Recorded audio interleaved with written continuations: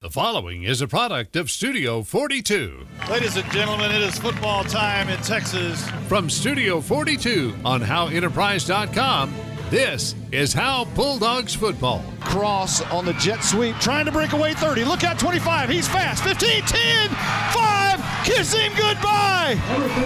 Touchdown time in Texas. Howe Bulldogs football is brought to you by Scoggins Funeral Home, Baker Air Conditioning and Heating, Independent Financial, GC Easy, Sonic of Howe. Tank Turner wrapped him up, took him behind the woodshed. Also brought to you by Brother Plumber, Hit, Roof and Exteriors, Michelle Carney Photography, the Llama Realty Group. It's long enough. It's good. 31 yards for Johnny Garcia. Also brought to you by Howe Athletic Booster Club, TechWave, Knight Furniture, Ed Meacham State Farm. 75 yards for Braden Omer on 4th and 1. Quit it. Also brought to you by All In Custom Gutters and Christmas Lights, Texoma Land and Home Realty Team, Rapid Electric. Great tackle on the edge by Garen Langford. G-Force. Also brought to you by MTE Fence, the crazy AC guy, Anchors Boat and RV Storage. Strong kept it. He pulled it out of his gut like a magician, and down the sideline he goes. Now let's open the Rapid Electric tailgate party and join the voice of the Howe Bulldogs, Monty Walker. After finally getting a bye week, the Bulldogs return to action for one final game remaining on the 2024 season. Howe currently sits at 500 as a program, which isn't bad. However, as recently as 2000, the Dogs were 79 games over 500.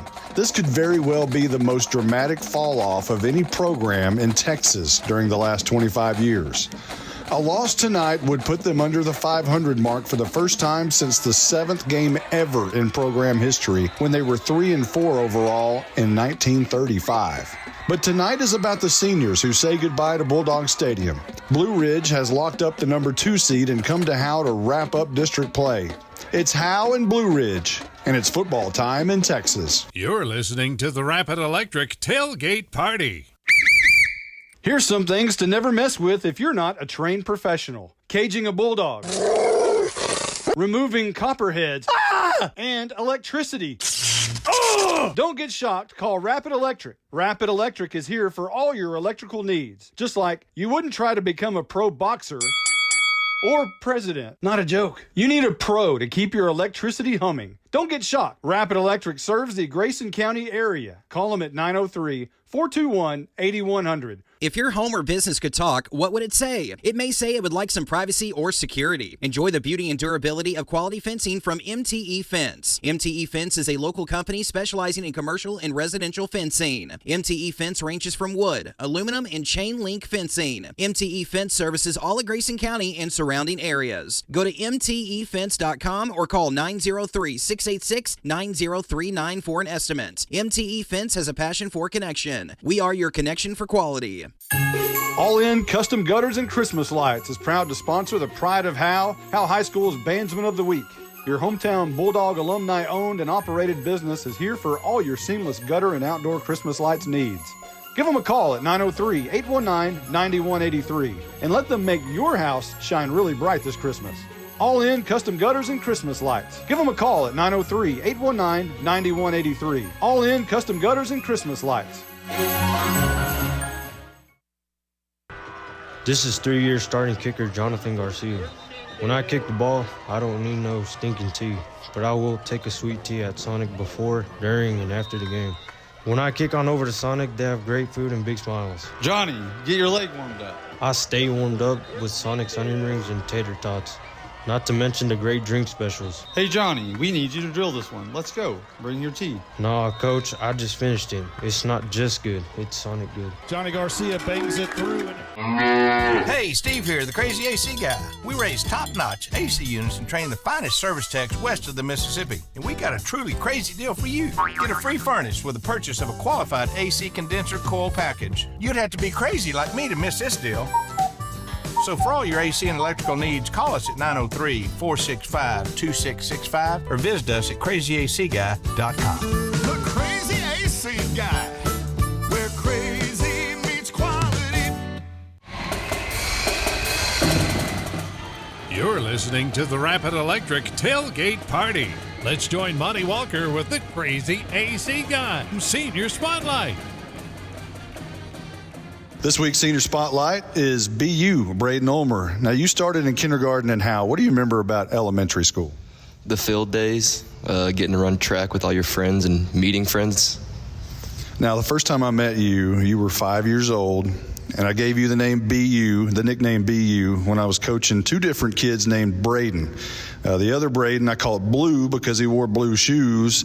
They still call him Blue to this day, which strikes me odd that you two still go by the same nickname. Everyone I know calls you BU. Does anyone call you Braden? A few people here and there. Even my teachers call me BU, so it's kind of cool. But yeah, not really many people call me Braden anymore. What about your mom when you get in trouble? She'll say Braden, Braden Terry. In youth football, I knew if I called 238 Buck, you were probably going to take it to the house. I've heard for 3 years now that you're more of an inside the tackles type of runner and got used as a slot receiver, kind of a second, third option. Do you ever think, what if they'd have used me to my fullest? I don't know. I like playing between the tackles more. I get more contact. I don't really have the speed I used to have, so the outside really isn't for me anymore. All right, you're as tough as nails. And if I had to nickname you now, that's probably what it would be. But you suffered what looked like a season-ending knee injury against Leonard late in the game. What was the actual outcome of that injury? It happened to be a deep bone bruise, a very bad one, but that was it. All right, we're going to pause 30 seconds. We'll be right back. Hey, Steve here, the Crazy AC Guy. We raise top-notch AC units and train the finest service techs west of the Mississippi. And we got a truly crazy deal for you. Get 0% financing for 60 months for any qualified air conditioning and heating system. You'd have to be crazy like me to miss this deal. So for all your AC and electrical needs, call us at 903-465-2665 or visit us at crazyacguy.com. The Crazy AC Guy, where crazy meets quality. We're talking with BU, Braden Ulmer. Now, there's a little BU who's your little brother, and there's a big age gap. But it seems like you two are closer than most that have that kind of an age gap. Yeah, me and him, we share love together.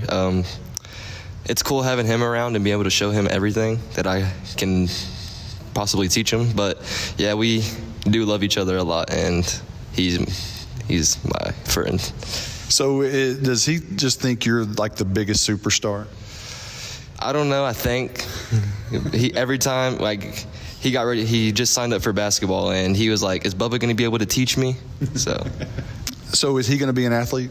Yes, he will be an athlete. How hard is it, or was it, to watch from the sidelines as your teammates were going through the gauntlet of Bells and Gunner? It was tough knowing that those two teams are normally first and second in district, and Gunner normally goes to the state championship every year. So not being able to be with my teammates there is kind of tough, and it sucked. You've had 3 different head coaches for Friday Night Lights during your career. What do you take from each one of them? Coach Jalen, I didn't really have much with him.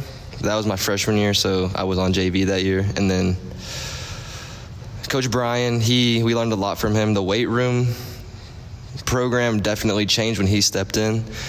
And then Coach Harvey, he is just a fun guy to be around.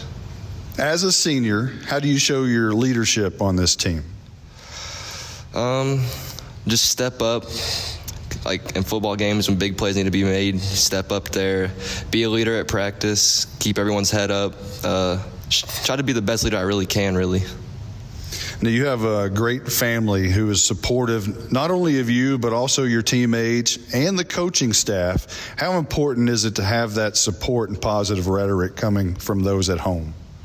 It's great knowing that I have a family at home that is ready to watch me play on Friday nights and ready to see what I can do in life. And I'm glad I know I can have them there for me all the time.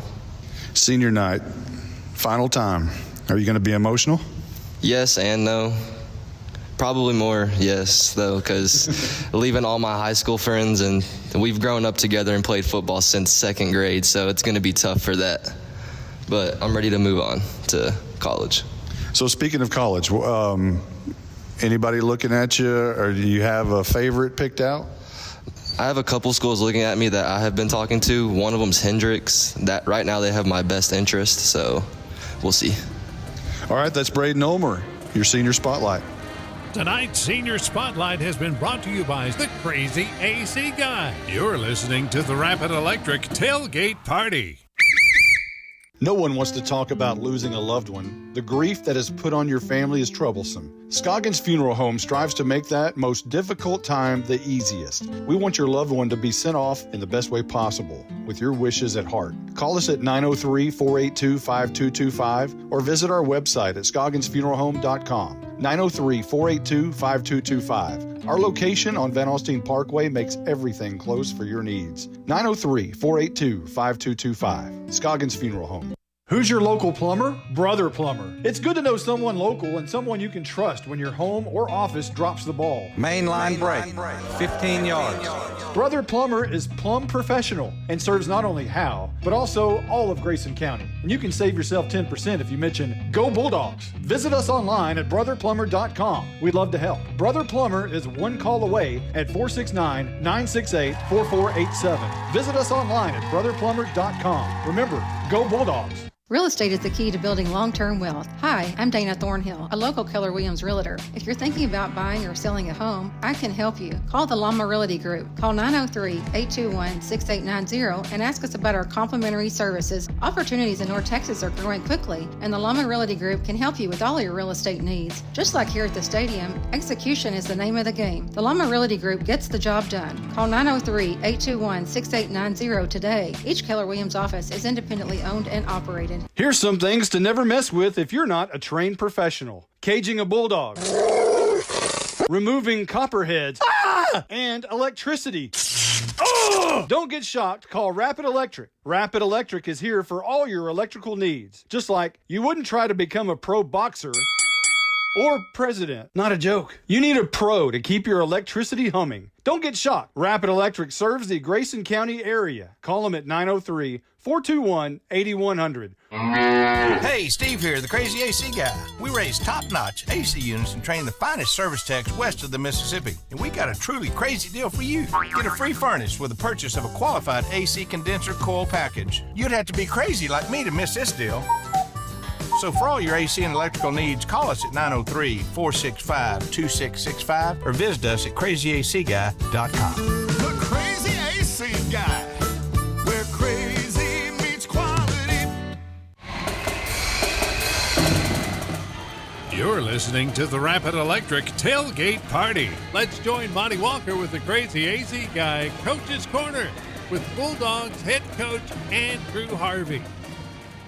All right, Coach, a much-needed bye week. What'd you do with your time off? I didn't have much time off. Honestly, last Friday, since I had a free Friday, I went and watched some high school football, which is nice. I haven't been able to do that in a long time, like watch a regular season high school football game. I went and watched Blue Ridge play Callisburg. It was cool to just look at the sideline, and when you're in the stands, you don't realize or you can't get a sense for the chaos that's going down there on the field. Coach Graham was there with me, and we were talking about that.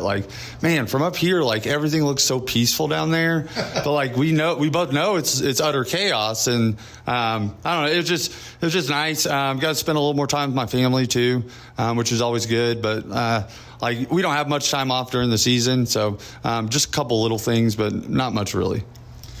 Callisburg seems like 100 years ago now, but let's talk. Let's start off with some good things from that game. Freshman Deacon Bender got his first interception, a freshman. I'm hearing the program has big hopes for this young man's future.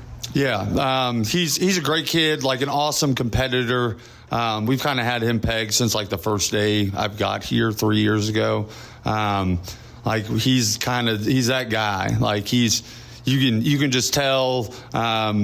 Even when we're not playing, you watch him in the weight room, you watch him doing agility, he wants to be the best at all times. He's extremely self-driven. He's in the future, I think he's going to do great things for us. He's also like a phenomenal basketball player, and he may be a varsity starter there as well. So as a freshman, to be able to like start on varsity in 2 different sports, that's pretty crazy. And it takes special people to do that. I'm sure there may be some Austin Haley type, connections or whatever comparisons. I'm not saying he's him, but like I would say competitive nature wise, you can definitely see similarities. Dude's just wants to compete. He just wants to win. And that's what we need in our program moving forward. Now that the playoffs aren't in the picture, how'd you keep your team focused throughout this bye week and prepare for this season finale? Well, for like every bye week, you cut it down anyways, because there's not going to be as much focus, so you don't want to keep them out there as long. But you still want to get work. You still want to get better. We did a little bit more like fun type stuff at the end of practice. We did a game where like the linemen went to the skills positions and then the skill guys went to the line. That always gets them some juice. And then we started every practice like a goal line tackle drill. It's super competitive, like pretty violent drill. But like the kids loved it and it kind of got the juices going before practice. And it kept them locked in long enough that we could get our work done. Braden Ulmer returned to the field at Callisburg. Had to be happy to get him back on the field, I would imagine. Yes. Defensively, I thought he looked like he had all year.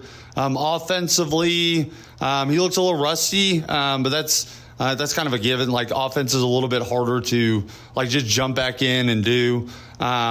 But I think like this game with the bye week and the extra weeks of preparation, you should see a more 100% Braden Ulmer on both sides of the ball. You had a player get ejected from the game against Callisburg. How much time do they have to miss before being eligible to play again? They just miss a half. Coaches can decide like further punishment if it's egregious, but in my opinion, I didn't think it was an egregious ejection.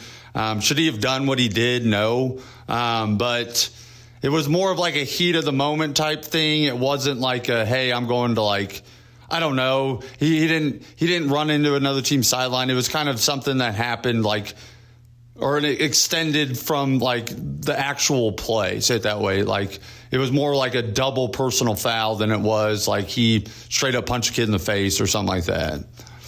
We're going to take a quick timeout. We'll be back in 30 seconds. Hey, Steve here, the Crazy AC Guy. We raise top-notch AC units and train the finest service techs west of the Mississippi. And we got a truly crazy deal for you. Get a free furnace with the purchase of a qualified AC condenser coil package. You'd have to be crazy like me to miss this deal. So for all your AC and electrical needs, call us at 903-465-2665 or visit us at crazyacguy.com. The Crazy AC Guy, where crazy meets quality. Coach, it's senior night. How much will you miss this group of seniors?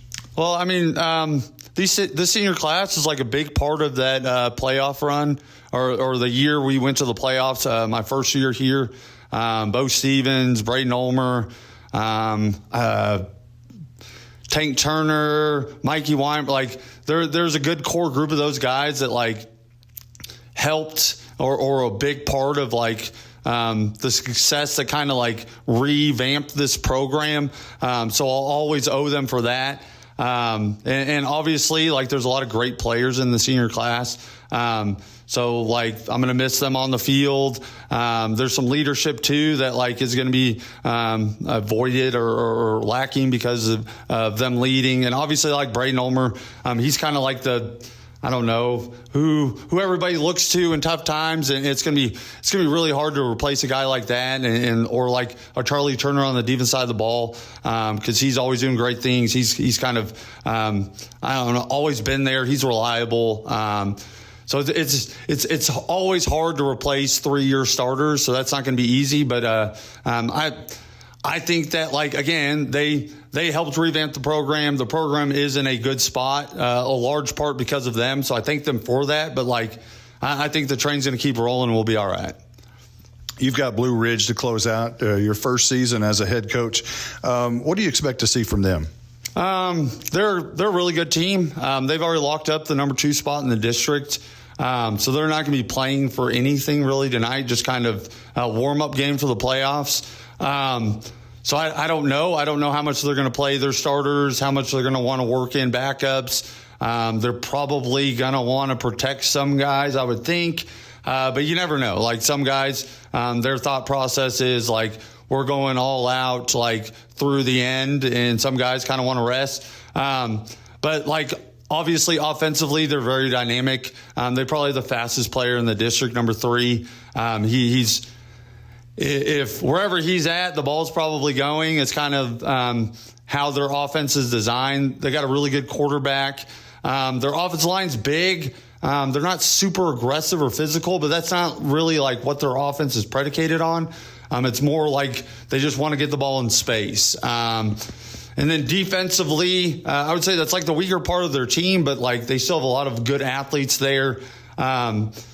Thankfully, again, like they're not overly aggressive or physical on defense, but like their team speed across the board does give teams problems. But like if we execute and do what we're supposed to do, like I think we should be able to be in the game with these guys. Like they're not gunner. Okay, they're not gunner, and they're not running a weird offense like Bell's. It's an offense and a defense that we've seen all year, so nothing's new. And like they're not the number 1 team in the state, so I expect a good game into the fourth quarter. I know I've said that every week, but like that's what I do expect. Because I feel like we have a good ball club. I feel like I have great coaches who make sure that our coaches or our kids are well coached and know what to do. And especially with the extra week, I feel like we're prepared to take them on. And they had one less day because we're playing on Thursday, so that should be to our benefit too. Let's talk about your first year as a head coach. Everything fell on your shoulders last spring.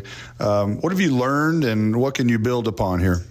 I've learned that parents want to talk to coaches way more than I ever thought. That's a big part of it. I was always one of those guys that I did a good job of like avoiding stuff like that and trying to like stay more focused on football. Or my head coach, whoever I was working for, did a good job of like shielding us from that. So kind of taking on the brunt of like, it's not the football stuff that was like the difference. Like I knew I'd be fine, like leading a team. I knew it's all the admin stuff, all the stuff that goes in around it.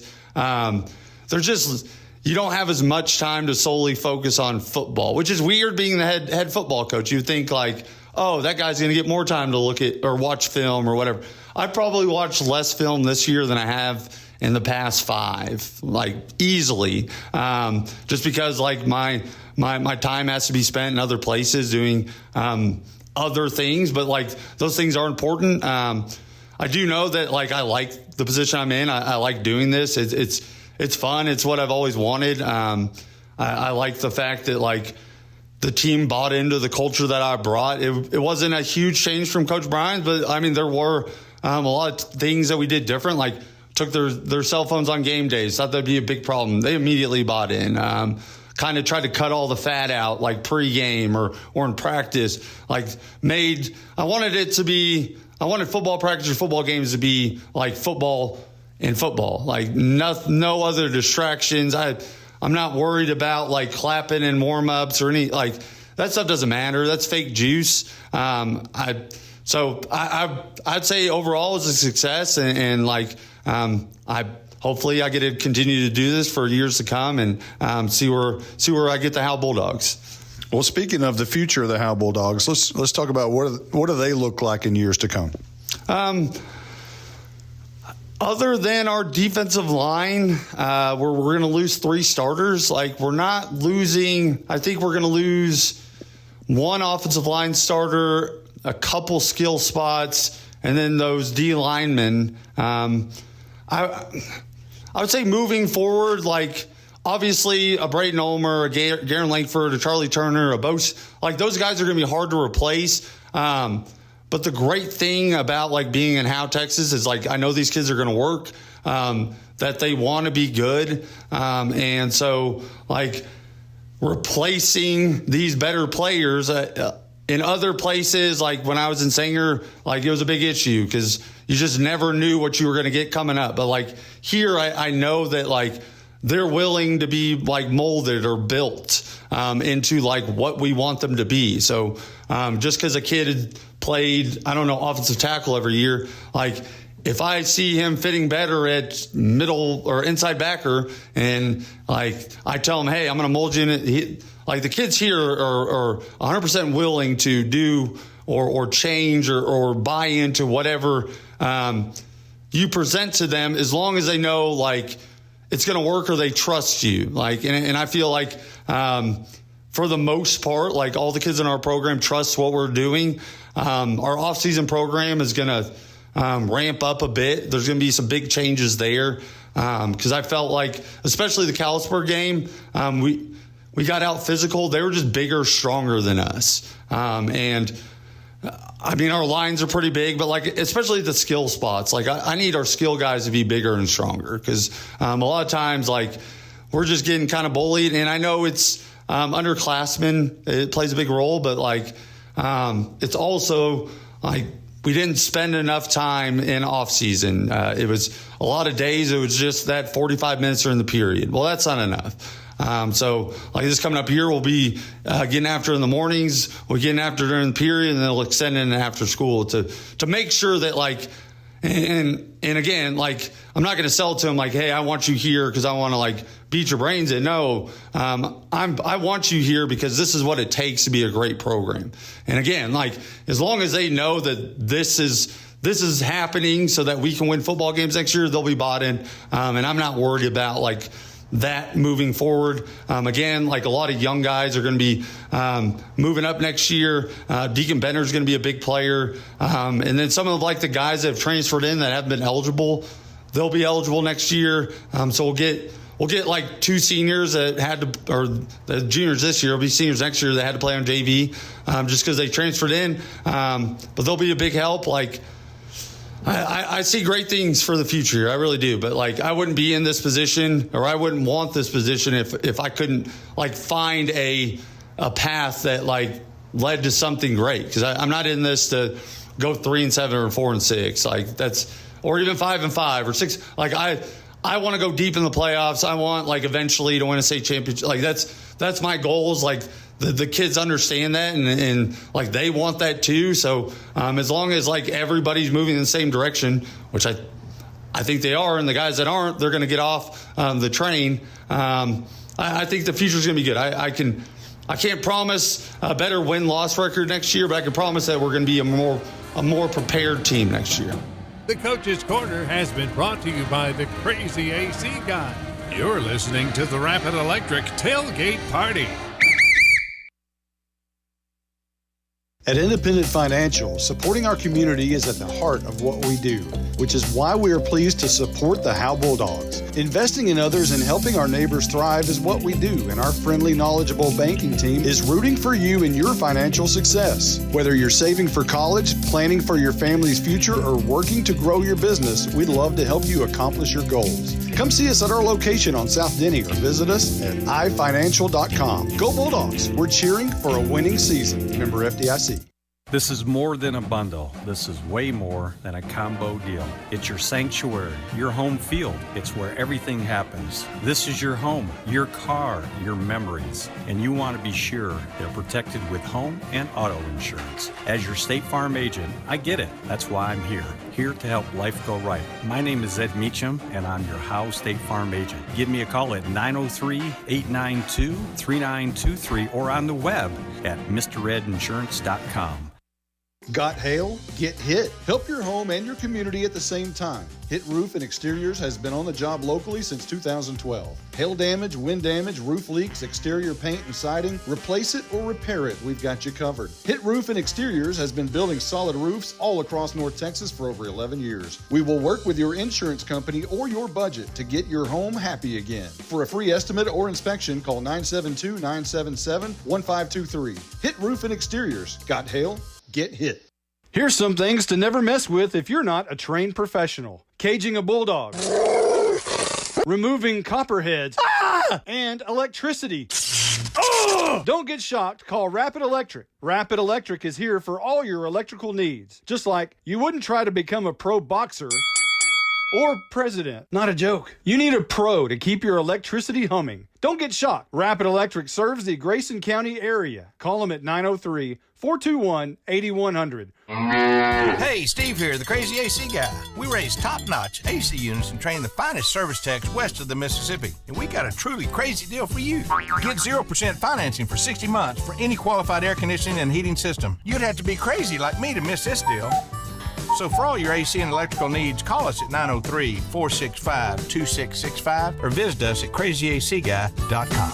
The Crazy AC Guy, where crazy meets quality. You're listening to the Rapid Electric Tailgate Party. Today's Howe Bulldogs Flux Capacitor is brought to you by the Crazy AC Guy. Now let's join Monty Walker with a time travel through Bulldogs history.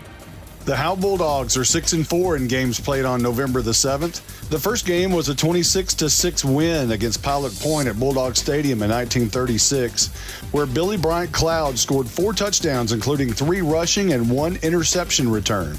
In 1941 on this date, Howe beat Valley View 26-6 behind the performance of quarterback Robert Miller, who rushed and threw for a touchdown.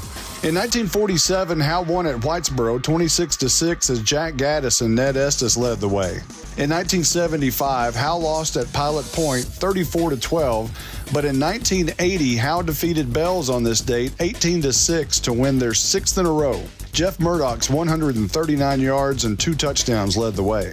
In 1986, Howe beat Tom Bean 43-12 as freshman Jay Skipworth threw his first touchdown pass. In 1997, Howe defeated S&S 43-10 with Nino Falls shouldering the load with 111 rushing yards. Howe lost in 2003 to Tom Bean 57-0, and again on this date in 2008 to Melissa by a 61-30 score. The last game played on this date was 10 years ago when Leonard defeated Howe 27-21 at Bulldog Stadium in overtime, even as Anthony Hawthorne had 30 carries for 206 yards. Howe is 5-5 overall against Blue Ridge, with the last win coming in 2009. The series dates back to 2002, where the Tigers beat Howe 20-14 at home. The Dogs' first win came the following season at Blue Ridge by a score of 38-13. Last year, the Tigers destroyed Howe 56-0. The Howe Bulldogs reached as high as 79 games over 500 as a football program twice. The night Howe beat Bells 12-7 in 1991 to clinch the district championship, and again in 2000 after beating Van Alstyne. Since 2000, Howe is 79 games under 500, and a loss tonight puts them with a losing record for the first time since November the 8th, 1935, the very first season when they were 3-4 as a program. Today's Howe Bulldogs Flux Capacitor is brought to you by the Crazy AC Guy. You're listening to the Rapid Electric Tailgate Party. Buying and or selling your next home or property should be an enjoyable experience. At Texoma Land and Home Team, our commitment to the personal relationship of each transaction ensures communication you expect, while assuring that we'll be here the next time you need us. We're not a big box real estate company by design. This freedom allows us to be fully at your service. Texoma Land and Home Team, Renee Nichols Broker, 903-818-1645. Texoma Land and Home Team, for all your real estate needs, 903-818-1645. Hi everyone, my name is Presley Harrell, class of 2025 cheerleader and cross-country runner. This is Talon Haley, senior basketball player and Howe High School record-setting golfer. Hi, this is Camry Snap, and I'm a graduating volleyball and softball player. This is Braden Ulmer, class of 2025. I play football, baseball, and I run track. We would like to thank the Howe Athletic Booster Club for their support and encourage anyone wanting to be a part of supporting Howe's athletes to reach out for more information. Go Dogs! At Grayson Cullen Electric Cooperative, GCEC, we have been around for over 80 years and are governed by 7 principles: open and voluntary membership, democratic member control, members' economic participation, autonomy and independence, education, training, and information, cooperation among cooperatives, and concern for community. One of our communities is Howe, Texas, and GCEC is proud to support the Howe Bulldogs. So hot up here. Roger must think he's preaching a Hellfire Sunday sermon. I know. He won't ever turn the air on. Monty, who recovered that fumble? The only name that comes to mind is Lucifer. Charles Furr? Got it. Baker Air Conditioning and Heating has been in Howe for over 50 years. They've been in business that long because they're just good people. If you've been told you need expensive repairs, get a second opinion with Baker Air Conditioning and Heating. Call 903-532-6255. Fifth quarter tonight is going to be a hot one. I bet. Here's some things to never mess with if you're not a trained professional. Caging a bulldog. Removing copperheads. And electricity. Don't get shocked. Call Rapid Electric. Rapid Electric is here for all your electrical needs. Just like you wouldn't try to become a pro boxer or president. Not a joke. You need a pro to keep your electricity humming. Don't get shocked. Rapid Electric serves the Grayson County area. Call them at 903-421-8100. From Studio 42 on HoweEnterprise.com, this is Howe Bulldogs football. You've been listening to the Rapid Electric Tailgate Party. Football time in Texas is just moments away. Now, with a call of the game, here's the voice of the Howe Bulldogs, Monty Walker. I think at Grayson College, we eventually work Good evening, in everyone. IT or become a computer. Unfortunately, we are not just moments away. We are in another lightning delay, but it's only until 8 o'clock, so we've got about an hour to kill. So if you're just now joining us, we'll probably replay the Rapid Electric Tailgate Party, which is about 36 minutes long. That'll eat up a lot of that time because, Justin White, I do not have an hour's worth of words to just ramble on about the Howe Bulldogs. Even as much as I love the Howe Bulldogs, I don't have that much information to give.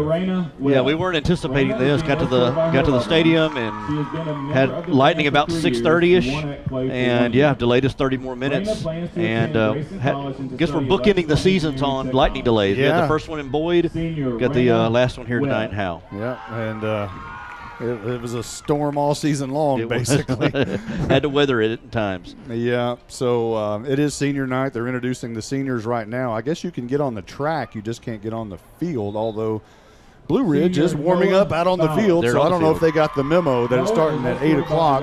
But that's our understanding, is that it will start at 8 o'clock. If they do bump it up early for some reason, we will kill the pregame tailgate party, Rapid Electric tailgate party, and come back to you.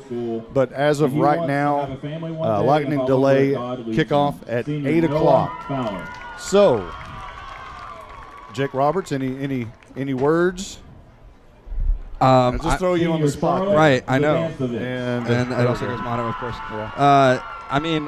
It's kind of like what Justin said. I mean, we're here, first game of the season. At least we have mics this time.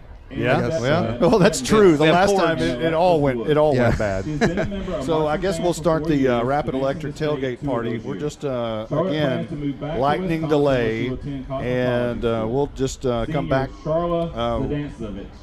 As soon as that's over, we'll start our pregame show and all of that stuff. And I've got to be on the field. Apparently, they're recognizing the first and second grade football coaches to run the team out of the tunnel tonight. So that'll be it might get a little emotional for me down there as I'm wearing my Super Bowl pullover jacket from 2013. So ought to be a lot of fun. So let's right now let's go ahead and intro the Rapid Electric tailgate party.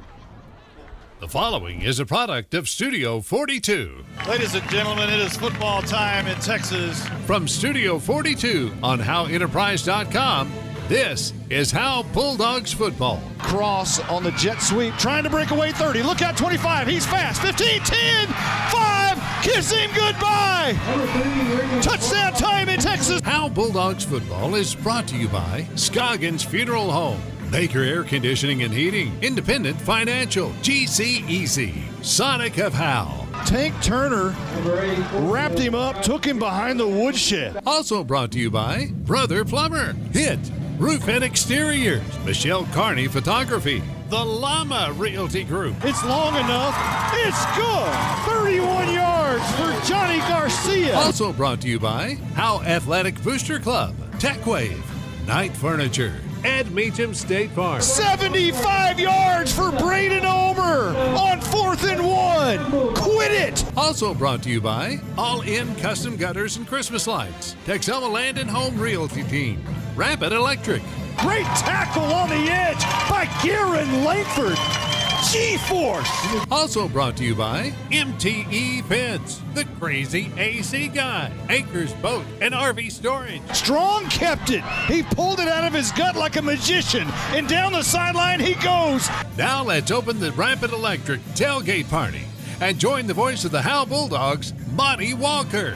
After finally getting a bye week, the Bulldogs return to action for one final game remaining on the 2024 season. Howe currently sits at 500 as a program, which isn't bad. However, as recently as 2000, the Dogs were 79 games over 500. This could very well be the most dramatic fall-off of any program in Texas during the last 25 years. A loss tonight would put them under the 500 mark for the first time since the 7th game ever in program history, when they were 3-4 overall in 1935. But tonight is about the seniors who say goodbye to Bulldog Stadium. Blue Ridge has locked up the number 2 seed and come to Howe to wrap up district play. It's Howe and Blue Ridge, and it's football time in Texas. You're listening to the Rapid Electric Tailgate Party.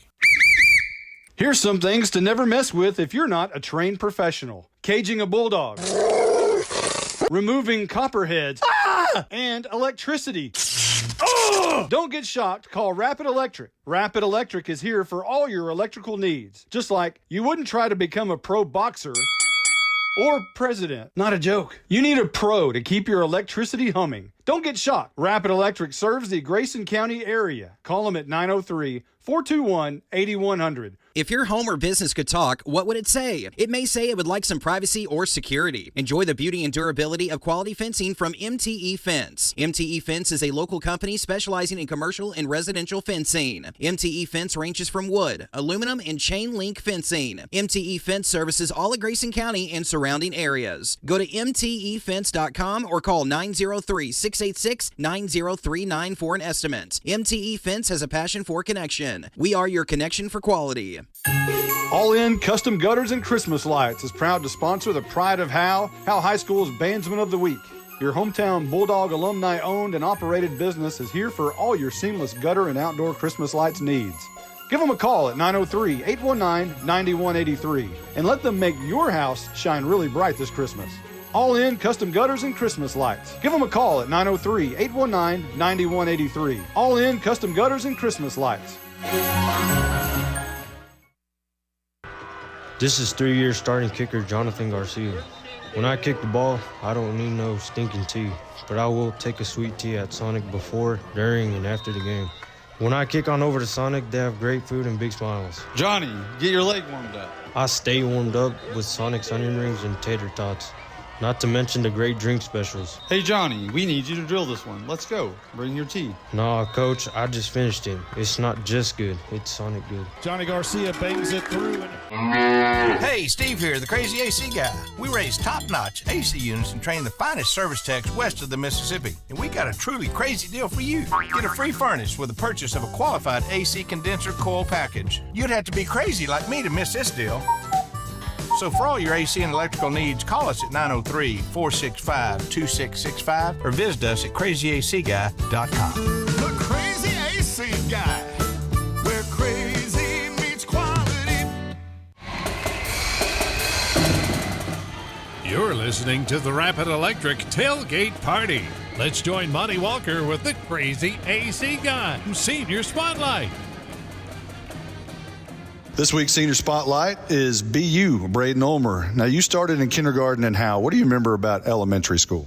The field days, getting to run track with all your friends and meeting friends. Now, the first time I met you, you were 5 years old, and I gave you the name BU, the nickname BU, when I was coaching two different kids named Braden. The other Braden, I called Blue because he wore blue shoes. They still call him Blue to this day, which strikes me odd that you two still go by the same nickname. Everyone I know calls you BU. Does anyone call you Braden? A few people here and there. Even my teachers call me BU, so it's kind of cool. But yeah, not really many people call me Braden anymore. What about your mom when you get in trouble? She'll say Braden Terry. In youth football, I knew if I called 238 Buck, you were probably going to take it to the house. I've heard for 3 years now that you're more of an inside the tackles.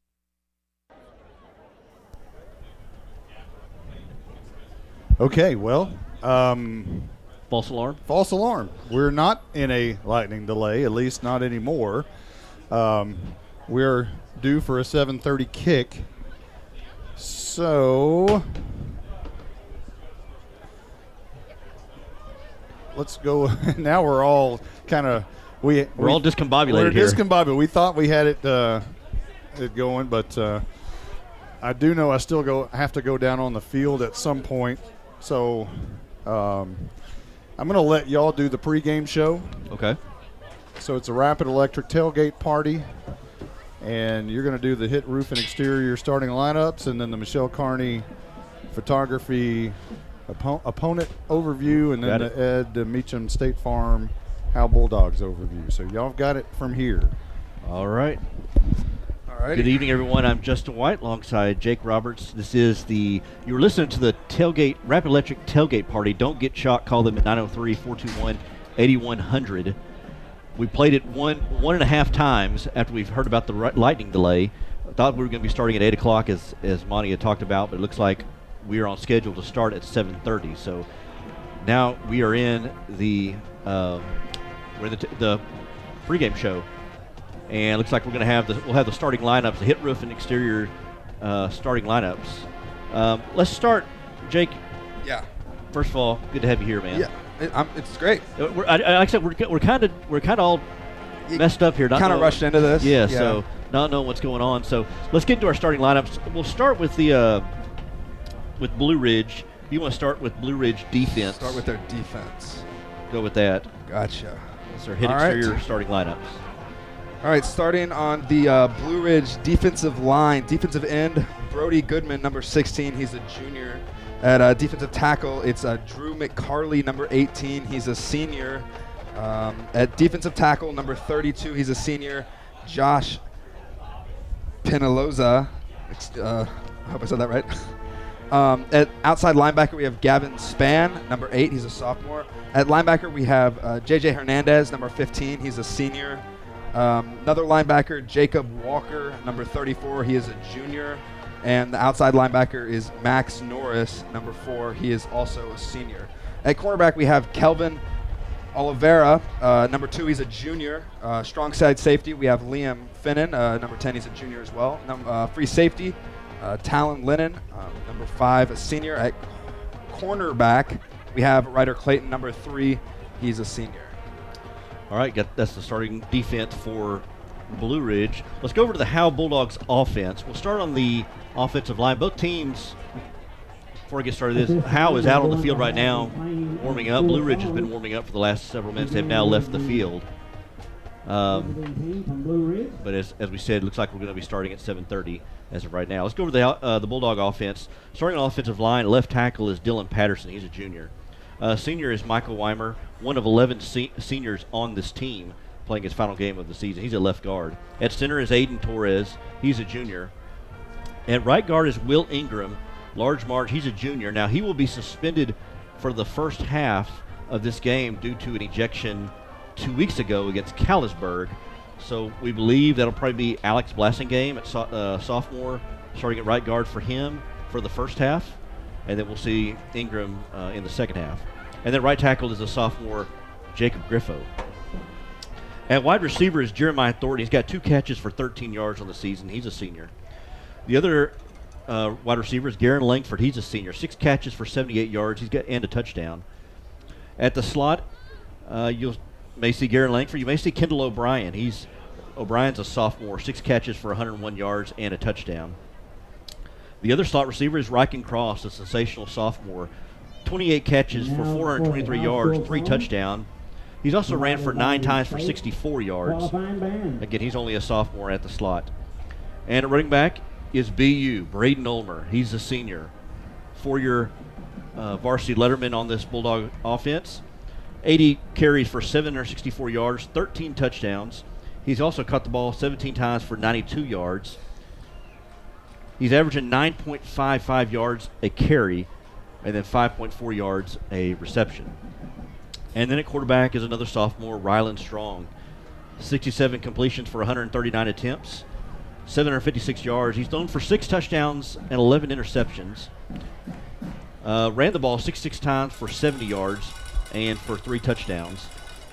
And that is the starting offense for Howe. You want to go for the offense for Blue Ridge, Jake? Yeah, sure. I did want to point out that I see Bryce Piper down there with a boot on.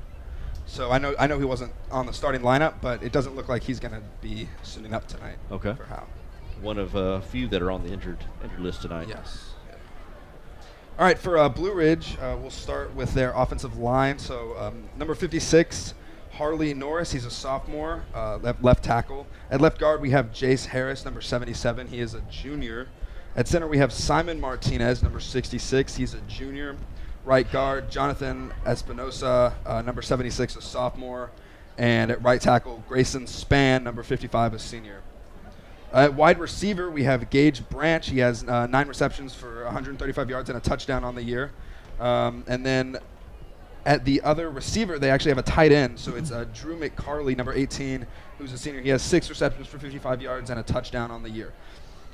Their quarterback is Micah Dickerson. He's 114 for 188, 4 interceptions, 2,047 yards, and 26 touchdowns on the year.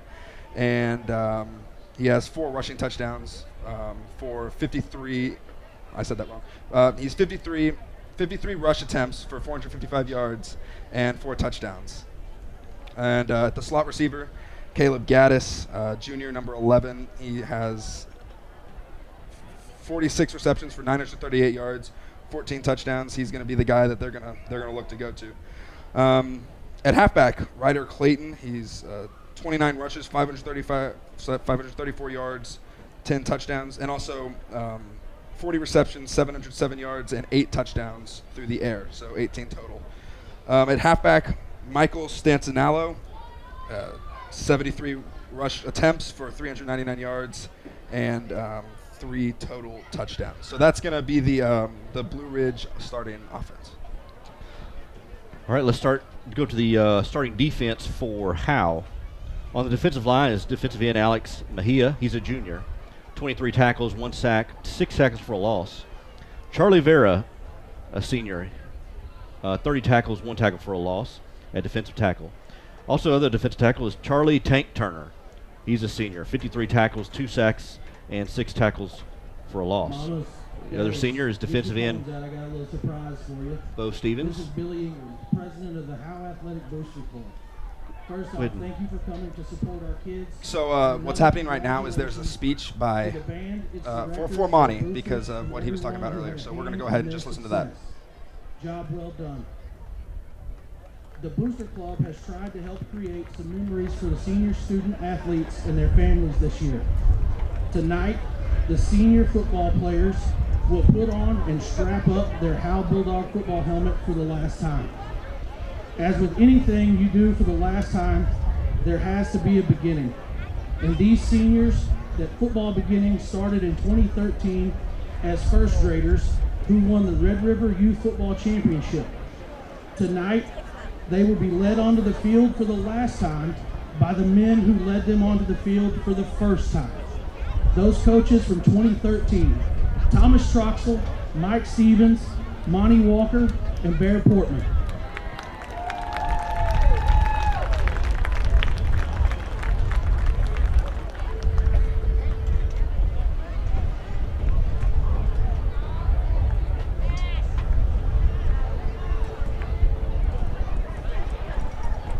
An introduction of the Howe youth football coaches who coached a lot of these seniors back when they were younger, back before 5, 6, 7, 8 years old. Monty was one of those guys who was coaching it, so he has the opportunity to run out with the players for their final game of their career, their Howe football career. And so that's the reason we're up here doing the pregame show, Jake. Yeah, I mean, really cool moment, honestly, to get to see this. And I know that those coaches met a lot. Here they come. And here come the Bulldogs. Monty in the middle of the pile kind of puts his hands up and gets a high five from all the players as they run out of the tunnel, out of the Bulldog tunnel, and onto the field. For 11 seniors, it'll be their final game of their career. Very quickly, do we want to go over the opponent overview? Yeah, let's go ahead and do the opponent overview. Michelle Carney photography opponent overview. Yeah, I'll take that. Blue Ridge coming in 7-2 on the season, 4-1 in district. They're second place in the district. A lot of kind of surprised some people because they beat Bells early in the season. It was kind of written on paper that Gunner would win first, get Bells, and then after that, let's see what happens. But Blue Ridge able to get Bells early in the season for the second place seed in the district. They're going to play fast on offense. They're going to go a lot of tempo. So Bulldogs going to need to be on their toes and kind of be ready for that high-powered offense for Blue Ridge. Look for the slot receiver Caleb Gaddis, 48 catches, 938 yards, 14 touchdowns. And then Gage Branch, 9 catches for 135 yards, 1 touchdown. So they got a lot of guys with speed on offense. And then they're pretty physical up front on defense. And that's the Michelle Carney photography opponent overview. Blue Ridge has just ran out of their tunnel, and everybody's kind of getting lined up for the national anthem as we get ready to begin here in just a second. Seems that way. Caroline Slauson, our sideline reporter, is heading out to midfield. We'll have the coin toss here in just a few minutes. Caroline, you got us? Yeah. Okay. Sweet. It's working perfectly. Yeah. Yeah. It works great. Yeah, no problem. Knock on wood. Right. And kind of waiting here.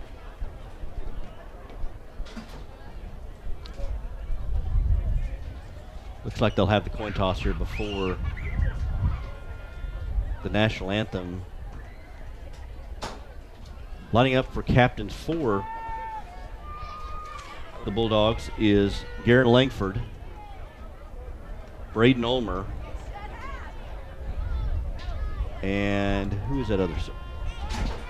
That's Tank Turner, the captains for the Bulldogs. For Blue Ridge, the captains who I believe Hard to see all the way out there. is number 3, Ryder Clayton, a senior. I think that's Talon Lennon, number 5, a senior. And then number 55, Grayson Spann, a senior. And it looks like we'll have the national anthem before the coin toss.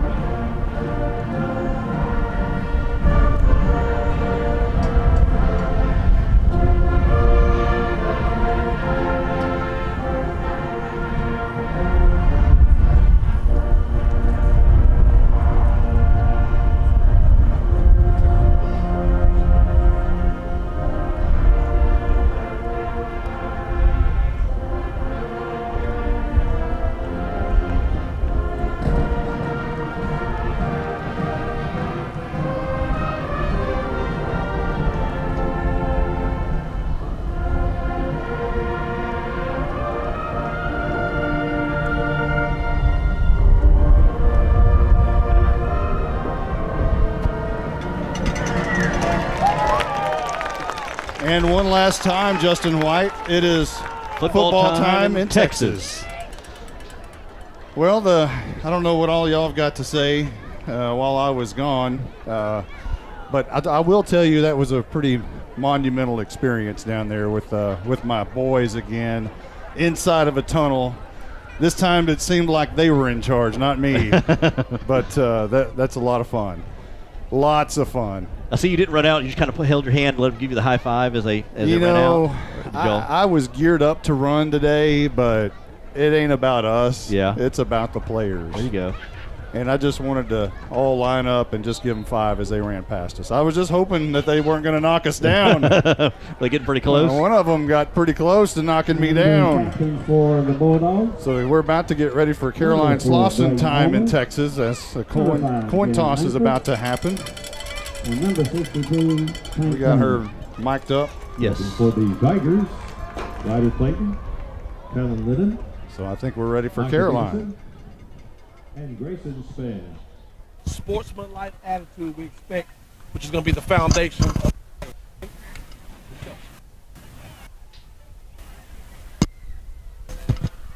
I think they're. Can y'all hear me? There we go. Yes. Whoa.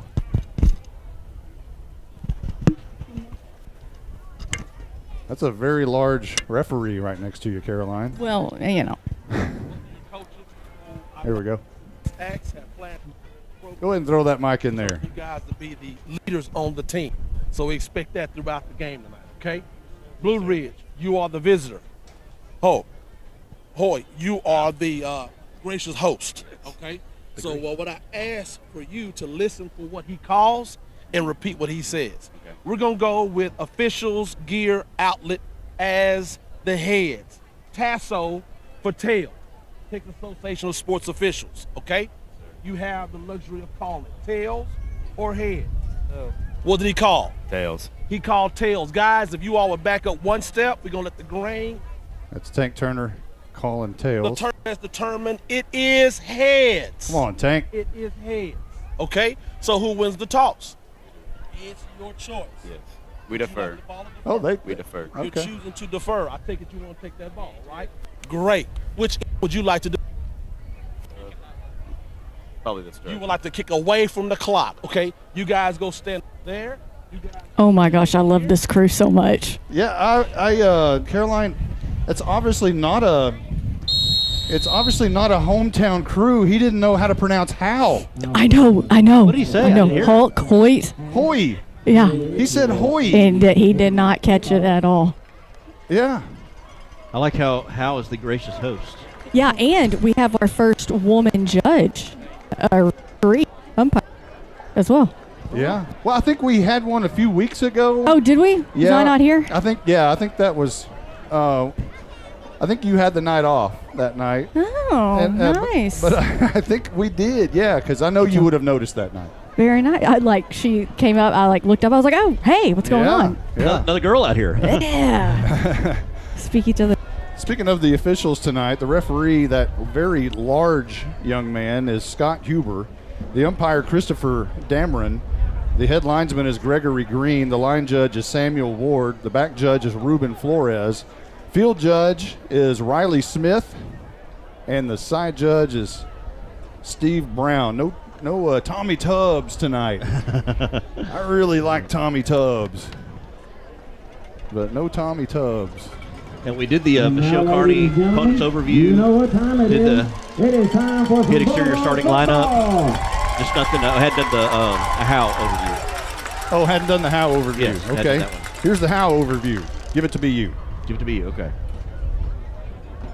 Well, maybe we should expand a little bit.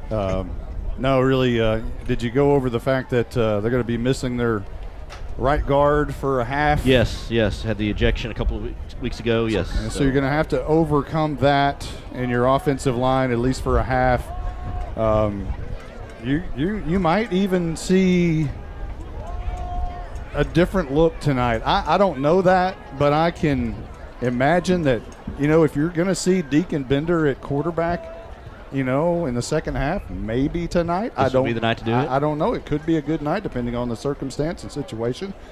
But I do know that Coach Harvey is really against putting freshmen on the field at the quarterback positions. Mm-hmm. So maybe that will not happen. But he's out there in the secondary. Yeah. But we're just about ready for the Tech Wave kickoff as both teams are on the field. And if he does put him at quarterback, it's going to be weird seeing number 21 at quarterback. Yeah, that would be odd. What was Doug Flutie, 22? Something like that, yeah. Johnny Garcia for the final time.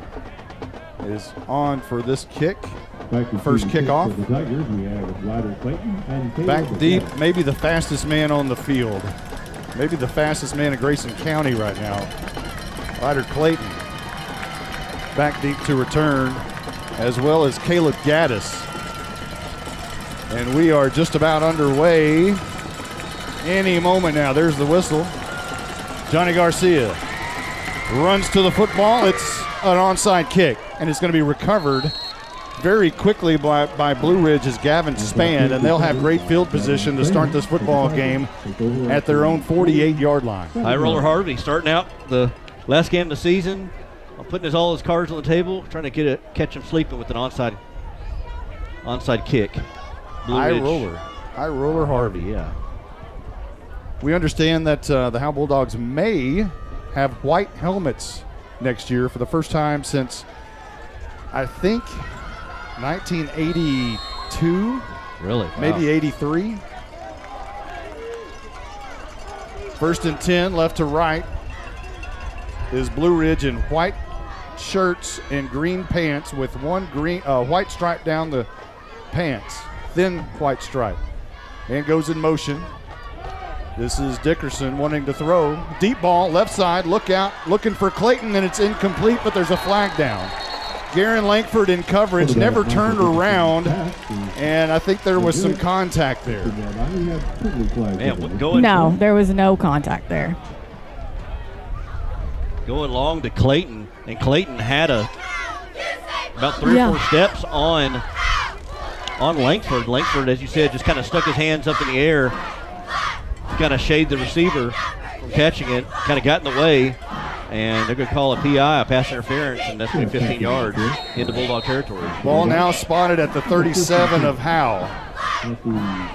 First and 10, Dickerson in the gun. Has Jacob Walker standing to his left. Looking for the play call on the sideline. 2 receivers bunched together on the left side. Handoff Walker. Bounces it out left to the 35, to the 30, and down right there about 4 yards shy of the first down. They'll spot him at the 31. And this is something I talked about in the pregame, the overview. They like to go fast, like to go tempo. Blue Ridge does. Dickerson drops back 3 steps, looks left, fires it. It's going to be caught by Clayton. Breaks a tackle, has the first down, goes out of bounds inside the 20 at the 17-yard line. Just a quick pass over the left side. And Blue Ridge, again, not wasting any time, trying to catch the Bulldogs on the heels to get a first down out of it. Clayton split out wide left, handoff to Walker, bounces left. Nope, Dickerson caught it. He's bouncing it out down the sidelines, 5 yards. Around the 14-yard line he'll go. Not yet enough for a first down. Dickerson, kind of he's a dual threat quarterback, 53 carries, 455 yards, 4 touchdowns. So you got to respect his legs as he gets about 5 on that play. Dickerson, handoff Walker. This time he does. He splits the middle inside the 5 and down at the 3-yard line. And so far tonight, this offense of Blue Ridge is just clicking right along. Walker again, left guard. This time Howe throws him backwards. Furr right there, the first man to make contact and drug him back. So for the first time tonight, Blue Ridge kind of takes a step back. Good job by the Bulldogs to withstand that tempo there and drag Walker back behind the line of scrimmage. 7th play of the drive. Dickerson wants to throw under pressure, being chased down, rolls right, throws in the back of the end zone. Touchdown, Blue Ridge. It's Gaddis in the very corner back window of the end zone on the home side. Dickerson did a good job rolling to his right side. Bulldogs thought they had a good angle on him, and Gaddis somehow got behind the coverage in the back corner of the end zone, as you said, just by himself. The secondary lost track of him, and Caleb Gaddis takes in the touchdown.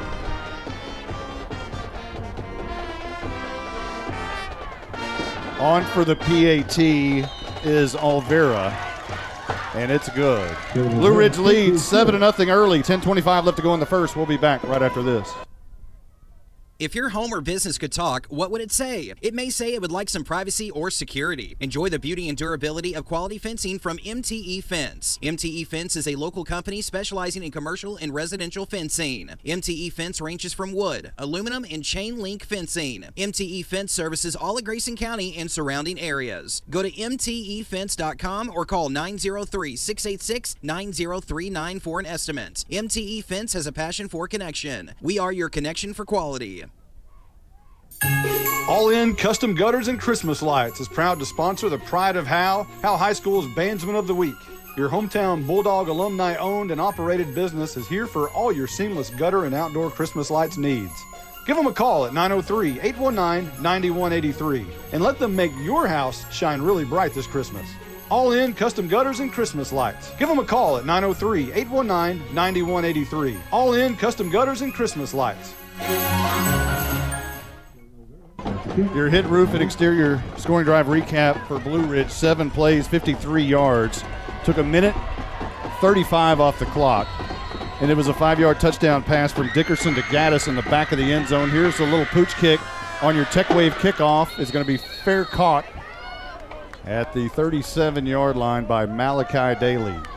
And Howe will have pretty good field position on their first possession, moving right to left towards the concession stand, which is in the north end zone. Yeah, that'll be decent field position for this Bulldog offense. Braden Ulmer and company come out for their first possession of the game, their final game of their career. Well, it'll be James Cowart getting the start at tailback. And he'll be in pistol formation behind Rylan Strong. 2 receivers near side are Ryken Cross and Malachi Daly. On the far side is Garen Lankford. Braden Ulmer is the H-back. 1st and 10, and a handoff to Ulmer on a little reverse from left to right. And that'll pick up maybe 2 yards as Ulmer did not have the same full speed intensity that he normally has on that carry at least. Well, he got a little bit of a running start. He tried to turn the corner, going from H-back right behind the left tackle to go around to the right tackle, like Cowart lead blocking for him. But good pursuit by Blue Ridge, get him down for 2-yard gain. Strong turns, hands, Cowart coming near side, caught in the backfield. 2-yard loss back to the 38, and that's the pistol formation, where it's a long way away from the line of scrimmage. And that'll be a loss of 2. Remember, you're without your best offensive lineman in Will Ingram, Large Marge, who suspended the first half of this game. So your offensive line is a little bit depleted. They're not real big on the defensive line, but they're kind of like Gunner. They're quick off the ball. 2 receivers right, 1 left is Lankford. Cowart. And Strong's going to throw. Rolls right, throws right into traffic, and it's incomplete. Trying to hit Braden Ulmer. Right there to break it up was Talon Lennon for Blue Ridge. Trying to set up the screenplay, let the pass rush come through, and see if you can catch Ulmer behind the pass rush, but Talon Lennon was sitting back playing center field at see free safety, kind of had to come up and was guarding Ulmer right there, able to knock it away. And Johnny Garcia's coming off the field, so I'm not sure who's going to punt this one away. A timeout's going to have to be called. We have a timeout on the field. Well, the coaches are not happy. As Coach Harvey could hear over the crowd mic. Mad about something. So during this timeout, let's take one ourselves. It is 7-0 Blue Ridge, 9:11 on the clock. We'll be back right after this. This is 3-year starting kicker Jonathan Garcia. When I kick the ball, I don't need no stinking tea, but I will take a sweet tea at Sonic before, during, and after the game. When I kick on over to Sonic, they have great food and big smiles. Johnny, get your leg warmed up. I stay warmed up with Sonic's onion rings and tater tots, not to mention the great drink specials. Hey, Johnny, we need you to drill this one. Let's go. Bring your tea. Nah, Coach, I just finished it. It's not just good, it's Sonic good. Johnny Garcia bangs it through.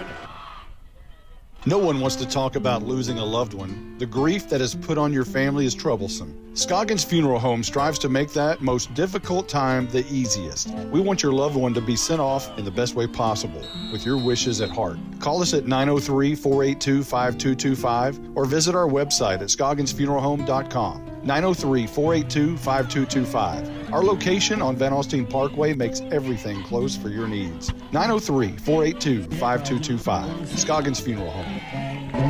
The punt rolls all the way down inside the 25 to the 23-yard line. So a great punt there by Garcia. And we think it had to do something with his shoe. They looked like they were tying his shoe during the timeout. Guys, it has something to do with like his knee pads. Something's going on. And earlier when you thought that was Coach Harvey, y'all could hear yelling over the crowd mic. It was actually BU. Oh, okay. 1st and 10 for Blue Ridge. Left to right. Dickerson drops back. Nowhere to go. He's going to be flushed out now. He does throw on the run. It's over the head of Gaddis and complete. 2nd down coming up. Pass, a little bit high. Incomplete. It's a 2nd and 10 for the Tigers. Real good pass protection with Blue Ridge. Dickerson had a lot of time back there for the routes for the receivers to form, and just overshot the receiver. By the way, good information, Caroline, our Night Furniture sideline reporter. Snap back, Dickerson throws again high for Gaddis and incomplete. There's not a crown on this field, so you can't blame it on that. You know, they used to always say that about Old Texas Stadium. The crown was so big that you had to really make an adjustment towards it when you're throwing to the sideline, but they not a crown here. It's 3rd down. Yeah, second receiver in a row he's overthrown. Snap back to Dickerson. Drops back now, rolls out right. Throws on the run again, and again too high for his receiver. It was intended for Gage Branch on the near sideline, and Dickerson's inaccuracy is going to force them to punt here deep in their own territory at their own 23-yard line. Well, Bo Stevens flushed him out of the pocket just a little bit, and then when he rolled out, here comes Braden Ulmer, so Ulmer made him get rid of that just a hair quicker than he wanted to. And as you said, overshot his receivers. 3 straight incompletions all over the head of his receivers.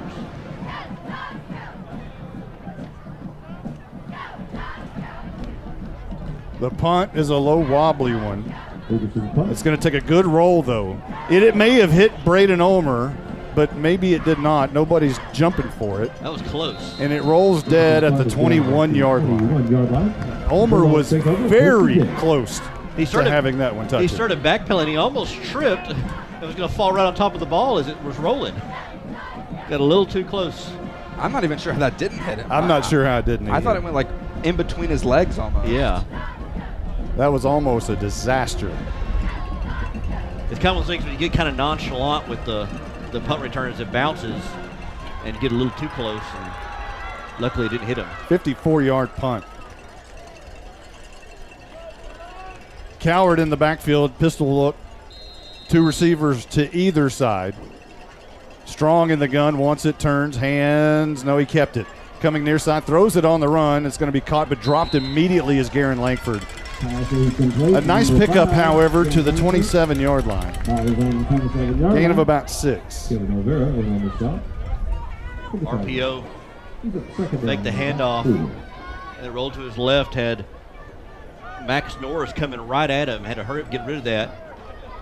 Threw it to Langford, a little bit behind him, and Langford got hammered as soon as he caught that. But luckily able to hang on to it. Coward on the handoff over right tackle, and he gets maybe a yard before driven backwards. So spot him at the 28, and it's 3rd down, needing about 4, maybe 3. Coward's got some carries these last couple of games for Howe. Bryce Piper is out tonight. He's in street clothes. And so James Coward moves up the depth chart, getting a few carries here tonight. 3rd down and 3. 7:27 on the clock. We're in the first. Blue Ridge leading 7-0. Hand off to Coward again, met in the backfield.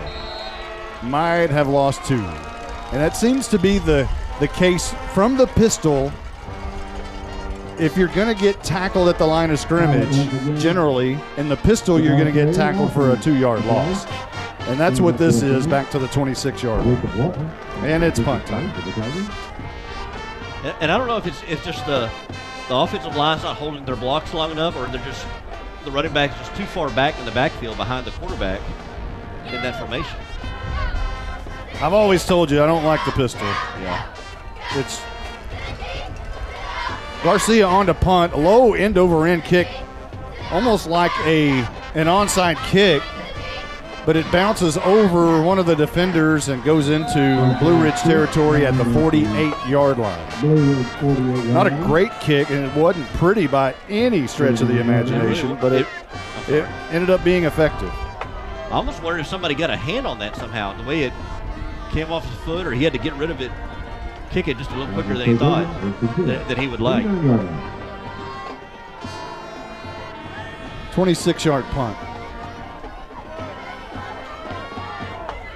1st and 10 for Blue Ridge from their own 48-yard line, 49-yard line. Dickerson's going to keep it around the right edge rather. Finally skirts out of bounds after about a 6-yard pickup to the 45-yard line on the Howe side. Again, Micah Dickerson, the senior quarterback, full threat. Can run it, can throw it. Got to keep an eye on it. 2 receivers stacked together on the left side. It's going to be caught by Clayton trying to find the far corner. Got a great block from Gaddis, and there he goes down the sideline and pushed out of bounds by, I believe that is Deacon Bender who pushed him out of bounds. It'll be a big first down for Blue Ridge. They'll spot it and say he stepped out of bounds initially at the 31. It could have been a much larger gain than that. 14 it goes. Dickerson hands off to Walker left side. Runs behind his shoulder pads. Crosses the 25-yard line. About 3 yards shy of the first down at the 24. Not only do they go fast, but they're pretty balanced. They can run the ball, they can pass the ball. Got a lot of weapons on this offense. They go quickly. 2nd down and 3. Dickerson under pressure and sacked. Furr didn't get to slam him to the turf because the officials blew the whistle. But that goes down as a sack and a loss back to the 29-yard line. Loss of 5. Fake to the running back, and as soon as he tried to throw it, he had Charles Furr right in his face, and then Furr, yes, you said, didn't get to slam down. The official, I thought, blew the whistle a little early. I thought so too. Dickerson's going to keep it around the left edge. Has enough for a first down, I believe. And crosses the 20 to the 16-yard line. And they'll move the sticks. 3rd down conversion for Blue Ridge. Dickerson kept it for himself. 13 yards. Yeah. Nice run by Dickerson. And you got to think this pace, this tempo, this is going to start tiring out this defense, especially later in the game. Clayton and Gaddis bunched together on the left side. Dickerson fakes the run, now throws it across the middle into the end zone. Touchdown, Blue Ridge. Bender was in coverage, but it was Walker who snuck out of the backfield right up the middle. And that'll make it 13-0, awaiting this PAT with 4:38 left to go in the first. I mean, faked it to Walker, and Walker just, as you said, went straight up the field, right up the hash marks. And Dickerson just waited for him to turn around and able to drop it into him. PAT is good. And Blue Ridge leads 14-0 with 4:38 left to go in the first. We'll be back after this timeout. Who's your local plumber? Brother Plumber. It's good to know someone local and someone you can trust when your home or office drops the ball. Mainline break, 15 yards. Brother Plumber is plumb professional and serves not only Howe, but also all of Grayson County. And you can save yourself 10% if you mention Go Bulldogs. Visit us online at brotherplumber.com. We'd love to help. Brother Plumber is one call away at 469-968-4487. Visit us online at brotherplumber.com. Remember, Go Bulldogs.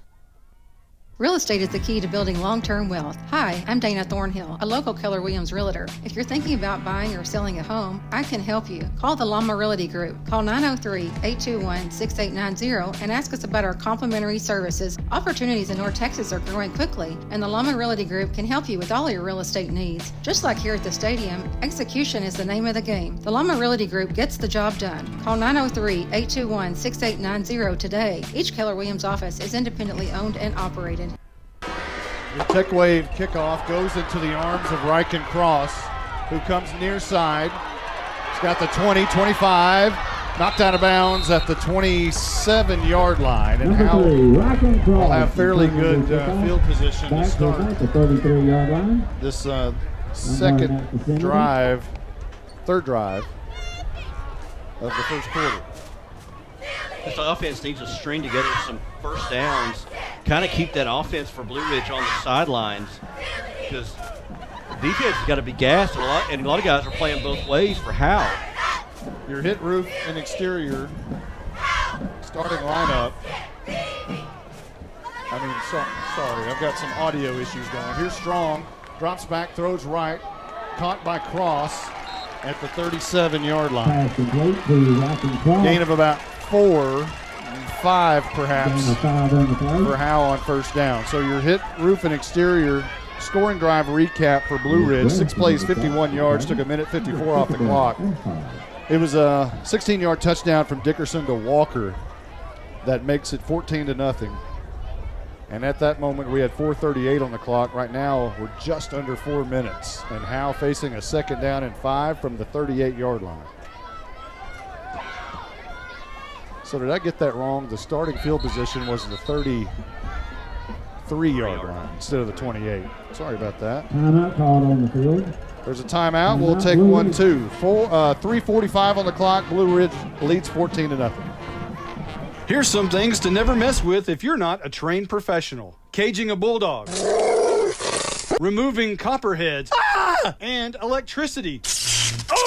Don't get shocked. Call Rapid Electric. Rapid Electric is here for all your electrical needs. Just like you wouldn't try to become a pro boxer or president. Not a joke. You need a pro to keep your electricity humming. Don't get shocked. Rapid Electric serves the Grayson County area. Call them at 903-421-8100.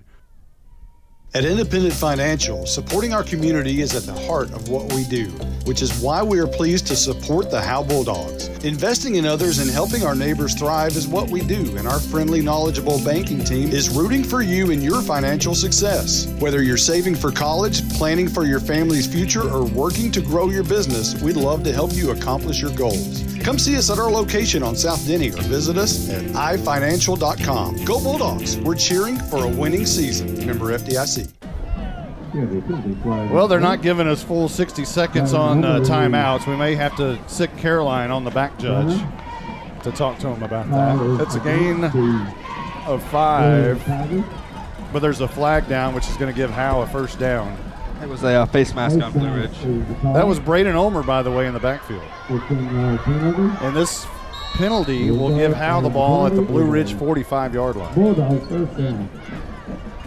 Some of their best field position so far tonight.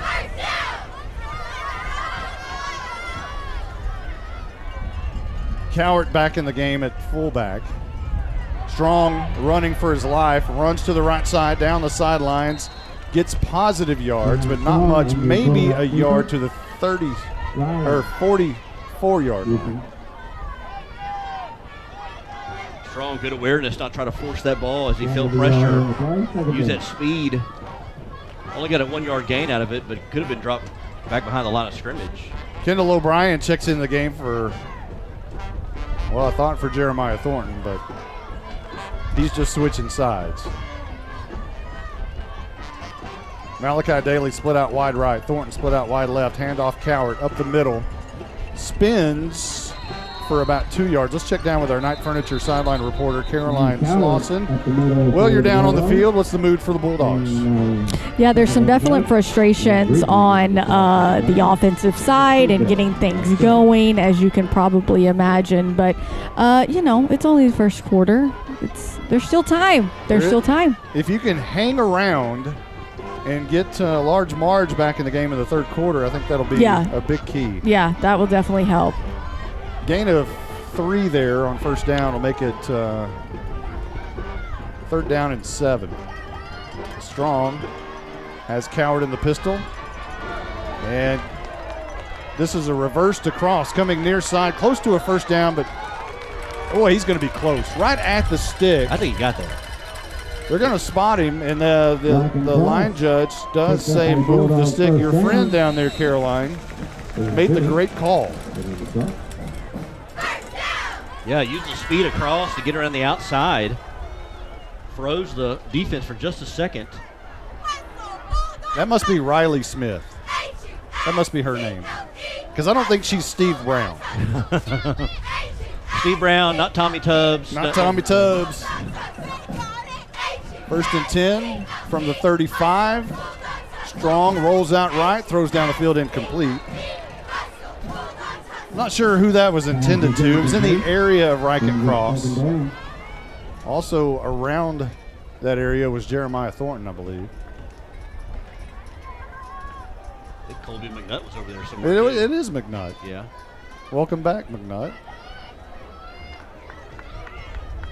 So it's 2nd down and 10 with a $1:49 on the clock after the incomplete pass stops the clock. Strong in the pistol. Fires right to Cross, who's nailed at the line of scrimmage. Might have lost a yard. They're going to give him the line of scrimmage. But that ball hung in the air a little bit too long.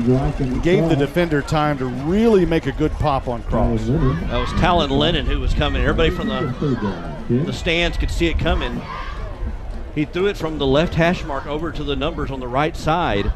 It just took a while to get there, and Lennon had a beat on him and brought him down as soon as he caught that. The ball just floated a little bit. You'd like to see some more zip when you're throwing it across the field like that. 3rd down and 10. Strong drops back, rolls left, steps up in the pocket, nowhere to go. Now fires it down, and it's incomplete. His intended receiver was Braden Ulmer, who thought he had someone interfere with him, and he's very upset. And it's 4th down now. Ball spotted at the 35. It would be about a 52-yard field goal, so I don't think you're going to do that. Although I hear it's senior night, and if Johnny Garcia gets a chance to break the school record with a 43-yarder, they might give him that opportunity. What's the school record right now? 42. 42, okay. But I had a flat-toed shoe. I think it's considered an unfair advantage these days.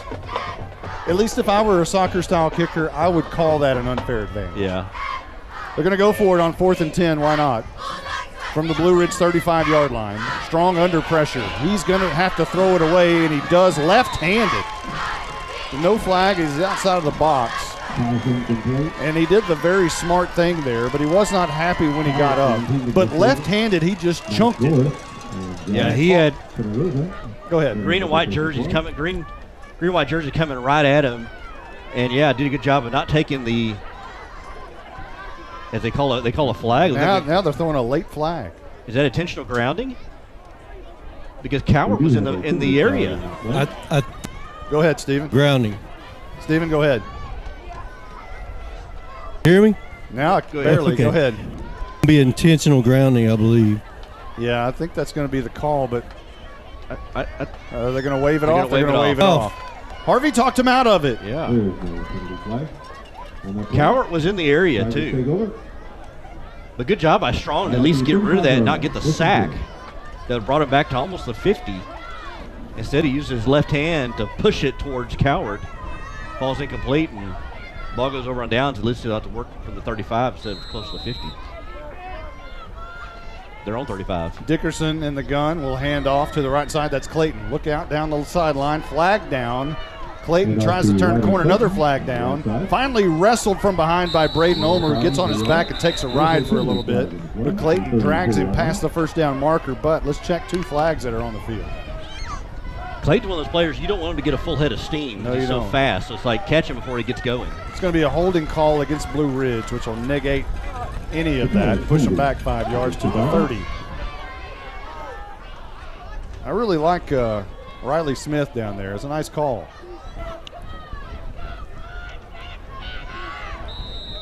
Yeah, that was a good call from her. As a return, we have first and 20. She could be a little distracting down there on the Howe sideline. I might say that. There's a pass over to the far side. And getting away is Gaddis. Down the sidelines, he could be gone. He's tripped up barely by Deacon Bender, who somehow made a shoestring tackle at the 42-yard line. I mean, that was a touchdown-saving tackle. I mean, he got maybe a pinky on him to trip him up, because otherwise he was gone to the house. There was nobody else in sight. But here they go very quickly, right back at you. At the Howe 36-yard line. 44-yard gain, and here's Clayton out of the backfield. Gets the carry.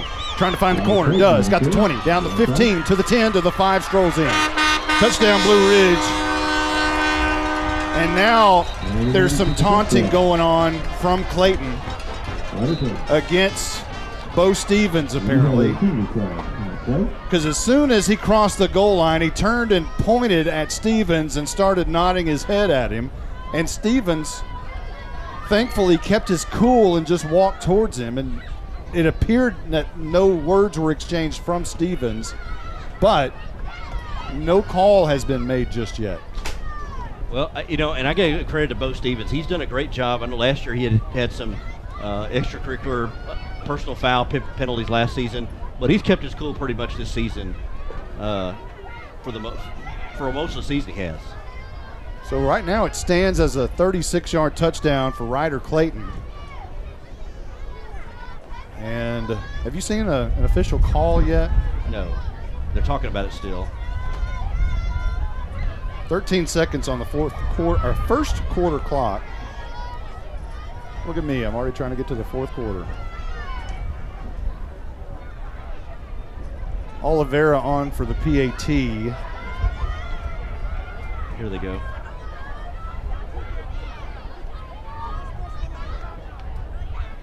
Unsportsmanlike conduct against Blue Ridge. Yeah, unsportsmanlike conduct.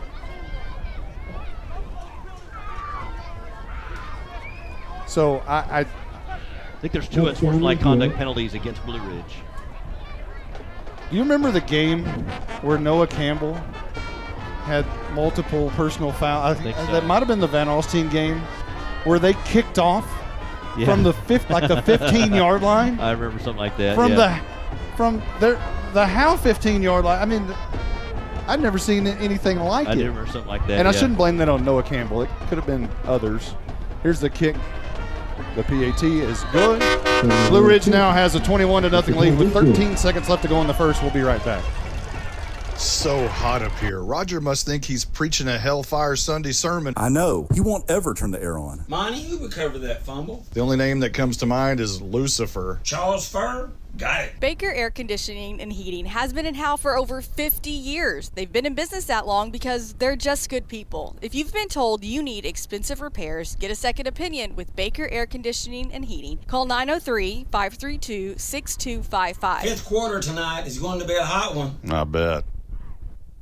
Got hail? Get Hit. Help your home and your community at the same time. Hit Roof and Exteriors has been on the job locally since 2012. Hail damage, wind damage, roof leaks, exterior paint and siding, replace it or repair it, we've got you covered. Hit Roof and Exteriors has been building solid roofs all across North Texas for over 11 years. We will work with your insurance company or your budget to get your home happy again. For a free estimate or inspection, call 972-977-1523. Hit Roof and Exteriors. Got hail? Get hit. As we were talking about the penalties and kicking off, Howe will kick off at the 20. The Blue Ridge, Blue Ridge will kick off from their own 10. From their own 10. If they got one more personal foul, would it be half the distance? Probably would be.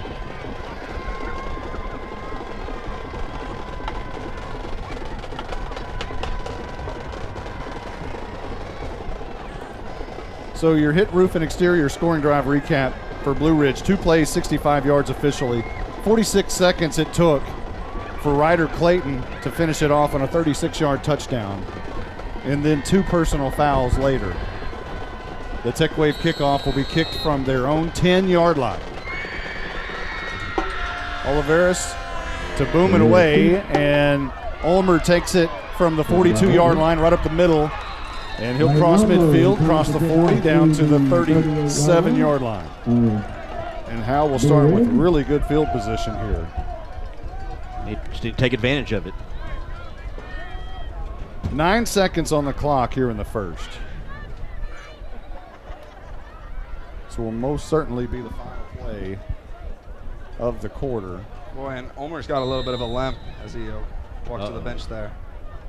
And Ricky Yake's going to go talk to him and look at his right knee just a little bit. Is the right knee the one that he injured early in the season? I don't remember. No, it was a knee. I feel like it was almost both knees that game. I know one was worse. One in particular.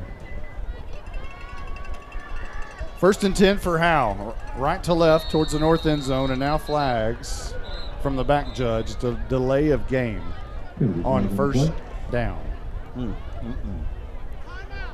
Well, they're going to give Howe the timeout instead of taking the delay of game. We're going to take 1-2, 21-0. Blue Ridge in the lead. We'll be right back.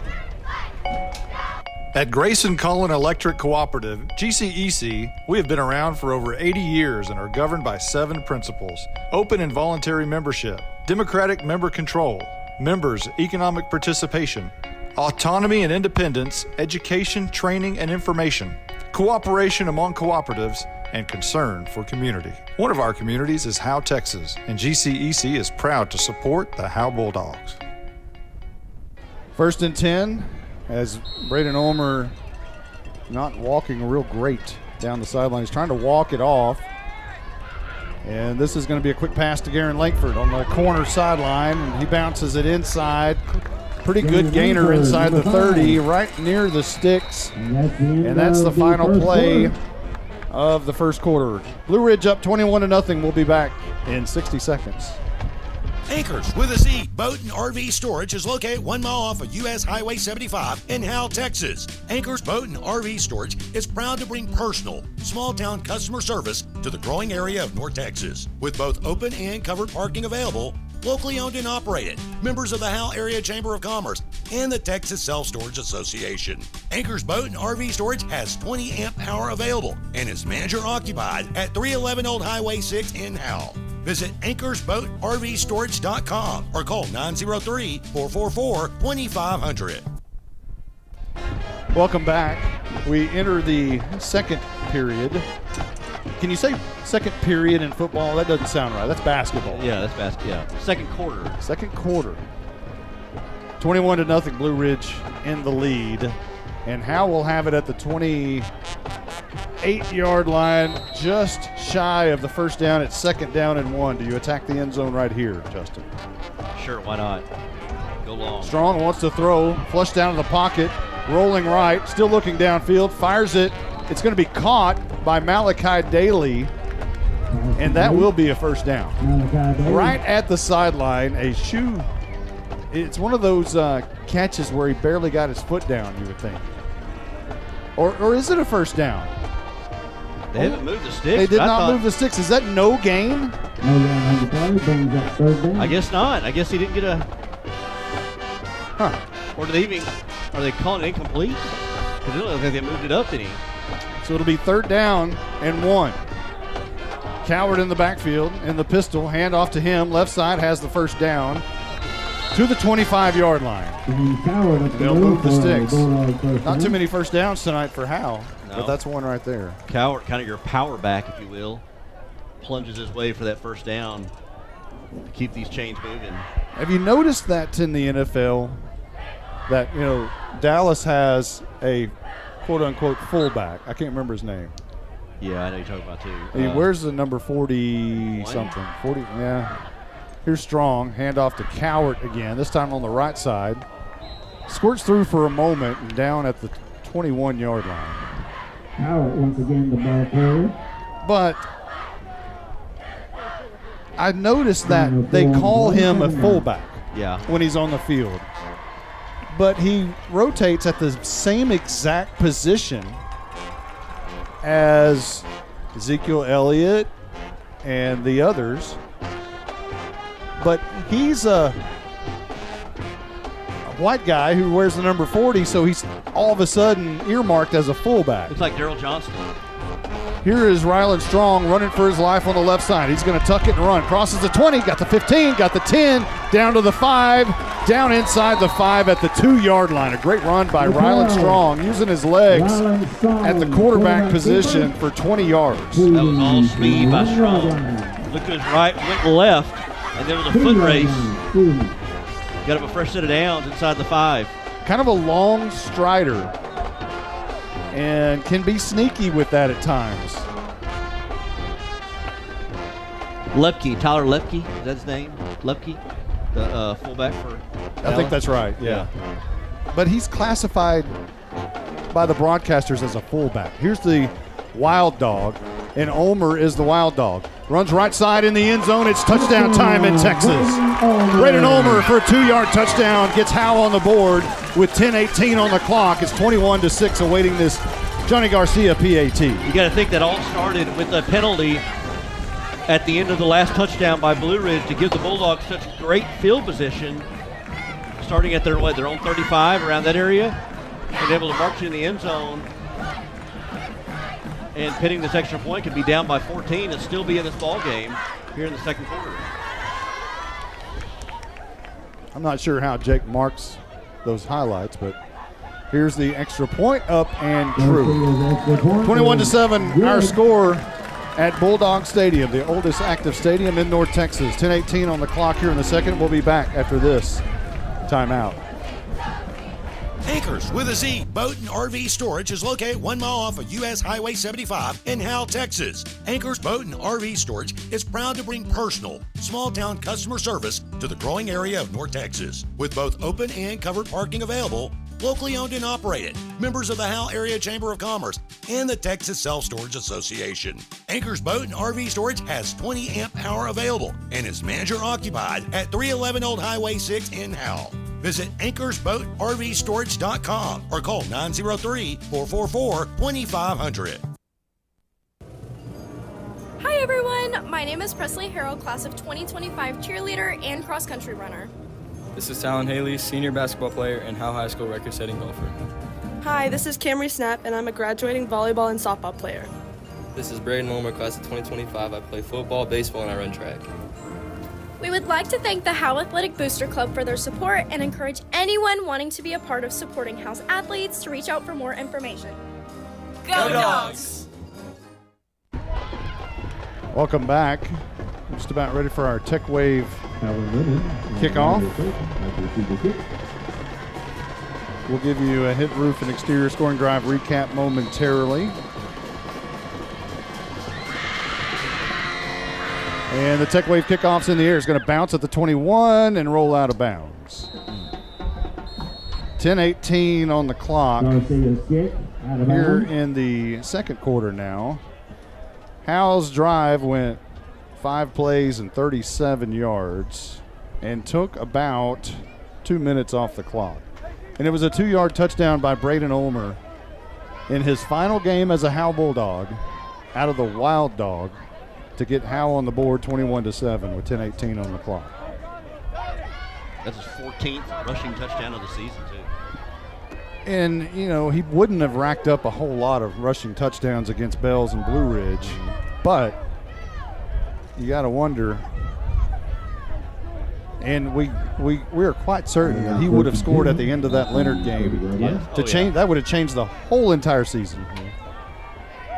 We wouldn't be talking about. We'd be talking about plans for next week. Here's Dickerson pulling it out of the gut. He could be gone. Crosses the 50 into Howe territory at the 48-yard line. Just raced up the middle. Man, read option. There was a big lane opened up on the right side of that offensive line. He flew through it. And as they've been doing all night long, as soon as they get a big play or any kind of play, they go quickly. Here goes with that tempo. Dickerson fakes running it up the middle, now fires it out of the backfield is Clayton, and he is gone. Caught it about at the 20, on stride, and he's not going to be caught by anyone. And they extend their lead 27-7 with 9:51 on the clock. Dickerson takes one step in like he's going to throw it, And Clayton, who just kind of leaks out of the backfield, just right down the middle. And Dickerson just lofts the pass right into the arms of Clayton. And once Clayton gets it, if you're more than 2 steps away from him, he's going to beat you to the end zone. The PAT is up, and it is true. And it's 28-7 with 9:51 left to go here in quarter number 2. We'll be back in 60 seconds. So hot up here. Roger must think he's preaching a Hellfire Sunday sermon. I know. He won't ever turn the air on. Monty, who recovered that fumble? The only name that comes to mind is Lucifer. Charles Furr? Got it. Baker Air Conditioning and Heating has been in Howe for over 50 years. They've been in business that long because they're just good people. If you've been told you need expensive repairs, get a second opinion with Baker Air Conditioning and Heating. Call 903-532-6255. Fifth quarter tonight is going to be a hot one. I bet. Got hail? Get Hit. Help your home and your community at the same time. Hit Roof and Exteriors has been on the job locally since 2012. Hail damage, wind damage, roof leaks, exterior paint and siding, replace it or repair it, we've got you covered. Hit Roof and Exteriors has been building solid roofs all across North Texas for over 11 years. We will work with your insurance company or your budget to get your home happy again. For a free estimate or inspection, call 972-977-1523. Hit Roof and Exteriors. Got hail? Get hit. The Tech Wave kickoff is going to be caught by freshman Deacon Bender at the 33-yard line, and Howe will set up shop there. Actually, they'll give him the 35. I want to thank Jake Roberts for going and getting me a large basket of water. For some reason, I have dry mouth tonight. 1st and 10, left to right for Howe with 9:47 on the clock. Justin, did they start at their own 35 on the penalty? 35, yeah. Okay. So I'll give you the hit roof and exterior scoring drive recap here in just a moment. At the Blue Ridge 35. Yes. Strong rolls out right. He intentionally wanted to run with this ball from the start, and he runs around the right side, and he is knocked out of bounds at the 44-yard line. Gain of about 8 on the play. Strong has got a lot of yards on the ground tonight. Some of them trying to avoid pressure, some of them design runs. 2nd down and 8 coming up. They'll give him the 43-yard line. That's where they'll spot it. Handoff to Braden Ulmer, left side. Cuts it up inside for a moment, has the first down, and goes down right at midfield. So your hit roof and exterior scoring drive recap a moment ago for Blue Ridge was 2 plays and 65 yards. That made it 28-7 with 9:47 on the clock at that moment. Strong in the pistol look. Turns and hands to Ulmer for a moment, who kind of stuttered for a moment is what I was trying to look for, and he ends up gaining 3 yards to the 47-yard line. Looked like he wanted to bounce outside, but instead saw a crease in the middle and took it. Got 3 yards on that. What do you think about Howe possibly going to white helmets next year? It'll be a different look. I mean, it's a real, very Odessa Permian. Yeah, I think that's the intention. Yeah. Coach Harvey told me that's his favorite movie, Friday Night Lights. Which we are not on tonight. Thursday Night Lights. Lights. Thursday Night Lights tonight. Strong pitches it inside, which is fumbled. Actually, that's a pass. That's an incomplete pass. That is an incomplete pass. Yep. He flipped it kind of like a shovel pass. Yep, kind of like a shovel pass. Shuffle pass, I guess it's officially called. And Ulmer was not able to get it. It fell to the turf and recovered by Blue Ridge, which a lot of times looks like a fumble, but it's actually an incomplete pass. So it'll be 3rd down and 7. The defender was right there with Ulmer, kind of knock it away. Pistol look. Same play. Ulmer this time breaks away. He's got the 45, 40. Down the sidelines. 1st down to the 35-yard line. 1st down yardage. But we do have a flag. Come from the back judge. getting up slow off the turf is Jacob Griffo. His helmet stayed on this time. Yeah. He looks a little woozy. He's shaking his head a little bit. There's a holding call against Howe, which will negate the Ulmer run. Holding is the call against. Yeah, went back to almost the same exact play. Well, I guess it was held. It was so far down the field that they still actually got yards from that. It's kind of a spot foul. Yeah, it was a spot foul. So they'll bring it back to the 43-yard line. And it'll remain third down. Empty back, Braden Ulmer. Left side, picking and choosing. It's going to be close to a first down. It's definitely enough to go for it on fourth, but I think he got it right here. There's the flag. Came in right at the start of the play. Offside. Offsides on the defense, so it doesn't matter. It's first down anyway. 7:50 on the clock here in quarter number 2. Jacob Griffo still looks a little woozy out there.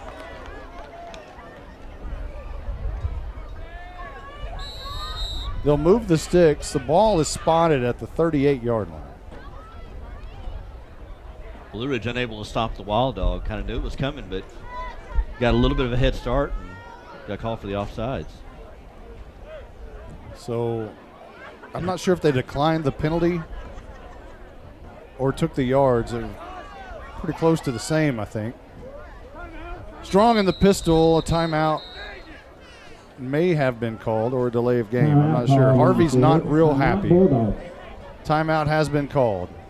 We'll take 1-2. We'll be back right after this. Buying and or selling your next home or property should be an enjoyable experience. At Texoma Land and Home Team, our commitment to the personal relationship of each transaction ensures communication you expect, while assuring that we'll be here the next time you need us. We're not a big box real estate company by design. This freedom allows us to be fully at your service. Texoma Land and Home Team, Renee Nichols Broker, 903-818-1645. Texoma Land and Home Team, for all your real estate needs, 903-818-1645.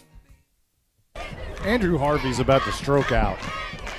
The play clock was winding down to 0, and that's twice he's now had to burn a timeout to avoid a delay of game. And both times on first down. Deacon Bender checks into the game as a wide receiver. The ball goes through Strong's hands. He'll pick it up, run backwards. He's in trouble, and that's going to be a huge loss. Back to the 38, and now a late flag comes in. He went down on his backside, and then somebody hit, just barely grazed him. And I think they're going to be called for a late hit or roughing the passer or something. But we do have a penalty flag tonight. And it may negate this big. Caroline, did you get a chance to see? Was that a late hit, do you think? Is she muted? No. Is that? Yeah. Oh, there we go. Is. Yeah, guys, it was a late hit, and the frustrations of getting the ball off on time are just carrying over from the first quarter with the offense. I don't know if young men just got to learn and get better, but there's a definite problem with the timing. Yeah. Bender now comes out of the game, and Malachi Daly takes his place. So you get a first down, but it's going to be 15 yards from where the penalty occurred, which is back about the 38, 39-yard line. So you're back to the 48-yard line. Here's Braden Ulmer, up the middle, and he gains about 8 yards to the 41-yard line. Give him 7. But he was stuttering, and that's kind of what I was doing as I was watching him. Gain of 7 to the 41. 6:49 on the clock. It's rolling. Pistol look. Strong in the gun. Turns. Hands to Cowart, who barrels his way forward, close to a first down. At the 38-yard line is the yard to gain, and I think he got it. And Ryland Smith points that way. So it's a first down. She's a lot better than Tommy Tubbs. Yeah. Cowart plowing his way for those extra yards, extra effort to get the first down. And Bulldogs are still staying in this game, still down 28-7, but If you keep that offense from Blue Ridge on the sidelines for as long as you can. 1st and 10, left to right. Strong will hand. Nope, he pulls it out of the gut of Coward. Rolls right. He's going to run with it, and he's sandwiched. Ball ends up coming out, but I think he was down, and he is hammered by Braden Ulmer. Walker picked it up, and Walker went down. Down goes Walker. Down goes Walker. And he didn't even have a head start. He just... Hal's going to retain the ball because Strong was down. Yeah, I thought Strong was down. Walker picked it up. Strong looks hurt. He's holding his left hand. He's going to stay in the game. It doesn't appear like he wants to, but he's going to stay in the game. Blue Ridge didn't really know it was the ball was on the carpet. Walker picks it up, and then Ulmer turns around and just levels him. Boy, he took him to the woodshed. Called him uncle. And so I guess originally they're going to call Ryland Strong down, so it was no fumble. Well, they must have said that it was recovered by Blue Ridge, and the ball eventually rolled out of bounds about where the ball is spotted. Okay. So I think instant replay would show that Strong was down when the ball came out originally, but they're not saying that. Yeah, because when Ulmer hit Walker, the ball came out of Walker fumbled the ball. But regardless, this starts it over, so now it's 1st and 10 for the Bulldogs again. Yeah. It resets the possession. Would this be considered a new possession? No. It's the same possession. Well, it went over to It's a Blue new Ridge. drive. Well, I'm just thinking like officially. Technically, I guess it would, yes. Because it'd be a fumble recovery, which changes possession. What a hit by Ulmer then. But Howe has possession at the Blue Ridge 42-yard line. 5:51 on the clock. Cowart gets the handoff and met immediately. He didn't get back to the line of scrimmage and lost a yard. Back to the 43-yard line. 5:37 on the clock and rolling. Blue Ridge leads 28-7 here at Bulldog Stadium. It'll be 2nd down and 11. Howe moving left to right towards the south end zone. Max Norris and Josh Penaluzza were crashing in. They didn't care about their assignment was the running back was Coward, and as soon as he got it, they hammered him. Daly split out wide left, crossing the slot, hand off to Coward up the middle. He's got a lot of running room and down at the 33-yard line. That time he was shot out of a cannon and had a lot of room on the left side, a big gaping hole. And they'll spot it at the 34.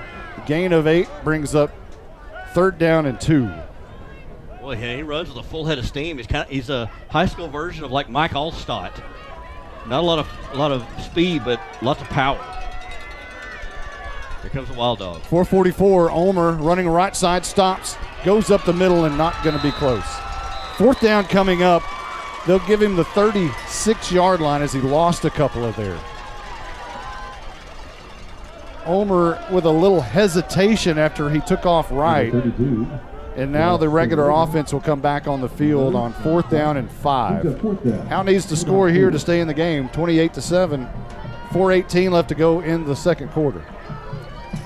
Well, you're at the 36-yard line of Blue Ridge. You're kind of in no man's land. 4th and 4. Analytics would say go for it. Yeah, the scoreboard says 4th and 5, but it is closer than that. And Strong wants to run. Rolls out left now, fires it down the field, caught by Cross. 1st down at the 24-yard line as he strolls out of bounds.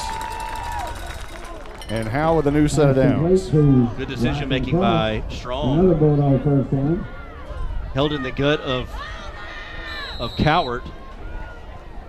Watched the defense, watched the linebackers, and then pulled it out and then able to find Cross over near the sidelines for the 1st down. Gain of 12 on the play. By the way, congratulations to the Pride of Howe Marching Band, finishing 12th at state. Not what they wanted, but a very good finish regardless. Flag down by the line judge on the far side before we get underway. We'll have to check and see what this is. Yeah, word is there was some strange judging going on down in San Antonio. Some not normal judges that Howe is used to seeing down at the state finals. But you got to be happy every time you go to what they call the place you don't talk about, which, by the way, we can talk about it now because they just went. It's San Antonio and the Alamo Dome at the state finals. So the penalty is going to go against Blue Ridge, which will move Howe even closer to the goal line. Matter of fact, this is a 15-yarder. I think it was an unsportsmanlike conduct penalty. Blue Ridge has had a lot of those this game. Yeah. First and goal. And it was like as the teams were coming to the line of scrimmage, so I don't know if it was maybe something from the coaches that was said. Maybe talking on the offensive or on the lines. I don't know. Regardless, they give him 15 yards, and Bulldogs are knocking on the door. First and goal from the 9. Is that knocking on Evan's door? Yeah. Strong turns, hands, Cowart. No, that's Braden Ulmer, right side. Lowers the shoulder, runs over a defender to the 6-yard line. The ball carrier. Talon Lennon grabbed him at the ankles, but got the business end of that hit from Ulmer. So second down and goal from the 6. This is Ulmer again. He's met quickly at the line of scrimmage. I thought for a moment the ball popped out, but Ulmer gets up and hands it to the official. 2:52 on the clock, and again it's going to be third and goal from the 5. No, the 6. No, the 7. Lost a yard.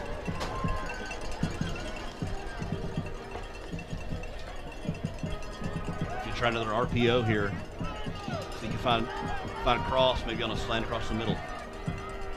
From the pistol, Strong's going to roll out right with the ball, looking in the end zone. He's going to keep it. Crosses the end zone. It's touchdown time in Texas. Ryland Strong goes in from the 5 to the near front corner of the end zone, and that lights up the scoreboard, 28-13 with 2:24 on the clock. Good read by Strong. Faked the handoff, was looking to throw it as he rolled to his right, and said, I see a lane, I see some space, I got the wheels, and able to use his speed to his advantage and go in for the touchdown. I'm going to give you the scoring drive recap, and your jaw's going to drop. Here is Garcia on for the PAT, and it is good. 28-14. Blue Ridge in the lead, 2:24 left to go in the second quarter. We'll be back right after this. Hey, Steve here, the Crazy AC Guy. We raise top-notch AC units and train the finest service techs west of the Mississippi. And we got a truly crazy deal for you. Get 0% financing for 60 months for any qualified air conditioning and heating system. You'd have to be crazy like me to miss this deal. So for all your AC and electrical needs, call us at 903-465-2665 or visit us at crazyacguy.com. The Crazy AC Guy, where crazy meets quality. If your home or business could talk, what would it say? It may say it would like some privacy or security. Enjoy the beauty and durability of quality fencing from MTE Fence. MTE Fence is a local company specializing in commercial and residential fencing. MTE Fence ranges from wood, aluminum, and chain link fencing. MTE Fence services all of Grayson County and surrounding areas. Go to mtefence.com or call 903-686-9039 for an estimate. MTE Fence has a passion for connection. We are your connection for quality. All right, are you ready for this? Let's hear it. Your hit roof and exterior scoring drive recap for Howe. 16 plays, 65 yards. It took 7 minutes and 23 seconds off the clock. 5-yard touchdown by Ryland Strong brings it to 28-14. 2:24 on the clock. Your Tech Wave kickoff is a long line drive kick that's going to go in and out of the end zone by Johnny Garcia. And the Blue Ridge Tigers will start at their own 25-yard line. 16 plays. Well, I talked about needing to keep that offense from Blue Ridge on the sidelines. You did that with that long, methodical drive. Justin, and you got points out of it. That's like slot T days. Yeah. 16 yeah, plays. It is. And how many minutes you said? 7 minutes and 24 seconds. 23 seconds. 7-minute drive. Holy cow. That's the most impressive drive of the year by far. Yeah. And you got points. Yeah. It gets a good defense, too, a good team. Hand off to Walker. Nope. This is a little pitch inside to Clayton. A great play fake there, and Clayton's going to grab about 6 yards to the 32-yard line. For about 7 yards. Brings up second Kind of a delayed handoff to Clayton. Well, it was a little shuffle pass on the inside after a great play fake to Walker. 2nd down and 3 coming up. Dickerson throws deep down the field. Gaddis, the intended receiver, somehow went over Langford and caught that. Down the sideline, still going. Breaks away at the 20. Turns around and waves, and it's a touchdown for Blue Ridge. How in the world did he catch that football to begin with and then made circus plays down the field getting away from 3 other Bulldogs? Man, what footwork once he came down. I think that was Bender over there, Deacon Bender, the freshman, in coverage, I believe. I don't want to say for sure, but he was right there in coverage with Gaddis. That was Langford. Was that Langford? Okay. I'm quite certain. I could be wrong. It may be. But he was right there with Gaddis, and once Gaddis came down with it, he did just a lot of jazzercise. I mean, he moved and shook and baked and everything. And just great footwork along those sidelines and broke several tackles. The PAT is good. It's 35-13, 1:39 on the clock. I did not have jazzercise on my bingo card tonight. We'll be back.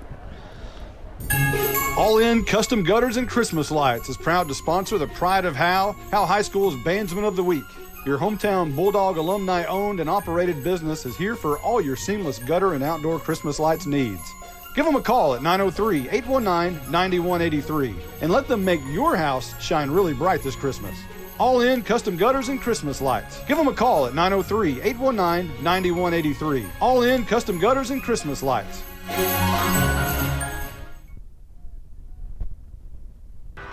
This is 3-year starting kicker Jonathan Garcia. When I kick the ball, I don't need no stinking tea, but I will take a sweet tea at Sonic before, during, and after the game. When I kick on over to Sonic, they have great food and big smiles. Johnny, get your leg warmed up. I stay warmed up with Sonic's onion rings and tater tots, not to mention the great drink specials. Hey Johnny, we need you to drill this one. Let's go. Bring your tea. Nah, Coach, I just finished it. It's not just good, it's Sonic good. Johnny Garcia bangs it through. We're getting ready. There we go. Tech Wave kickoff is in the air. Fair catch called for by Deacon Bender, the freshman, at the 30-yard line, and Howe will start there with 1:39 left on the clock. The hit roof and exterior scoring drive recap for Blue Ridge was 2 plays, 75 yards, with a 68-yard touchdown pass from Dickerson to Gaddis. Makes it 35-14. And let's see, Dickerson, that's 1, 2, 3, 4 touchdown passes in the first half. Wow. 2 receivers either side. Strong throws, sidearm out to Daly, and it falls incomplete. Short hops him by about a step. And it'll be 2nd down and 10. Malachi Daly, the intended receiver. That's a killer for Howe. You had that long drive, and then on one play, if you could have held on defense, you could be going into the locker room down by 14 and getting the ball in the second half. Instead, you're down by 21 with 1:35 to go. See if you can get something going here. Strong rolls out right, wants to throw over the head of intended receiver Ryken Cross. Let's check down on the sidelines with our Night Furniture sideline reporter, Caroline Slauson. Can she hear us? Ball. There you Hey. Is incomplete. Goes down. We just wanted to say hello. Hi. How are things going down there? You're right in the middle of the team. Yeah, listen, every year I think, I don't know if I can do this because of this not right here because it's so emotional. Yeah. But I'm going to miss these kids. I like these kids. Yeah. Strong hands off to Cowart. No, he kept it. Looking deep down the field and decides to throw it right into traffic, trying to hit Malachi Daly, and it comes up empty. Incomplete will bring up 4th down, and Howe's going to have to punt. And you give it to Blue Ridge with 1:24 left to go in the half, and they don't need that long. Plenty of time. They don't need that long. You need a really good punt here from Garcia. You need a good punt, and you need your defense just to hold it together for next 124. The listening audience is in for a treat during the third quarter. Justin White will take over play-by-play, and Jake Roberts will do color. Here's the kick, low line drive kick, end over end, is going to bounce at the 42, take a good hop backwards towards Clayton, and the greatest thing about this punt is Clayton did not pick it up. And it rolls to the 23-yard line and dies right there. Great punt by Garcia, 47 yards.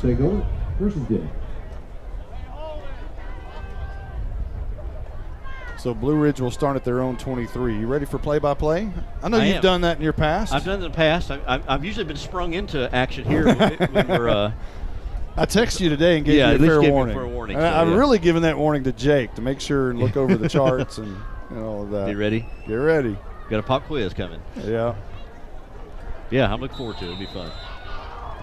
So 1st and 10 for Blue Ridge. I'll come back in the 4th.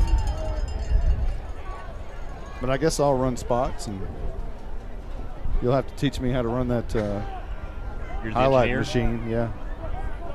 Dickerson in the gun, and flags and whistles before this one gets underway. It's going to be a false start against Blue Ridge, so back it up 5.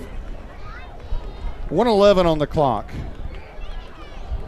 We put together a little montage for the Lady Bulldogs Spotlight. Took little clips from everyone we've interviewed all season long and bunched it up together for one segment. Now there's a commercial break in between, so if you think it's over when Anchor's Boat and RV comes on, there's a second half to that. Dickerson wants to keep it. He fakes out Furr down the sideline, stripped away from Malachi Daly, takes the ball away from him, but Dickerson was already out of bounds. Stops the clock at 1:04. That'll spot it at the 20. Still plenty of time for Blue Ridge. I believe they have 2 timeouts remaining in this half. They really want to use them.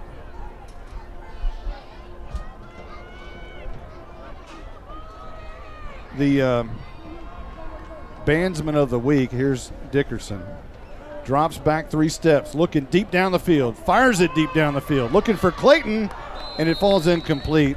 He was well covered by both Garen Langford and Deacon Bender, freshman and senior, but the ball was just off target a little bit.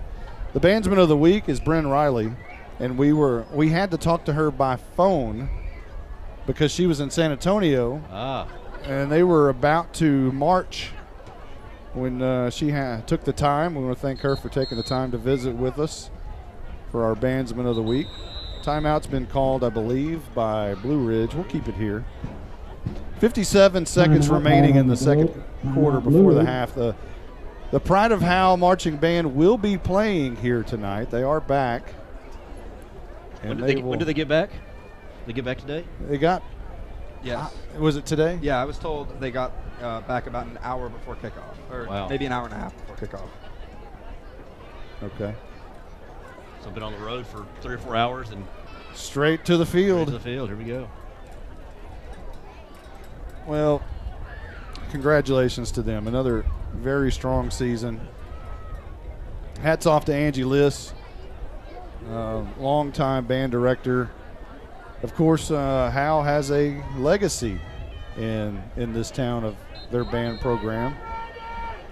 I want to talk also tonight about the football program, which has a chance, and it appears if the score remains, Howe will be under 500 for a football program for the first time since November 8th, 1935. The very first year Howe had a football program. And the 7th game of the football program when they were 3-4. Wow. That was the final time Howe has been under 500. And tonight would be 400 and 401 as a record. And here's Clayton. That's actually Dickerson breaking out of the middle, a first down run up to the 45-yard line. Big run there. 27 yards for Dickerson. There's some movement along that defensive line. The linebackers came blitzing through, and Dickerson just ran right past all of them. Clock rolling at 42 seconds. 1st and 10, Dickerson in the gun. Walker stands to his left, 2 receivers to either side. Dickerson wants to throw, steps up in the pocket, throws down the middle, and overshoots his intended receiver, Branch. And he's lucky that wasn't picked off by Ryken Cross, who was coming across the middle, but maybe just a little bit too deep. Yeah, it almost looked like Cross maybe let up. I thought he could have caught that. He must not have seen the ball. Second down and 10, 29 seconds on the clock. Dickerson's going to run it up the middle. And he's finally brought down shy of midfield. Clock rolls at 19 seconds. They must not. I guess they're not going to try to score here. Let the clock go. Well, 11 seconds and a timeout's been called. Timeout called. So I would probably have my eyes on Clayton.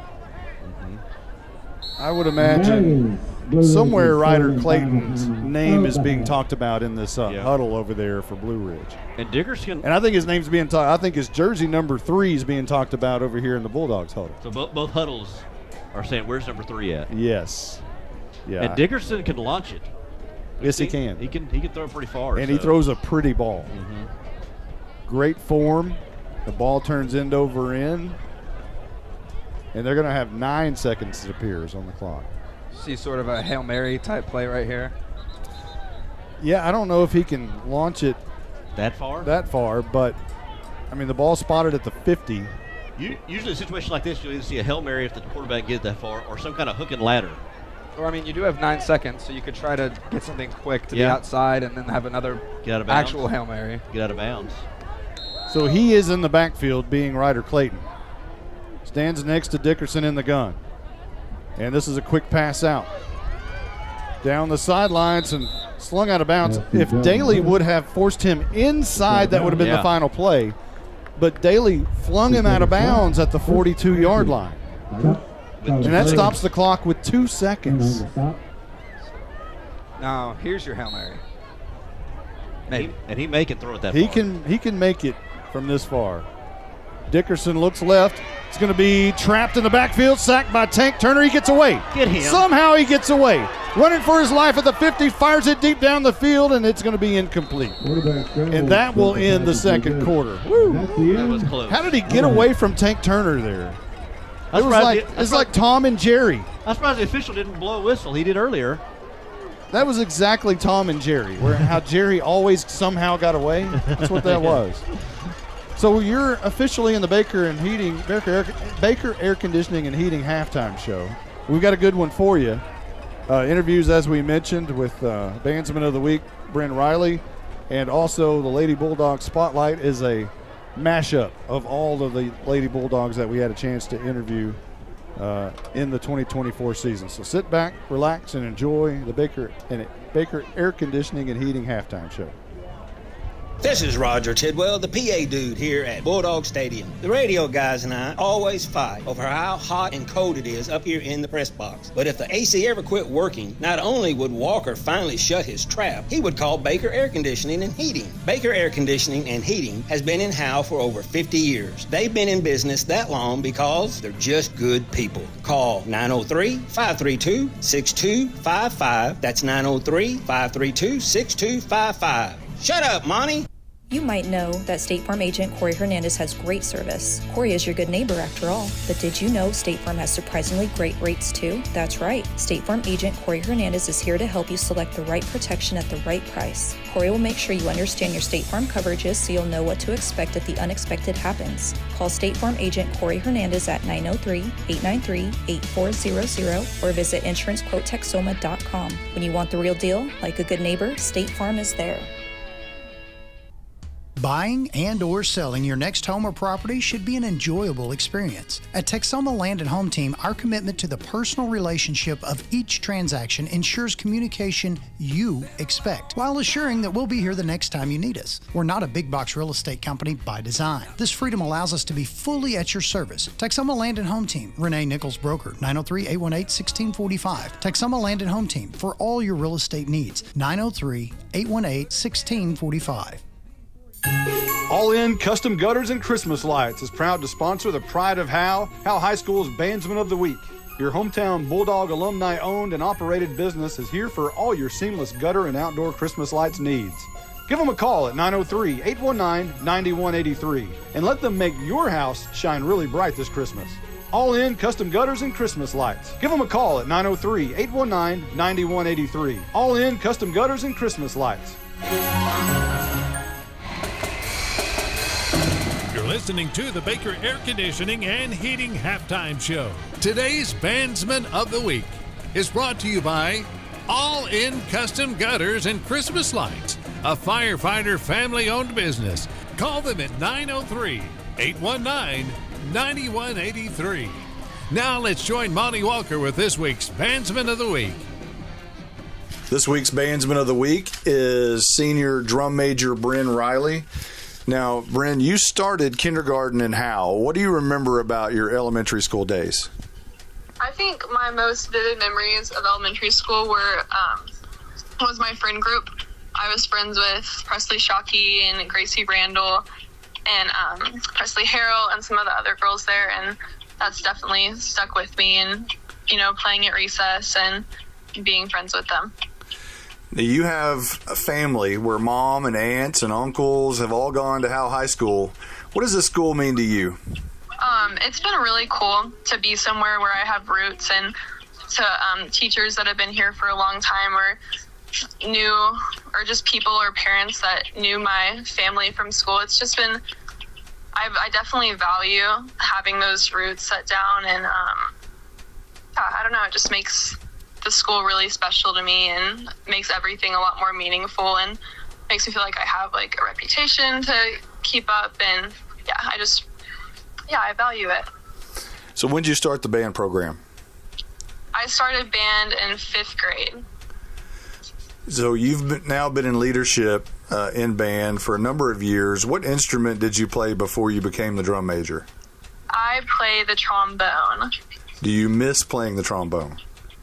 I honestly don't, because this is my 3rd year being a drum major, and so a good chunk of the year, whenever all the other band members are playing their instruments, I'm not, and so I kind of naturally, I didn't really work on it outside, but I kind of naturally fell behind, and so I just love marching season, so trombone is kind of a sad thing sometimes.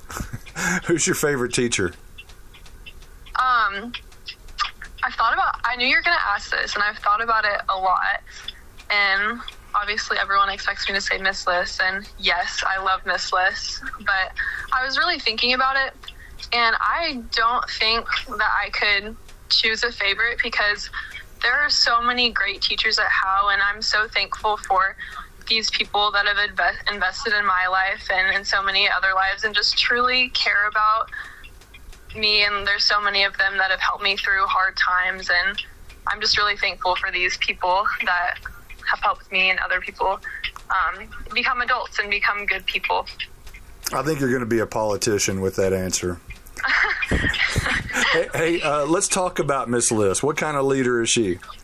I would say she likes to do things a certain way, but no matter how stern she gets or frustrated, there's always that feeling that we never doubt that she loves us and that she cares about the program, and that's just really shown through everything that she does. And I don't know, she's definitely fostered that that sense of band being a family and band being a safe place, and so I really appreciate her. We're speaking with senior drum major Bryn Riley. We're going to take a quick time out. We'll be back in 30 seconds. All In Custom Gutters and Christmas Lights is proud to sponsor the Pride of Howe High School's Bandsman of the Week. Your hometown Bulldog alumni-owned and operated business is here for all your seamless gutter and outdoor Christmas lights needs. Give them a call at 903-819-9183 and let them make your house shine really bright this Christmas. All In Custom Gutters and Christmas Lights. Give them a call at 903-819-9183. All In Custom Gutters and Christmas Lights. Welcome back. We're speaking with senior drum major Bryn Riley, your Bandsman of the Week. 50th year of the program. What does that mean to you to be the drum major in this historic year? again, like I was talking about earlier, I really, I just love and I really have valued having roots in Howe and having roots in our band. And I'm definitely a sucker for the nostalgic things. And so it's been so special to me, and I'm so honored to get to be a part of such a monumental year, and it makes it even more special that it's my senior year. So yeah, it's pretty awesome. And now you're at the place you don't talk about. But now that you're there, you can talk about it. Where are you? I am currently in San Antonio. We're about to go to the state marching contest. So we're speaking before the performance now. So at this moment, you don't know the results, but we will when this airs. What are your thoughts going into the state performance? I mean, there's a lot of anticipation, and so I'm very excited, and this really is such a special group of people, and I think being drum major, you get to see everything from kind of a different perspective than if you're just someone, if you're in the band. And I'm just so proud of everyone in the band, and I love them so much, and I'm proud of how far they've come, and they're so talented, and I just hope that they'll go out there and do what they know how to do and leave something on the field that they can be proud of. Now, you said you're a sucker for nostalgia and all of that. Do you find yourself ever thinking about the legacy of the band and where this program has gone with 3 state titles and a quarter century worth of state finals? I mean, absolutely. And that's so cool because there's so much pride. Like, people know the pride of Howe band, and I think another layer of that is we have people like Mr. Shank and Jerry Taylor, coming in, talking to us, and really investing in our program. And that's so awesome. Like, not every band gets that experience. But not only are they investing in our program, not only are they investing in our program, but you're getting to know them. Like, I don't know. I just really got to know Mr. Shank this year, and it's very, very cool. Well, tell those who haven't seen the show what they would see.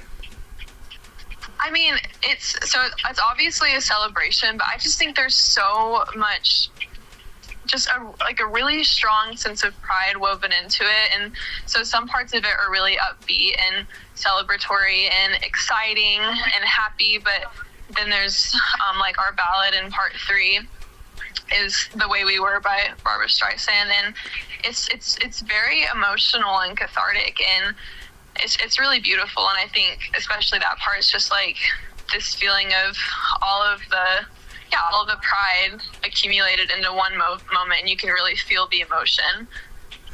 Butterflies?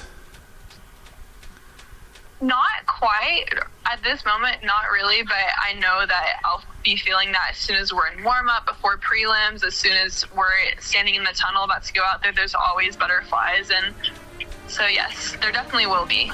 Today's Bandsman of the Week is brought to you by All In Custom Gutters and Christmas Lights, a firefighter family-owned business. Call them at 903-819-9183. You're listening to the Baker Air Conditioning and Heating Halftime Show. All In Custom Gutters and Christmas Lights is proud to sponsor the Pride of Howe High School's Bandsman of the Week. Your hometown Bulldog alumni-owned and operated business is here for all your seamless gutter and outdoor Christmas lights needs. Give them a call at 903-819-9183 and let them make your house shine really bright this Christmas. All In Custom Gutters and Christmas Lights. Give them a call at 903-819-9183. All In Custom Gutters and Christmas Lights. This is Roger Tidwell, the PA dude here at Bulldog Stadium. The radio guys and I always fight over how hot and cold it is up here in the press box. But if the AC ever quit working, not only would Walker finally shut his trap, he would call Baker Air Conditioning and Heating. Baker Air Conditioning and Heating has been in Howe for over 50 years. They've been in business that long because they're just good people. Call 903-532-6255. That's 903-532-6255. Shut up, Monty. Real estate is the key to building long-term wealth. Hi, I'm Dana Thornhill, a local Keller Williams realtor. If you're thinking about buying or selling a home, I can help you. Call the Llama Realty Group. Call 903-821-6890 and ask us about our complimentary services. Opportunities in North Texas are growing quickly, and the Llama Realty Group can help you with all your real estate needs. Just like here at the stadium, execution is the name of the game. The Llama Realty Group gets the job done. Call 903-821-6890 today. Each Keller Williams office is independently owned and operated.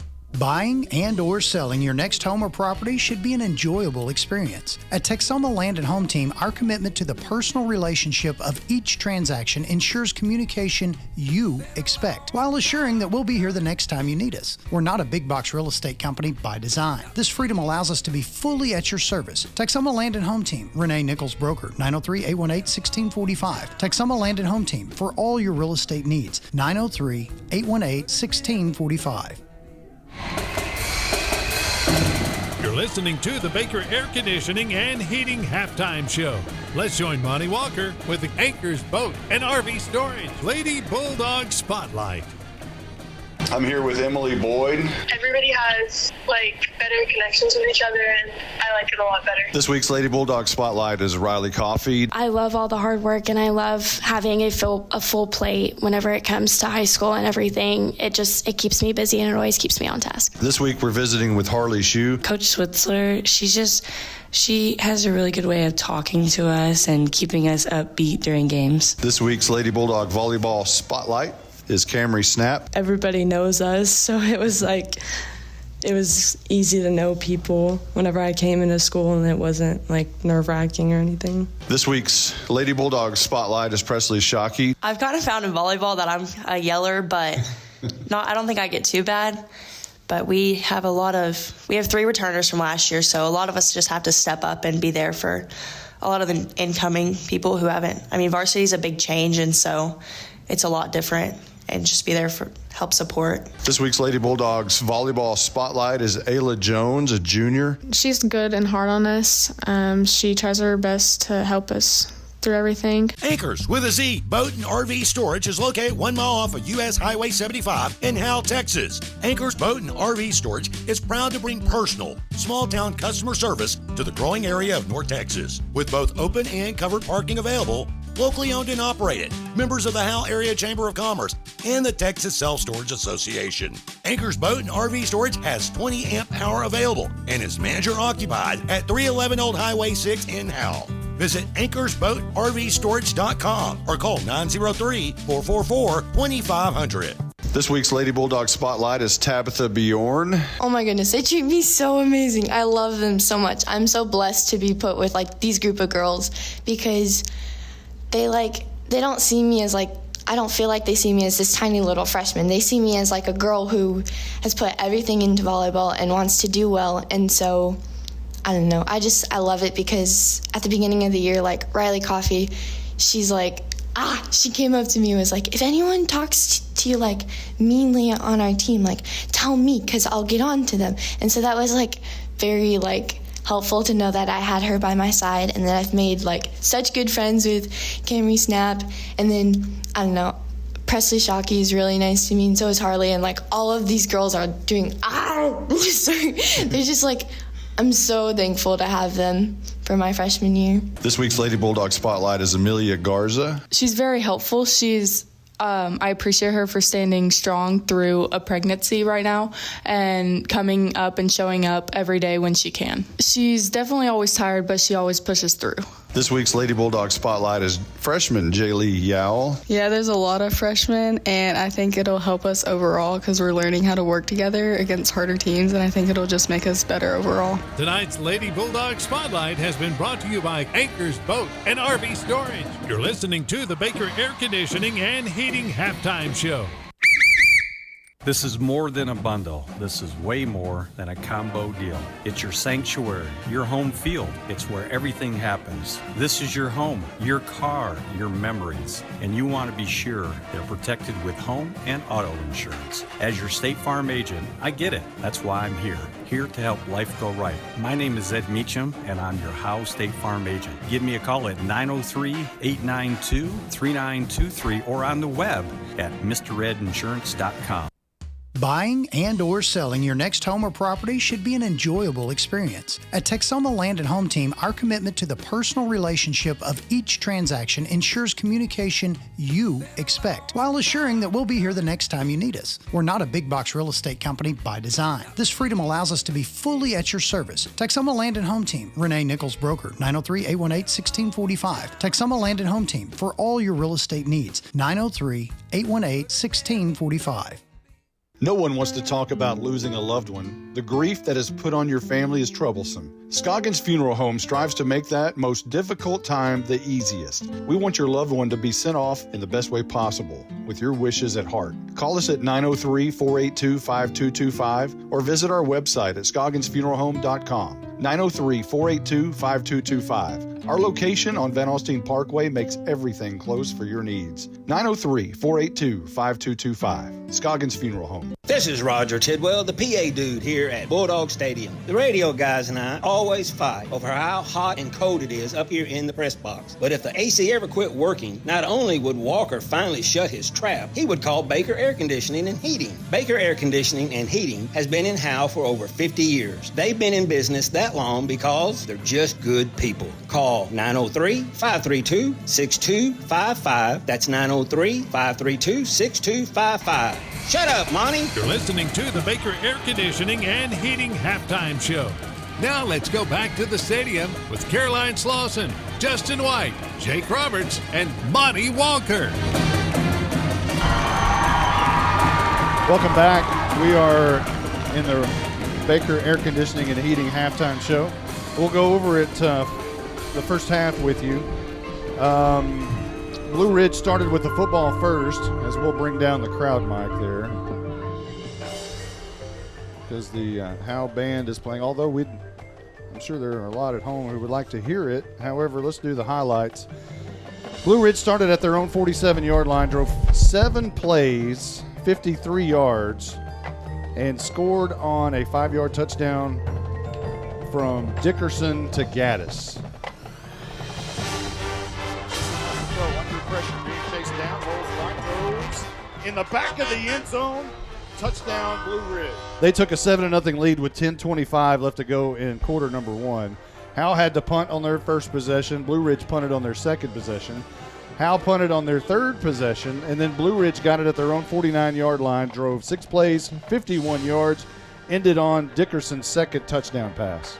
Dickerson fakes the run, now throws it across the middle into the end zone. Touchdown, Blue Ridge.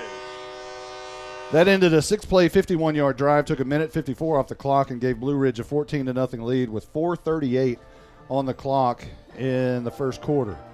Howe got on the board as they started at their own 33-yard line and drove 6 plays. No, they did not get on the board. They drove 6 plays and then turned the ball over on downs at the 35-yard line. That gave Blue Ridge another chance with 59 seconds left to go in the first. Started at their own 35-yard line. It took them only 2 plays, and it was a Ryder Clayton touchdown run. Clayton out of the backfield, gets the carry. Trying to find the corner, does. Got the 20, down the 15, to the 10, to the 5, scrolls in. Touchdown, Blue Ridge. And that made it 21-0 with 13 seconds left in the first quarter. It took only 46 seconds off the clock on that drive. Howe started at their own 9-yard line on the next drive. Started at the Blue Ridge 37-yard line with 9 seconds left to go in the first quarter. They drove 5 plays, 37 yards, and it was BU who stuck it in first. Wild dog, and Ulmer is the wild dog. Runs right side in the end zone. It's touchdown time in Texas.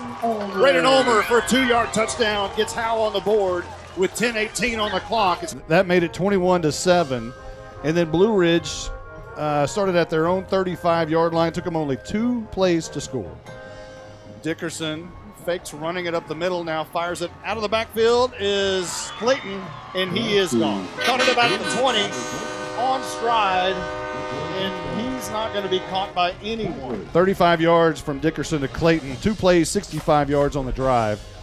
28-7, Blue Ridge led at that point, 9:47 on the clock in the second quarter. Howe took it at their own 35, and this was the most impressive drive of the season.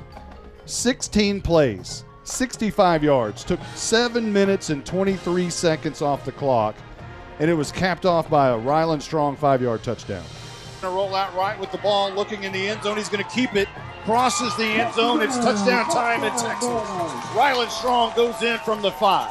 28-14. Howe cut the Blue Ridge lead in half with 2:24 left to go in the first half. Blue Ridge got it back. Took them only 2 plays to score, and it was Dickerson to Gaddis for 68 yards. Throws deep down the field.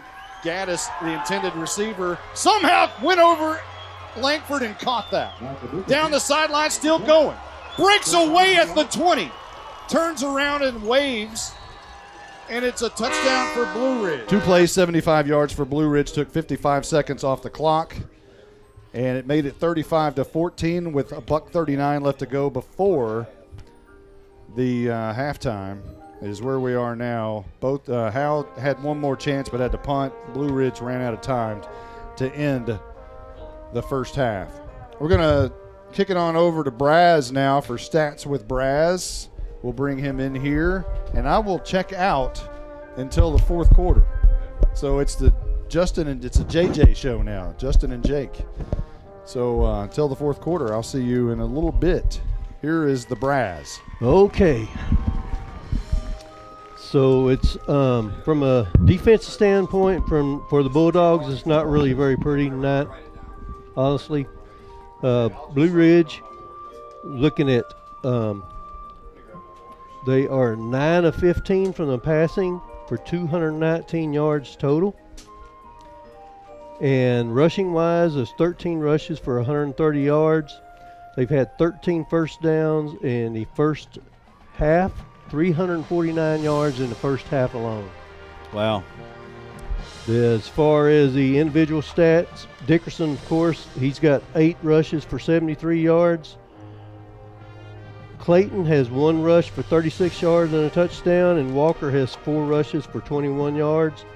Passing, as mentioned, Dickerson, he's got 9 for 15, 219 yards, but 4 touchdowns, 4 passing touchdowns. No interceptions either. No interceptions. As far as receiving goes for Blue Ridge, Gaddis has 3 for 112 and 2 TDs. Like we mentioned, about 35 yards of reception. Yeah. Clayton has 4 for 83 yards and a touchdown. Walker, 1 for 16 yards and a touchdown. And Talon Lennon has 1 reception for 8 yards. Going to the Bulldogs, they had Strong as 6 of 14 for 38 yards in the first half. And Bulldogs had 25 rushes for 87 yards. Kind of a odd stat. Blue Ridge has 13 first downs in the first half. Howe has 12 first downs. Okay. So a lot of those were on that long 65-yard drive they had. And Howe has 125 yards total in the first half. Individual stats go, BU's has 10 for 33 and a touchdown. Strong, running the ball? I'm sorry, rushes, yeah. Strong has 5 rushes for 31 yards and a touchdown. Cowart has 9 for 16, and Cross has 1 for 7. Mentioned Strong with the passing. He's 6 of 14 for 38 yards. Receiving-wise, we have Garen Langford, 2 receptions, 20 yards. Cross, 3 for 18, and Malachi Daly has 1 reception for no yards. All right, so, I mean, so how many is that total yards offense for Howe? For Howe, 125 yards total first half. To 349. Okay. And a lot of those 125 came from that long drive, like we talked about. Yeah, 65 yards. 65 yards come from that one drive. And it seems like defensively, that's where the Bulldogs have had just these big plays and then just these, as fast as they get down the field. How's that been having to do stats as quick as Blue Ridge goes? It makes it tough. Good thing you got an iPad doing the math for you. Thank goodness. Yeah. Thank goodness.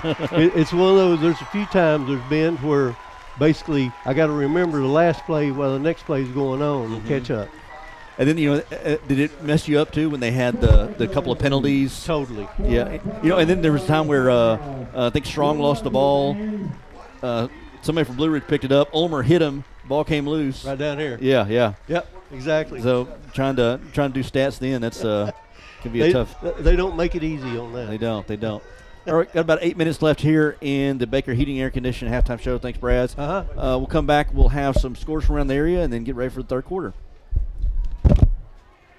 Got hail? Get hit. Help your home and your community at the same time. Hit Roof and Exteriors has been on the job locally since 2012. Hail damage, wind damage, roof leaks, exterior paint and siding, replace it or repair it, we've got you covered. Hit Roof and Exteriors has been building solid roofs all across North Texas for over 11 years. We will work with your insurance company or your budget to get your home happy again. For a free estimate or inspection, call 972-977-1523. Hit Roof and Exteriors. Got hail?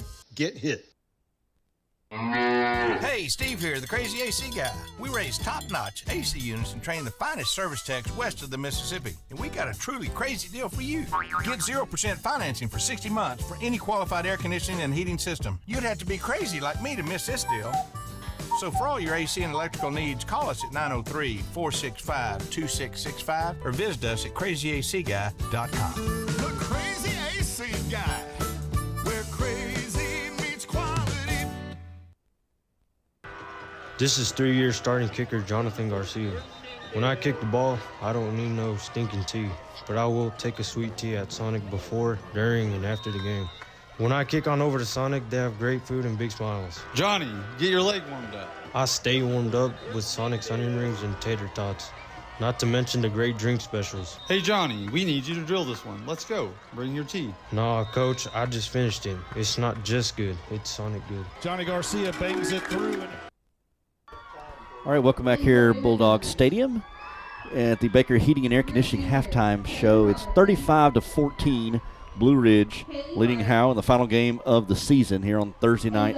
Thursday Night Lights, Thursday Night Football here for the Bulldogs. Let's go some scores from around the area. Let's start with some scores from just the District 7. Everybody in this district is playing tonight on Thursday night. Do you know why that is? From what I understand, maybe is it so that a lot of coaches, who are in the playoffs can scout their opponents tomorrow night. Is part of what I've heard. Gunner leads Leonard. Gunner doing what Gunner does at the half. They lead 56-0. S&S trailing Callisburg. That's in the fourth quarter, 49-13. Elsewhere around, Melissa leading Denison. That's in the fourth quarter, 28-0. Lake Dallas trailing Salina at the halftime at 24-7. Tioga 24, Nakona nothing. Tioga looking at going to the playoffs this season, looking at winning that district in 2A Division I.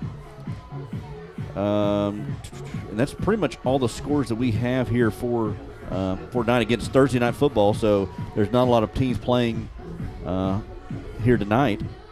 Valley View trailing 41-0 to Wichita Falls City View. But again, that's pretty much all the games we have for tonight. In the final game of the season, Bulldogs, if they fail to win tonight, will fall to 3-7 on the season, 1-5 in district. I mean, Jake, has it surprised you as far as how the Bulldogs have played this season? I mean, there was the games on paper that you expect to win, the S&S's and the bottoms of the season. But, they're still lacking behind against the Gunners and the Bells. Got tripped up against Boyd and Bowie. But is it kind of what you expected going into the season? Yeah, I feel like, this is definitely like a transition time for Howe. But I also feel like this team could have done better, and I feel like injuries played a major factor in just this season as a whole. And Braden Olber being out for a couple of games right there. And too, especially at that Leonard game when he went out there in the second half, late in the second half, when they were coming back, making a comeback. And Monty talked about in the first half, if he plays that game, I really think that the Bulldogs score and at least tie it up and give them a chance to win. Instead, he goes down. Bulldogs not able to pull out the win, lose by 7, and then lose the next few games. Yeah, and it's unfortunate at the time he went out because this is a whole different season, and maybe you have a little bit more effort going to the Callisburg game, and you're in the playoffs if you win that Leonard game and then you beat Callisburg. And so, but this is good. They're in this season they were in a position, and this is the only game that they've been eliminated from the playoffs mathematically. So every game other than this game, they've been playing for a chance, and that's different this year. And they were able to hang around in this game, down 35-14.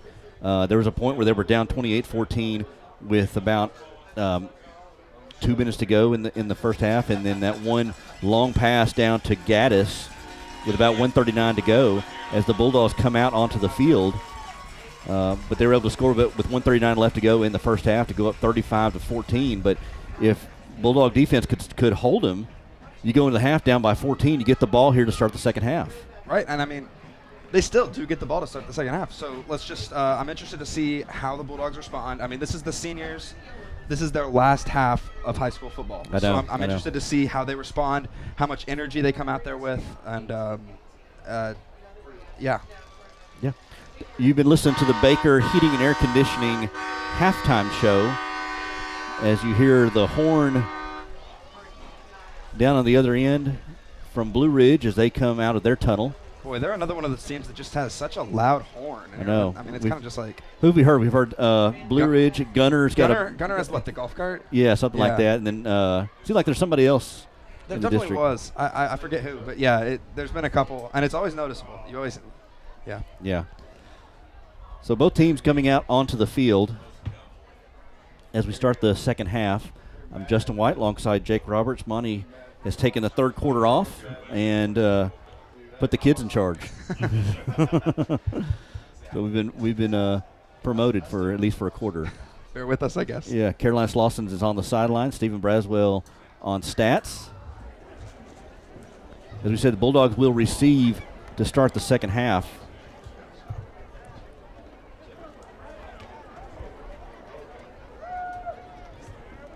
In the last half of the season for both teams. Well, Blue Ridge we'll be playing next week. Blue Ridge will get second place in the district. They'll go, if they were to win, they'll go 8-2 on the season. You start the second half. And 5-1 in district. I don't think anyone expected that from Blue Ridge this year. Especially on paper, I think a lot of people penciled in Gunner and Blue Ridge. Here's the kickoff from Kevin Olvera. It's going to be fielded at about the 28-yard line. I believe that is Bo Stevens maybe. Getting up the 35 up to the 36-yard line. Yeah, Stevens with the return up to the 36-yard line. That's where the Bulldogs will set up, moving left to right, going toward the scoreboard here to start the third quarter. Yeah, it's going to be interesting to see what Howe comes out here and decides to do. The 37-yard line. First down. Okay. Ryland Strong still at quarterback. You kind of wondered if maybe you'd see Deacon Bender, the freshman, tonight. Yeah, and it was definitely a thought that's crossed my mind. James Calvert will come out at running back. Calvert, the junior, to the right of Strong. Langford and Omer on the right side. This will be a pitch out to reverse to Cross. Cross drops it, and it's going to be, I don't know if they're calling, he went down to one knee to pick it up on the reverse, and they're going to be calling him down at about the 29-yard line. He's going to be dropped back 6 yards on that. Man, and that's just, loss of about 7. It's just unfortunate that happens. And I mean, you got to almost have conscious to know where you are in the field and just drop that. So they'll drop him back to the 29-yard line. It'll be second down, and let's call it 17. Two receivers to the right, one to the left. A handoff to Coward. And Coward plunges up to about the 30-yard line, maybe a 1-yard gain on the play. Carrying for the Bulldogs. Taken down by Jacob Walker, the junior linebacker. Good carry by Coward, and like we've seen from him, he just runs straight and straight up the middle, and he just runs with such a force that he's coming at you. Like I wouldn't want to be a linebacker if staring at James Coward. Three receivers to the right, one to the left. Coward still back there on the right side, rolling to his right is Strong, looking downfield, still looking, going to try to squeeze it into a window right along the 40-yard line to Rack and Cross. It's going to fall incomplete. And the Bulldogs just couldn't get anything going, especially after that got dropped back behind the line of scrimmage on that first play of the game, of the third quarter by Cross. Yeah, and Strong rolled out to his right, looking downfield, and there was almost a little bit of an opening for Cross to be able to make that catch. Just a little inaccurate on the pass, and it brings up 4th down. 10:46 to go in the third quarter, 35-14. Blue Ridge leads Howe. Johnny Garcia, the senior kicker and punter, will punt this one away. Running kick, gets it out, angles it toward the Howe sideline. Take a bounce at the 41-yard line and roll to about the 36, and down at the 36 by Charles yard Furr line. at the 36-yard line. Tigers take over, 1st and 10. So Blue Ridge will start at the 36, 10:37 to go here in the third quarter. Yeah, Blue Ridge takes over with their high-powered offense, so we'll see what they do. They seem to be more of a passing team rather than maybe the Bells and the Gunners of the world that seem to rely a little more on the run. So that's something I've noticed throughout this game. Dickerson will come out at quarterback. Clayton will be to his left. 2 receivers out to the right. Hand off to Clayton. Clayton right up the middle. He's going to squeeze his way to about the 39, call it the 40-yard line, a 4-yard gain on the run right up the middle. Taken down by Charles Furr and Tank Turner in the middle there. Charlie Vera with the tackles. And I mean, that's just textbook right there. Just good blocking, solid pickup, and it leaves them with a 2nd and manageable. Jaden Rice at the H-back on the right side. Dickerson gets the handoff again to Ryder, or Clayton. Breaks to the outside, puts on the burners, the 45, the 50, and the 45-yard line of Howe, and taken out of bounds. And Ryder Clayton with the wheels. And I talked about in the first half how he is able to just kind of get going, break to the outside, and just put it into another gear. Got to be the fastest guy on the field. Boy, and yeah, he is fast. And he beat Braden Ulmer right there, and you know how difficult that is to do. First down, 1st and 10 at the 45-yard line. Dickerson slant across the middle to be caught at the 35. Still on his feet at the 30. Going to be escorted out of bounds by Langford at the 31-yard line. That's Gage Branch with his first catch of the night on the slant across the middle, and enough for the first down. And flag came in for, I'm guessing, a late push. That may have been Langford who was out of bounds by Langford. Trying to escort him out of bounds and may have been a little too far out of bounds before he may have escorted him a little too far, yeah. And that's going to be tack on 15 on the end of that play. Not what you want to do on a play where you've already given up a big gain. You don't want to tag on more yardage. So they'll take the ball up to the 21-yard line. 9:48 to go in the third quarter, 35-14. Blue Ridge is marching. They lead. Dickerson back to pass. He's still got got time. Now he drops the ball. Ball is on the floor, and it's going to be recovered by Blue Ridge. Jaden Rice will hop on it at the 25-yard line. Dickerson looking downfield. Just somebody was able to get a hand on it and knock it away. And Jaden Rice, Johnny on the spot, able to pick that one up. Blue Ridge maintains possession. 2nd down and 14. Here's the snap. Hand off to Clayton. Clayton, big hole on the right side. Avoids one tackler. He's going to walk into the end zone. Touchdown. 21-yard touchdown by Ryder Clayton.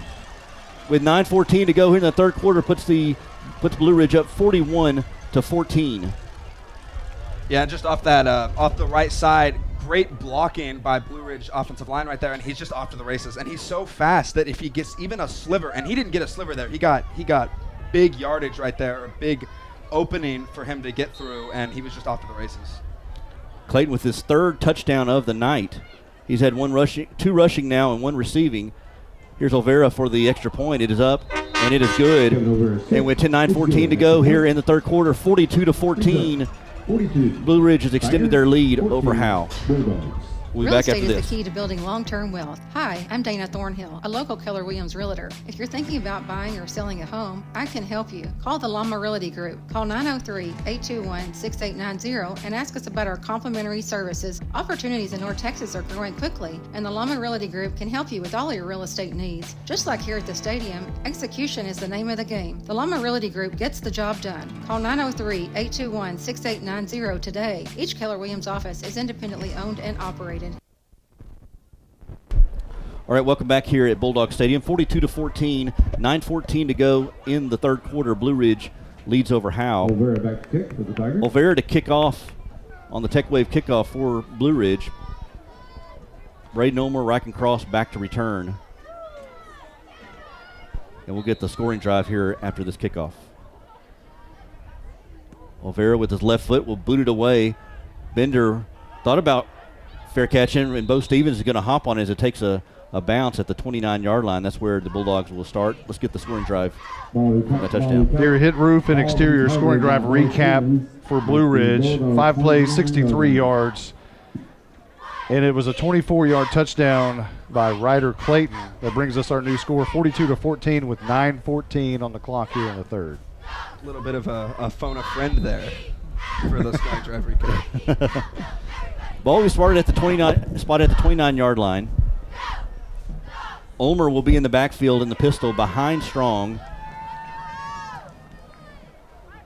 Thornton far out to the right side, Cross in the slot on the right. Brevin Mayo coming in late. Handoff to Ulmer, right behind a Coward block. Gets across the 35, the 40. Going to be pulled down from behind at about the 42-yard line. Nice, solid run by Braden Ulmer to get the first down on the first drive of this possession. Yeah, and that's the Braden Ulmer that we've become accustomed to seeing over the season. And it just seems like he hasn't been as explosive since going down with that injury earlier in the year. Bulldogs going a little bit quicker on this one, a little tempo. Handoff to Ulmer again. Uses a block on the right side from Michael Weimer. Now remember Will Ingram, Large Marge, who was ejected 2 weeks ago in Callisburg in the second half, had to sit out the first half. He's back here in the second half over there at the right guard. So that's huge. That's huge. No pun intended for Ingram. and he's fresh as well. So exactly. I mean, silver linings. Yeah, right? absolutely. Pistol formation. Handoff to Ulmer again. Ulmer right up the gut. They're going to ride the senior out as much as they can tonight as he gets up to about the 50-yard line. He's going to be short about 2 yards. So it's going to be third and short right at midfield. Yeah, and you're definitely seeing the presence of Will Ingram back because in the first half, Howe wasn't getting those holes for Ulmer to go through. So lean on Ingram. Here goes Ulmer again. Ulmer only able to get back to the line of scrimmage as he runs straight ahead. 4 straight plays of Braden Ulmer. And it's going to bring up fourth down. Let's see what Andrew High Roller Harvey is going to do, if he's going to try to go wild dog. You got nothing to lose tonight. It does. I don't see Johnny Garcia. Yeah, it's the package, the wild dog package. Yeah. And, yeah. 7:21 to go in the third quarter, 42-14. It's 4th and 2. Wild dog. Here comes Braden Ulmer. Here's a snap. He's going right up the middle over on the left side, and he's going to be lowering his shoulder, lowering his head for enough for the first down. He needed two. He got 3. Moved the sticks. 4th down conversion by the Bulldogs. And that's just Braden Ulmer doing what Braden Ulmer is going to do. Takes the handoff, or takes the direct snap, goes left over the left guard Michael Weimer, and then just powers his way for a first down, and just a great run by Ulmer. He came in tonight with 764 yards. He's already scored a touchdown, 14 rushing touchdowns on the season. Back to Ulmer again, behind a Coward block. Cuts it back inside to the 43-yard line. Gain of about 4 on that one. 2nd down and 6. And man, Howe's just inflicting their will on Blue Ridge this drive, it feels like. Every play, it's just give it to Braden Ulmer, let him run the Blue Ridge defender over, and make them get him down to the ground.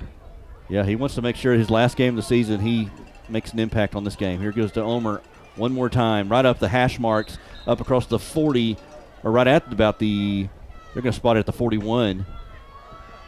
Gate of maybe 2 on the play. And it's been a steady dose of Braden Ulmer pretty much this entire drive, Jake. Yeah, and the Howe offensive line is doing a great job. And that's such an important thing that people forget, the battle at the defensive and the offensive line. Right in the trenches. It makes or breaks a game. And, I mean, like, these receivers and these quarterbacks get the glory, but really that's where the game's made or broken. Get it to Ulmer again. Looked like it was going to be an RPO. I'm sorry, that may be Coward. And the ball's on the floor, on the carpet, and it's going to be a fumble by the Bulldogs, recovered by Blue Ridge.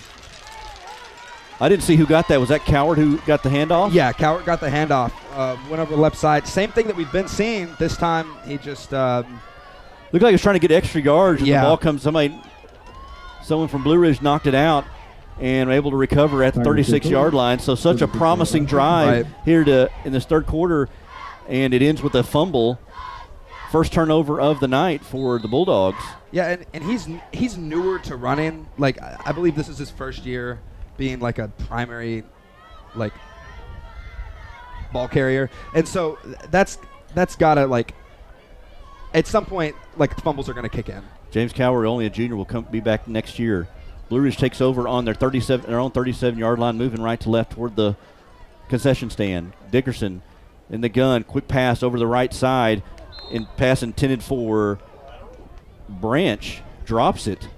Yeah, and I maybe heard footsteps coming as I believe that was Langford coming at him. I thought that was a lateral because it looked like.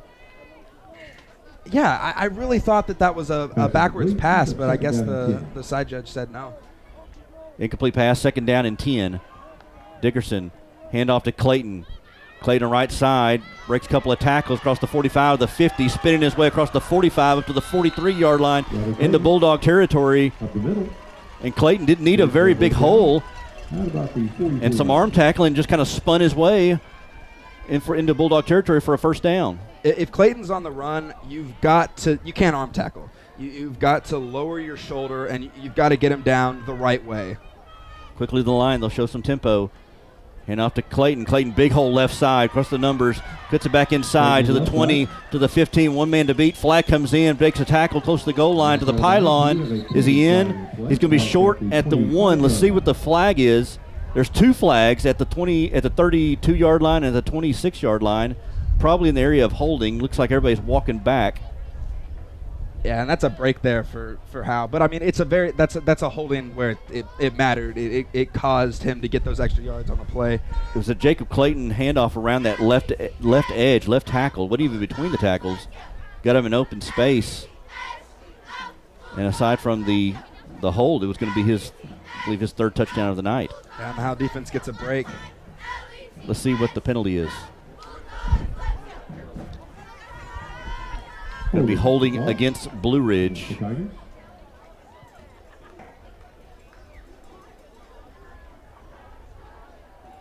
that'll probably be, I'm assuming, probably a spot foul, and see where they spot it. Let's go down to our Night Furniture sideline reporter, Caroline Slauson. Did you see what happened down there on that play? Yeah, it was a holding on the call.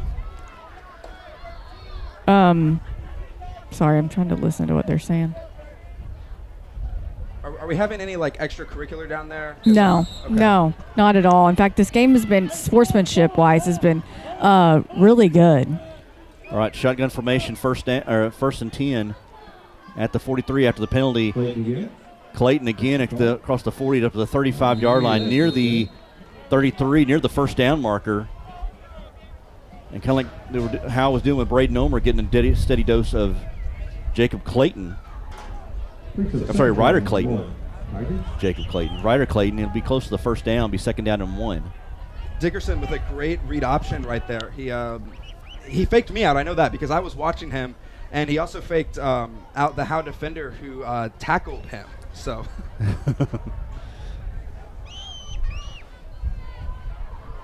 Again, shotgun.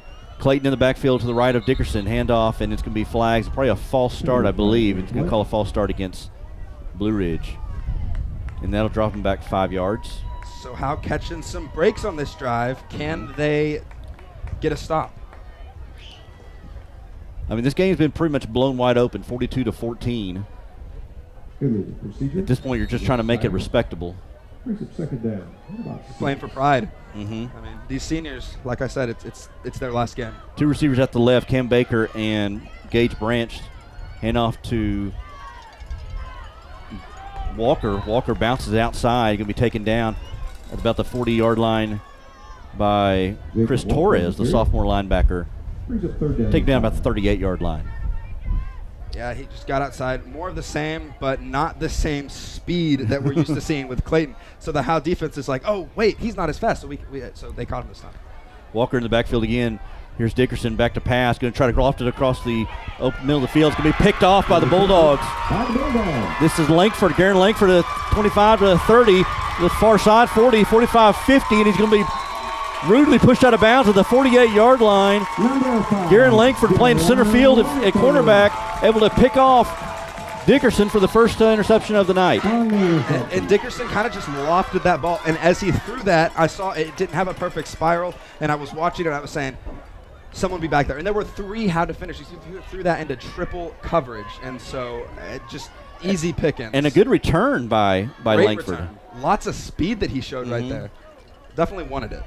He gets out down to the 48-yard line of Blue Ridge. There is a flag during the return on sportsmanlike conduct against Howe. Penalty is against the Bulldogs on sportsmanlike conduct.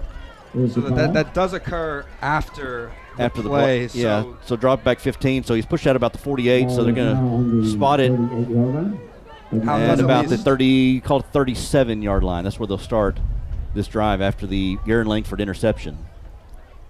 42-14, 3:10 to go in the third quarter. Howe, after the Langford interception, will start at their own 37-yard line. I expect we're going to get a healthy diet of Braden Ulmer this drive. Strong back there, and Ulmer at H-back. He's going to get the handoff outside, spins, and taken down right about the line of scrimmage. Able to get back to the line of scrimmage for no gain. Second down and 10. Yeah, there was no faking out that Blue Ridge defense there. They tried to do a little bit of a little misdirection right there, and there was no faking out the Blue Ridge defense. They know who was getting the ball. 2 receivers to the right, 1 to the left. Coward and Pistol. Here comes Strong back to pass. He's got a little bit of time, and it's going to be picked off by Blue Ridge, picked off by number 10. That's going to be Liam Finnan, the junior defensive back. And Strong just kind of lofted that ball out, just stayed in the air for a little bit too long, and enough time for Finnan to come in and pick it off. And I was gonna say the same thing. It looked the same, kind of a loft, kind of like what Dickerson was doing. Who did pick that? Liam Finnan. Okay. Yeah, Strong kind of just lofted that ball. Well, he was throwing it from the left hash mark over to almost the numbers. It was intended, to believe, for Reich and Cross. And if he had gotten a little more zip on it, just hung in there, it would have been complete because he had separation, but he just gave time to close the gap for the corner, and then it was a pick. And lucky he went out of bounds, because otherwise he had a lot of green in front of him. Might have been a touchdown. 35-yard line, and I see a flag come out, but they're not blowing the whistle. Okay, here they are. Late whistle there. I would imagine a false start, something like this. Yeah. It came from the official on the far side, over in front of the. Still talking about things. In front of the Blue Ridge bench. I believe that was Riley Smith, the official on the far side, who threw the flag. And let's see what they're. Illegal substitution against Blue Ridge. I mean, we've seen every type of penalty tonight on Blue Ridge, it feels like. Yeah. I mean, illegal substitution. You would think illegal substitution would be when they're trying to go fast, but this one was just to start a new possession. I guess someone just ran on too late. Yeah. So dropping back 5 yards, that'll drop him back to the 40-yard line. 2:25, 2:24, 2:23 to go. Final game of the season here on Thursday night. Blue Ridge leads 42-14. It's going to be handoff to Clayton. Clayton breaks it outside of the 30 up to the 25 and wrestled down at about the 23-yard line. by Deacon Bender enough for the first down, so they get the 5-yard penalty, get it back, get 16 yards, and they needed 15 to get the first down. And Blue Ridge, this offense, just been able to move at will against this Bulldog defense tonight. Yeah, more of the same for Blue Ridge. They're just a dominant team, and even though they've had a lot of penalties and shot themselves in the foot at times, they've just been able to overcome it. Clayton in the backfield with Dickerson. Dickerson pump fake, looks right, now he's going to look left. Held it, now he's going to roll, and he's trying to get away from Mejia. He's trying to throw it downfield. It completes it to Branch at the 10 up to the 5-yard line. Man, Micah Dickerson in the backfield, or at quarterback, he looked right, looked left, pump faked, and then nobody able to get to him. Mejia was close to bringing him down, but able to get it to Branch right along the Howe sideline at about the 8-yard line. Dickerson looking like Peyton Manning right there with a little bit of the bounce. Yeah. Bounces right, bounces left, then he rolls out and just sends a strike to the receiver downfield. And didn't look to try to run, just try to create time to find receivers downfield. His handoff to Clayton. Clayton trying to get around the corner, and he's going to trot into the end zone from 9 yards out, 1:16 to go in the third quarter. And Blue Ridge 48-14 after a 9-yard touchdown run by Ryder Clayton. I don't want to call him, I guess Jacob Walker is who I keep thinking about. Ryder Clayton with the touchdown run. I believe that was his 4th touchdown of the night. 48-14 with 1:16 to go in the third quarter. Clayton didn't even need the speed there. I know. He just kind of jogged into the end zone to the pylon. By the time he got to the 2-yard line, he just walked. He walked into the end zone. Olvera with the extra point. It is up, and it is no good. Hooked it just a little bit left. So only 6 points on that. 1:16 to go here in the third quarter. 48-14. Blue Ridge leads the Bulldogs. Real estate is the key to building long-term wealth. Hi, I'm Dana Thornhill, a local Keller Williams realtor. If you're thinking about buying or selling a home, I can help you. Call the Llama Realty Group. Call 903-821-6890 and ask us about our complimentary services. Opportunities in North Texas are growing quickly, and the Llama Realty Group can help you with all your real estate needs. Just like here at the stadium, execution is the name of the game. The Llama Realty Group gets the job done. Call 903-821-6890 today. Each Keller Williams office is independently owned and operated. Welcome back, Bulldog Stadium. Olvera to kick off for Blue Ridge. Braden Ulmer and Ryken Cross to return for this Tech Wave kickoff. We'll get the scoring drive here after this. Pooch kick going to be lofted about the 25-yard line. It'll go out of bounds. Let's get the scoring drive. Yeah, your hit, roof, and exterior scoring drive recap for Blue Ridge. 3 plays, 65 yards. Took a minute and 13 seconds off the clock, and it was a 9-yard touchdown by Ryder Clayton to punch it in and give us our new score, 48-14, Blue Ridge on top, with 1:12 left to go in the third quarter. And with that penalty, with the ball going out of bounds, Coach Harvey has decided to make Blue Ridge re-kick that one. So they'll drop him back 5 yards, and we'll do it all again. So I guess wanting to get our playmakers the ball, try to make something happen rather than taking. Yeah, give him another shot.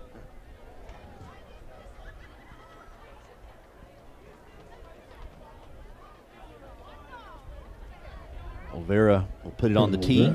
Set it up at the 35-yard line for the kick. After the penalty, again, Ulmer and Cross still back there to return.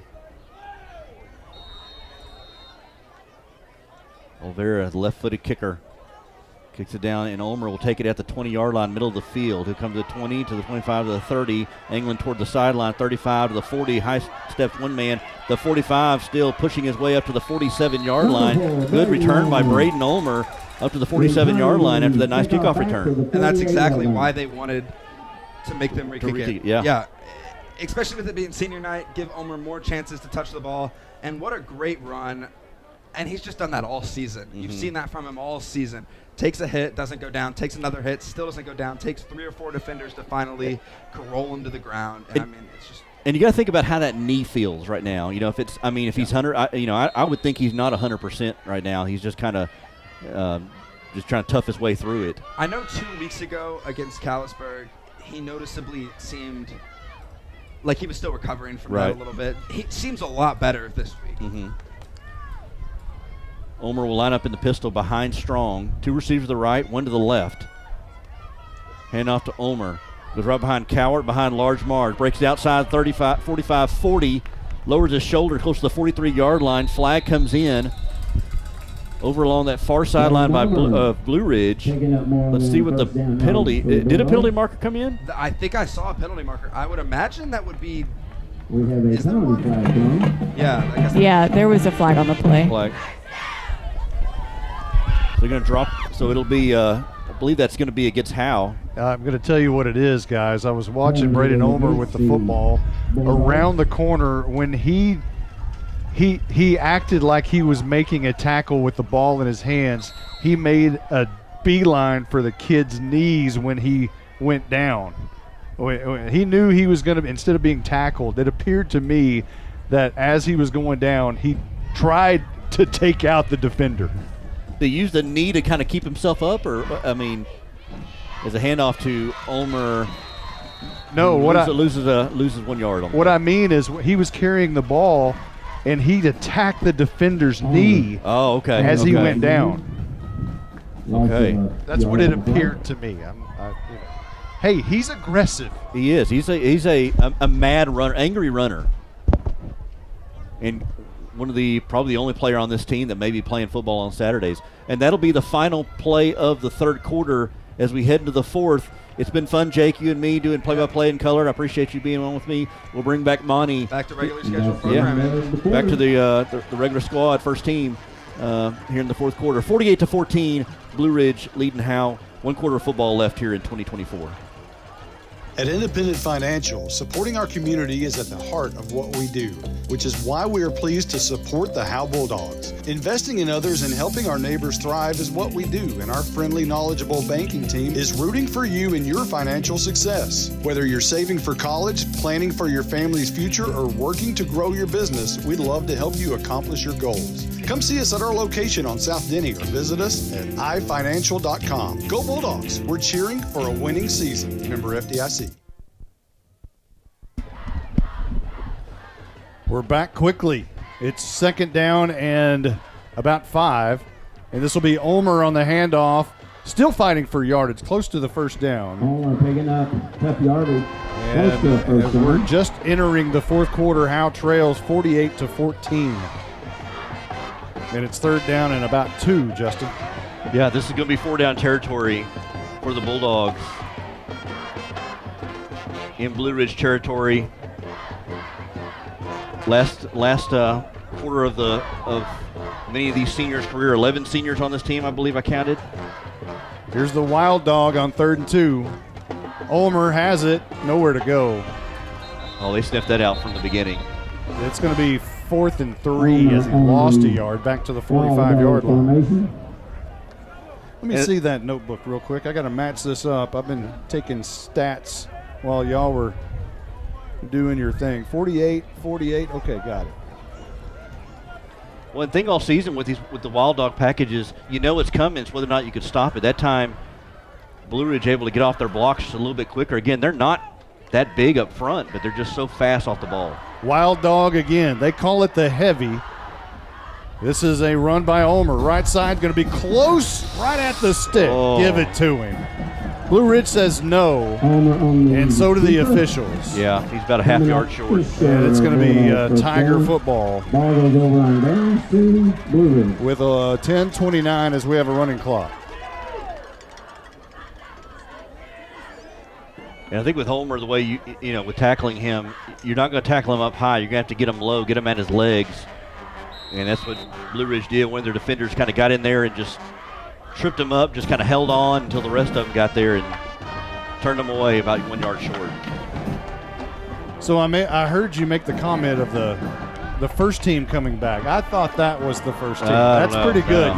You guys did a great job. Thank you. That was fun, though. First down and 10, left to right. All kinds of new people into the game for Blue Ridge. And that is a handoff to Jaden Rice. As the Tigers took over from their own, what is that, the 43-yard line? And that was about a 3-yard gain up to the 46. I can't figure out if it's easier to transition from play-by-play to color or color to play-by-play. Yeah, I don't know. Or harder? Which one's easier or harder? Quick pass out to the left side, caught by Branch. Has a first down and more gang tackled at about the 42-yard line in Howe territory. Man, he is just a jitterbug. Branch is. Gets that ball in. He's a short guy. Kind of reminds me almost like a Cole Beasley type. Liam Finnan, the new quarterback for Blue Ridge, with 8:54 on the clock.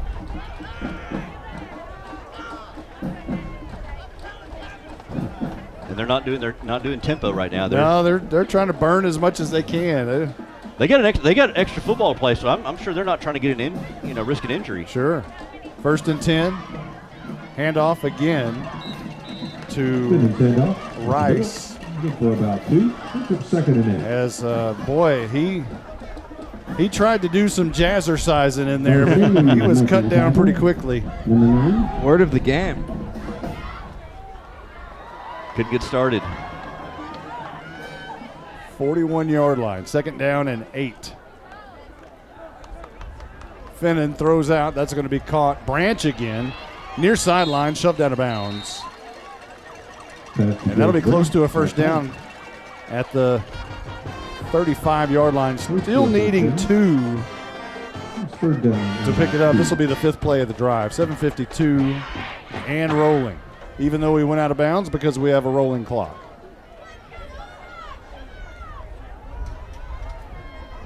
Well, we're going to have to start talking about those seniors here pretty soon. Mm-hmm. Did you counted 11? I believe that was 11 on the roster that I counted. Assuming the roster is correct. 11 seniors. Rice in the backfield next to Finnan. Finnan's going to keep it. Slips down at the 32, but that's enough to get the first down, I believe. It's going to be right at the sticks, and it is a first down. Good thing he slipped down because he had some receivers blocking on the outside, and he had a lot of green in front of him, a lot of real estate. Luckily, he slipped down right there in front of Ulmer. Rice checks out of the game, and Jonathan Zepeda will check in at tailback for Blue Ridge as we're under 7 minutes left to go in the 2024 season. Howe will finish at 3-7 for the year, and will be under 500 as a program for the first time since 1935. Handoff to Zepeda. Ball's on the turf. There's a scramble for it. Howe says they have it. Garen Langford's pointing the other way as if Howe has recovered that fumble. No indication yet from the officials. I think Blue Ridge maintains possession. They have. And they gain a few yards on that play inside the 30 to the 28. I thought Jake was fabulous as color analyst. I thought he was too. He did a really great job. 2nd down and 6. Finnan's going to throw, and it's going to be caught on the little. There is a flag down. Looks like at the 31 or 39, 29. On the catch. Wait a minute. Do I have a number there for that young man? What number? 19. There's not a 19. There's not. That may be a JV player. They didn't have a JV game last night. By the way, let's check down again with Caroline. Our night furniture sideline reporter. Got a jacket on tonight. A little chilly, huh? Yeah, you know that.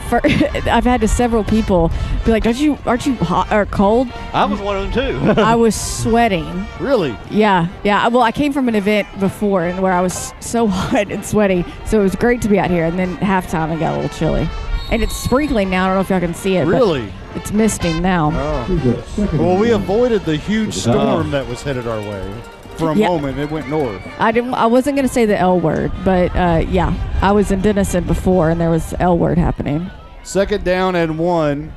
Finnan wants to throw, looking deep ball right side, and he overshoots everyone. No, it was a fumble. One of the linemen picked it up. Well, I got this wall right in front of me. I got a window a few years ago, but there's still a big corner wall. And I assumed that, on the left side, there's a window here, and I saw him rear back and throw it. And I was transitioning to the other window and assuming that he threw it. He didn't make it to the window. Apparently, when he transitioned, the ball came out, I presume. Yes. 3rd down and about 5. Handoff Zepeda, and he skitterbugs his way for about 3 yards to the 25-yard line. Still about 2 yards shy of the first down. Yeah, when he reared back, somebody knocked it away. So okay.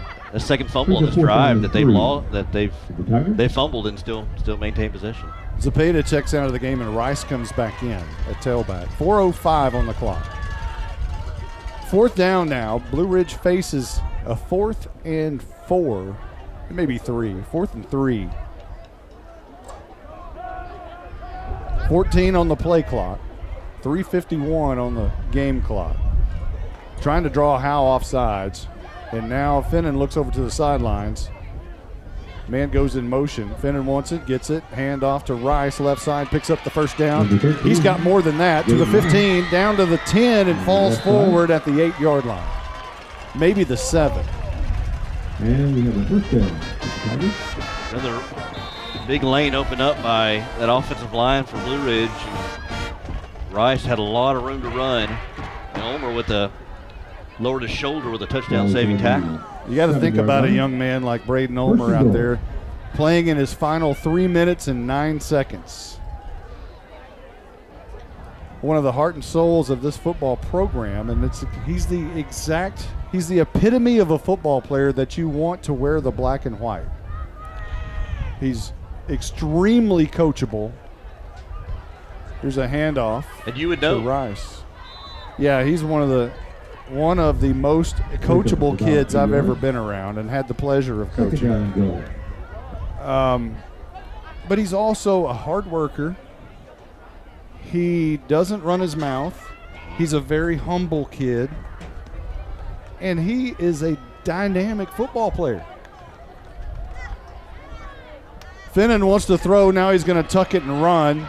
Stops for a moment and then high steps into the end zone, avoiding Bulldogs. And the Blue Ridge Tigers punch it in again, this time 54-14, awaiting the PAT with 2:20 on the clock as it stops momentarily for the PAT. Looking downfield, couldn't find anything,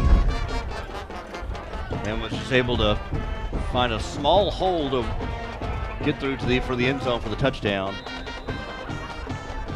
And the offensive onslaught continues for Blue Ridge. So is that a 7-yard touchdown? I believe so. Yeah, I believe so. By the Tigers. Or maybe a 5-yard. So we got 2:20 on the clock. Was there a timeout called? Apparently so. Let's talk about some seniors. Charlie Turner, another great Bulldog. Talk about somebody who has improved. I mean, 250% since his sophomore year.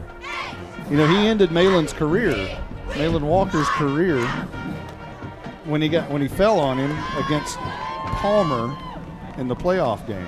Oh wow, okay. Or was it it was at Lone Oak the week before. Yeah, we played there 2 weeks in a row. Yeah, so it was the week before at Lone Oak.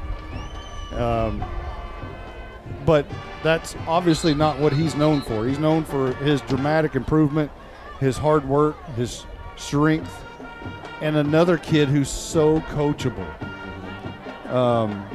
He would run through a wall if you asked him to, and probably vacuum your living room and cook you some mac and cheese.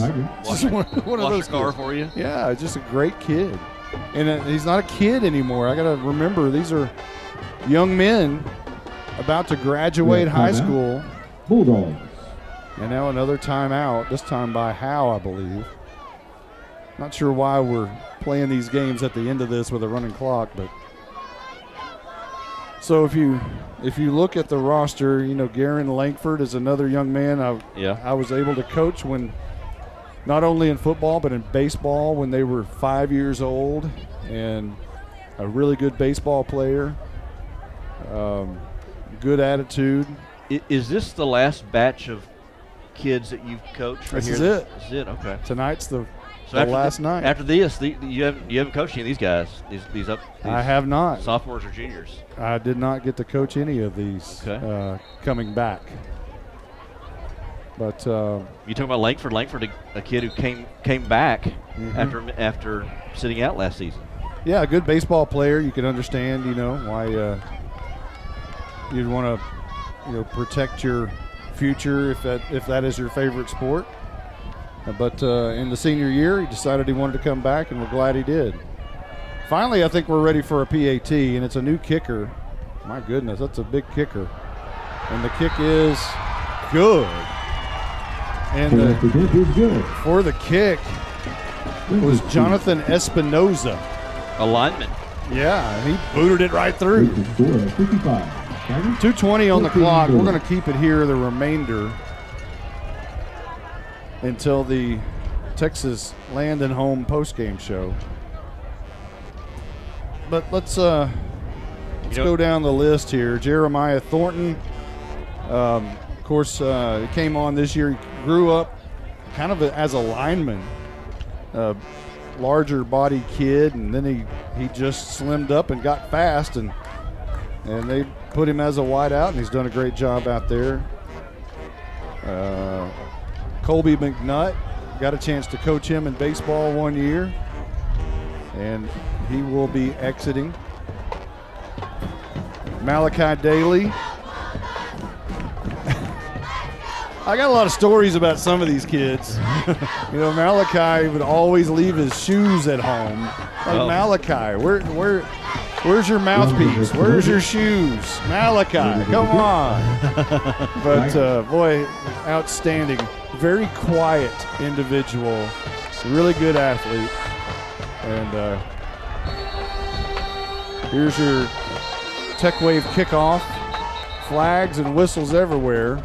Coach Harvey called a timeout. Might as well use them all, Coach. Can't take them home with you. Timeout.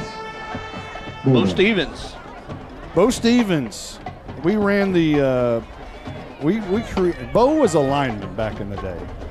And, he wanted to play wide out so bad. Matter of wanted to play quarterback. All kids, but he was a right guard for us. And we created a play called the Bo Cephas. And it was a guard around. All right. And he picked up about 25 yards on a guard around at Blue Ridge one game. And, boy, that made his day. And he's turned into a really good football player and defensive player especially. Jonathan Espinoza, back to kick. Great kid, great family, coached with his dad. There's a Tech Wave kickoff again. Espinoza again. Same type of kick. This one's going to go right out of bounds. Caroline, you could have caught that. Ball goes out of bounds. Let's go down the list here. Bulldogs will say goodbye to Noah Seaver. He moved here not too long ago. Had to play more than what they anticipated, I think, this year with the injuries. Jonathan Garcia. Going to miss him. 3-year starter. Great kicker for Howe for his career. Kind of curious who the next kicker will be. They've had a string of good kickers come through here through Howe. I called him, it's like Kicker U around here. Charlie Vera, another senior, where he moved here, or he'd been here for a while, but he didn't start playing football until middle school. And boy, he was highly touted in the middle school days. Here's your third Tech Wave kickoff in a row. This one will be fielded by Braden Ulmer at the 19-yard line. Crossing the field, now turns it up and dives head first at a Blue Ridge Tiger, goes down at the 33-yard line. Michael Weimer, got a chance to coach him. He's another young man who's improved so much over the years. Turned into a really good offensive lineman. So all of those young men, all of those seniors Very special to me. Got to coach probably half of those, if not more. And they were the most disciplined group of young kids that you've ever seen. Wow. Strong in the pistol look, drops back 5 steps, fires it deep down the field over the middle for Garen Langford, who makes a catch at the 40 and is shot down by a sniper at the 32-yard line. Garen Langford, But he number gets 5. up good. I thought for a moment that, man, he went down quickly, but gets up great. Good touch on that pass by Strong. A minute 42 and rolling here in the 2024 season. Kendall O'Brien split out, or in the slot, along with Malachi Daly. Here's a handoff to Braden Ulmer, and he'll surge forward for about 5 yards to the 27-yard line. Ulmer, probably the only, I was talking about earlier, probably the only one who will play on Saturdays, perhaps. Yeah. Gain of 4 on the play. Ball this going team. 28-yard line. These group of kids Second down. were special as youngsters. They could go on 2, they could go on 3. They were so special. Here's a swing pass out to Cross. Going to be right at the sticks. He may have a first down there. And now, did the ball come out at the end? What happened over there? I think that's Daly, actually. Is it Daly? Yeah. I don't think the ball came. Well, I don't know. It is Daly. Yeah. It'll be shy of a first down of about a yard. But Third down, they were about a yard for a Bulldog first down. I'm telling you, we could pull guards and tackles. They were in 3rd and 4th grade. They understood the game of football. Here's a handoff to Ulmer up the middle.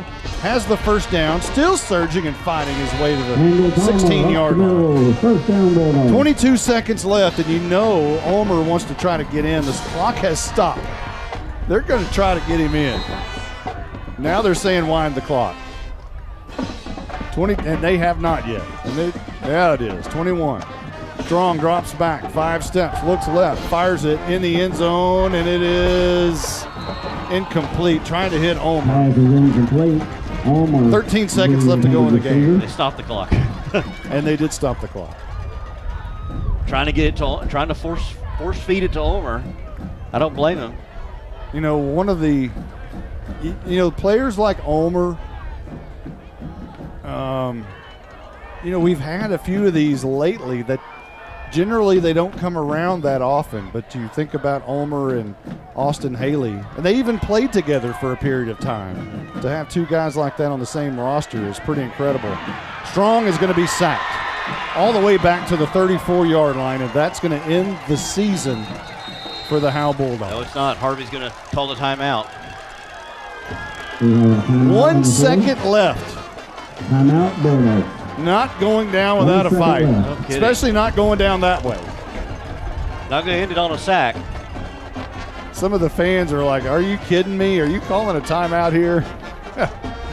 Well, most of them are picking their seats up and heading to the exits, but good on him. Give these kids one last play.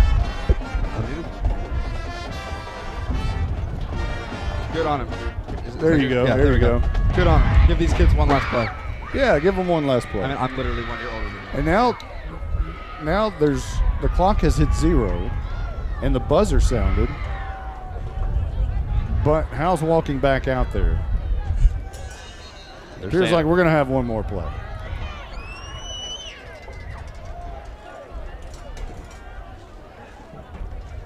So this is just a heave to the sideline, heave to the end zone.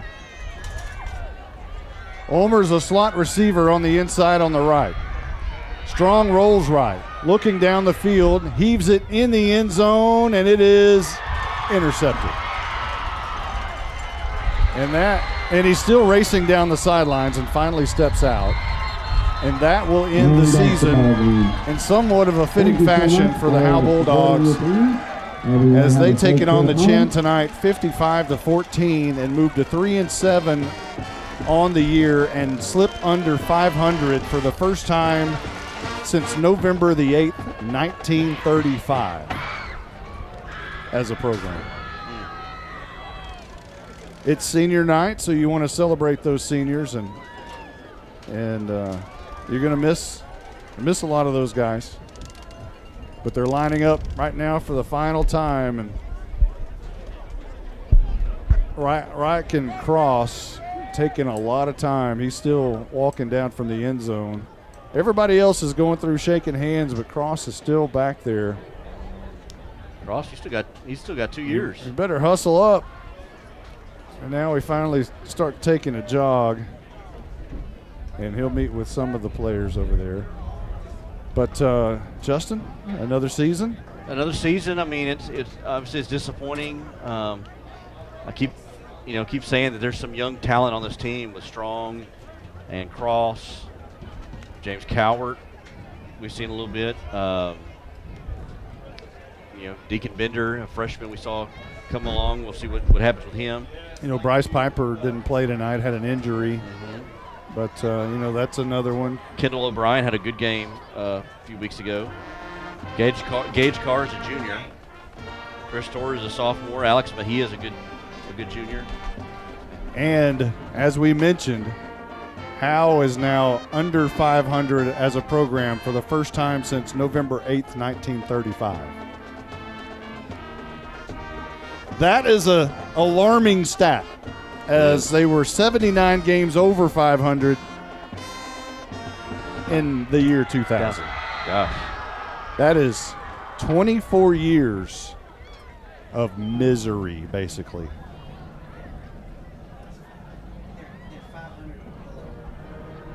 They're 400 and 401 as a program for the first time since 1935. But as we were saying, there's a lot to return here. Yeah, get that number back over that 500 mark. Yeah, there's a lot to return. I'm not sure what the JV's got coming up through the ranks. But one thing that we've talked about this season that they hadn't had in a long time or in a few years is speed. They've got some speed on this team. And that's something I feel like they've been lacking too. But, they're talking about these seniors, and we've talked about this before. With football, with basketball and baseball, you can always go out and shoot hoops, or you can always, play softball. You ain't ever going to put pads on and go out and, play football again. No, I remember my final football game was at Plano Clark Stadium against rival Van Alstyne in the first round of the playoffs. And I did not want to take my helmet off. And I remember Coach McQueen was really upset. Take your helmet off. I'm not doing it, Coach. Take your helmet off. Coach, I can't. And to lose to Van Alstyne at the it's just bitter. That was I've good been wrenching. Bitter ever since. But there's a lot coming back. Garrett Rogers will be back. Ryken Cross will only be a junior next year. Eli Stoner will be back. Braxton Buttery, who saw a little action, saw some action as a freshman. He'll be a junior next year. Kendall O'Brien, I think there's big things in store for him. Ryland Strong will be a junior. Now I don't know what the future holds, because from what I understand, Deacon Bender is a great quarterback.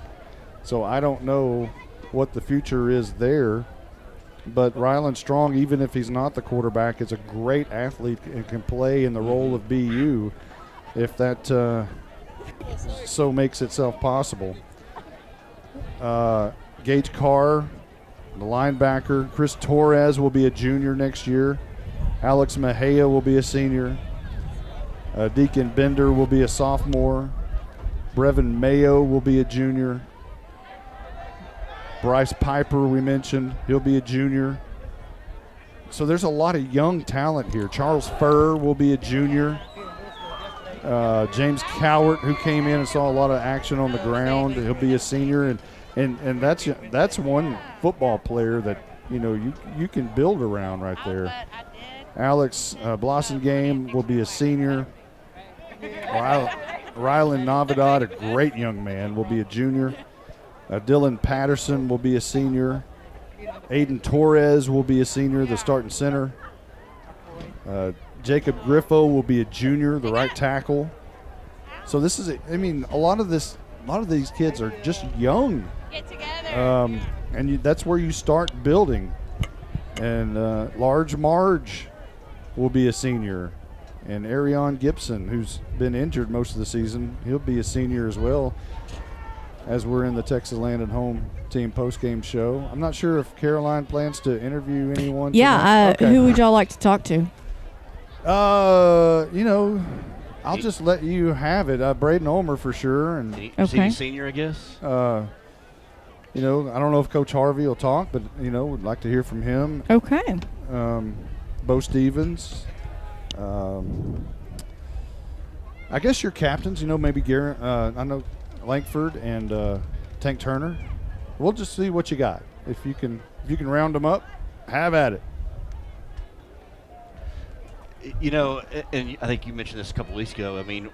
With all the guys coming back that are promising, you do get kind of like tired of like waiting for who's coming up next.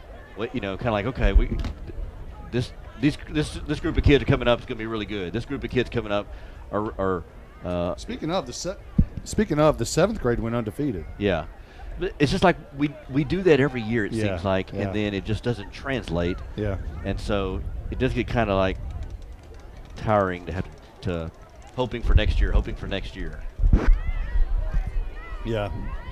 I definitely hear you. 7 out of 8 years we've been about week 7 or 8 going, well, no chance for the playoffs this year. Yeah, it's been a struggle for sure.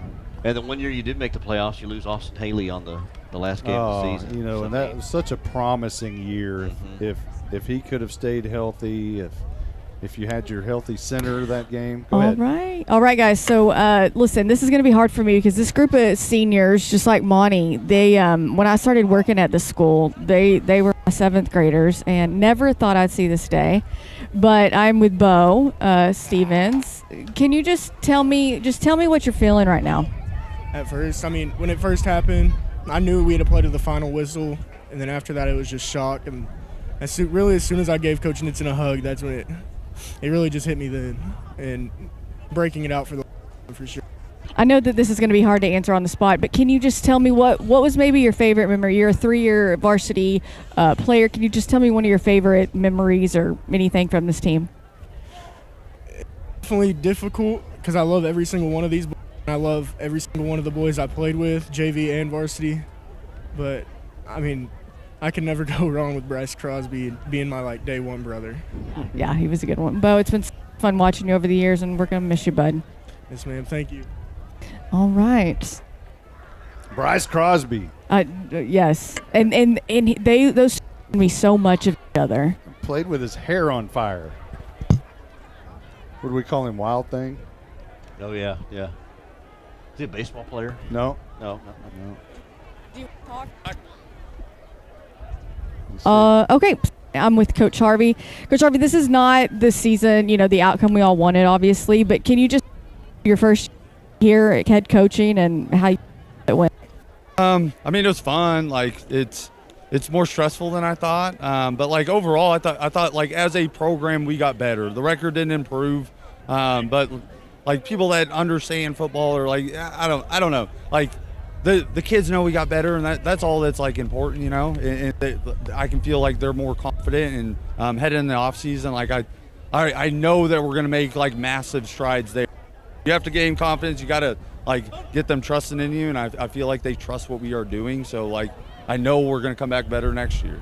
So there's 11 seniors this year, and we were talking earlier. I love these kids, this specific group of kids. I love just your few words and thoughts on this specific group of seniors. They're kind of a big part of the core that kind of turned around the 0-22 teams. Got us to the playoffs. There's 5, 6, 7 of them. Garen Langford, BU, Charlie Turner, Bo. They were all integral parts of that playoff team. They've been huge for us. They're great kids. I love it here. I love everything about Howe, and I feel like that senior class kind of like set the culture for like what the juniors, sophomores, and freshmen are building off of. Well, Coach Harvey, it's been fun watching you, and congratulations on your first season under your belt, and we'll see you next season. Thank you. Thank you. Okay. Great job, Caroline. Let's see who we can find. By the way, that's our Night Furniture sideline reporter. Yeah, you know, guys like Andrew Harvey, you hope he gets a chance. Mm-hmm. I mean, my gosh, he was kind of thrown in the spring. He's done a remarkable job just to keep the wheels on the bus. Real, no kidding. I mean, there was some massive tragedy that happened to this football program back in the spring, and the job that he has done to keep it together and manage it, I think, is remarkable. It really is. I mean, yeah, we haven't talked a lot about the tragedy that happened here, but yeah, the fact that he's able to keep the kids together, you know, continue the culture that Coach Bryan had.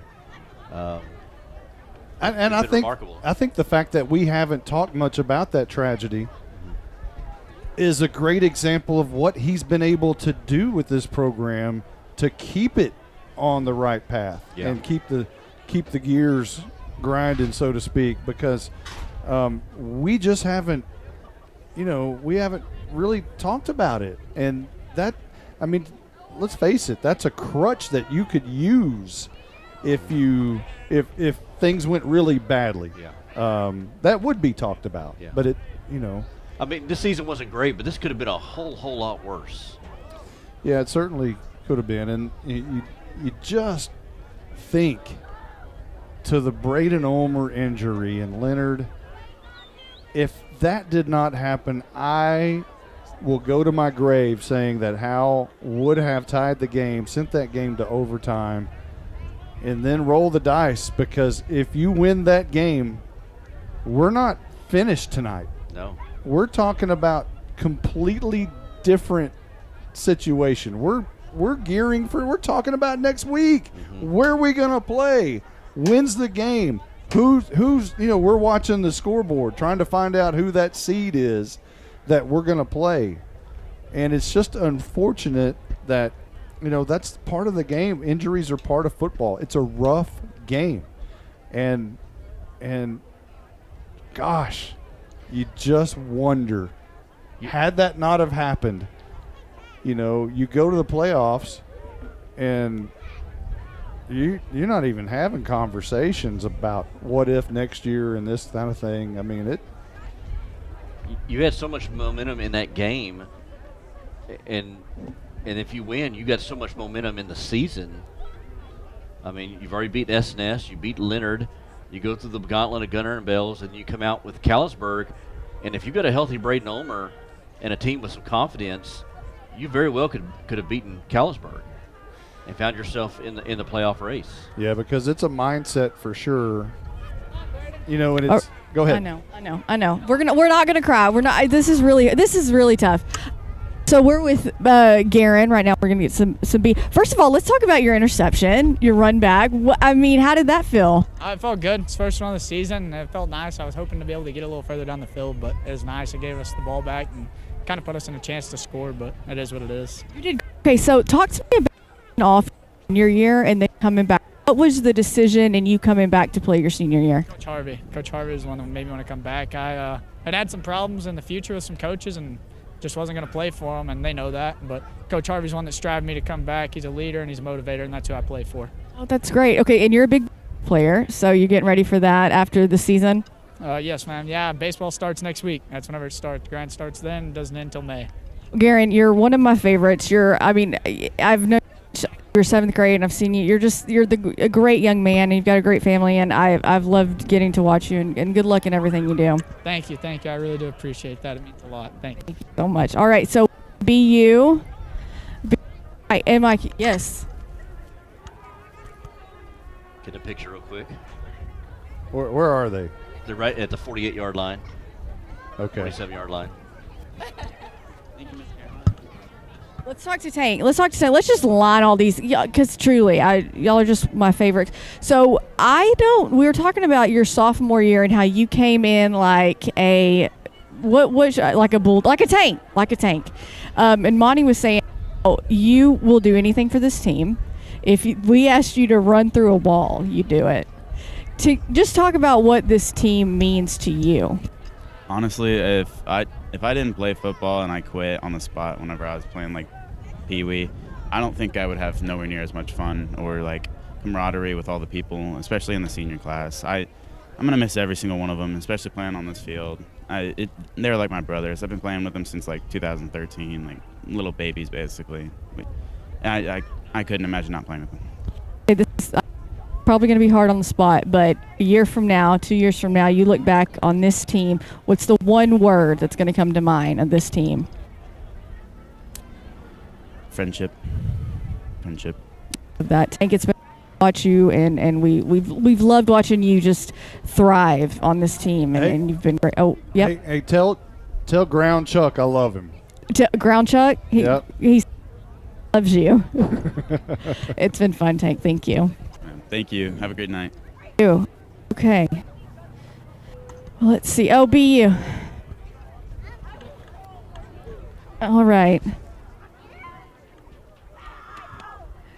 Okay, listen. I want to say, I love all these, but you got to know that you're something special.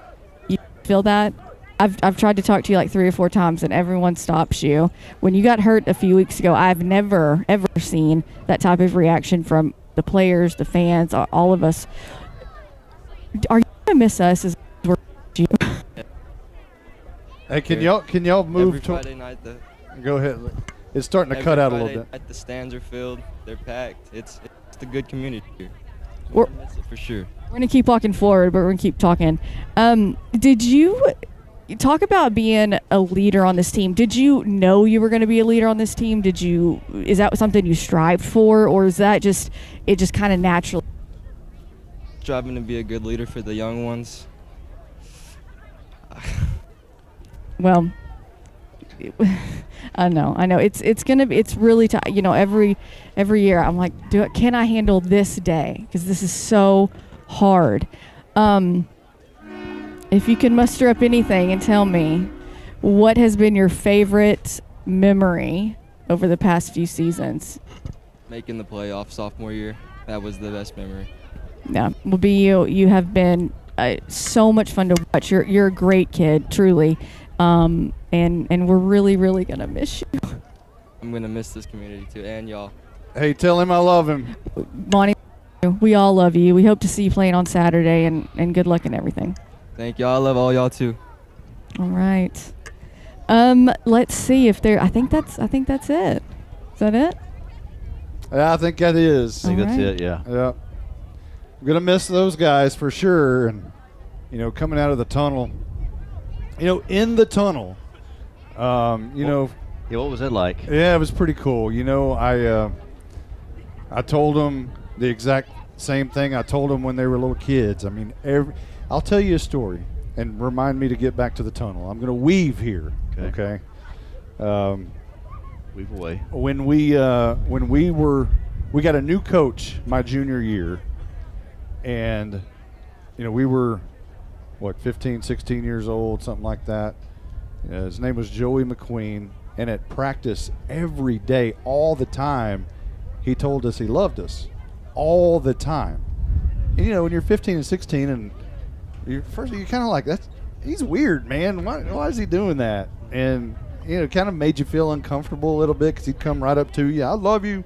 And, you're like, okay, well, that's okay. Get off me. Yeah, but he said that to us every day. And when you're not 15 years old and you get to be 30 years old and you get to have kids, and then you understand a little bit more how much courage it took for a guy who was only probably 15 years older than us to tell us that he loved us all the time. And so when I started coaching, I took that bag of tricks with me, and it wasn't a bag of tricks. It was real. I love those kids. I love each and every one of them. And I told them every day that I loved them, and I loved them like they were my own. And when we got in the tunnel, I told him, I said, I've got only one thing to say to you, and it's what I've said to you ever since you were little kids. I love each and every one of you. Now I want you to go out there and kick some beep.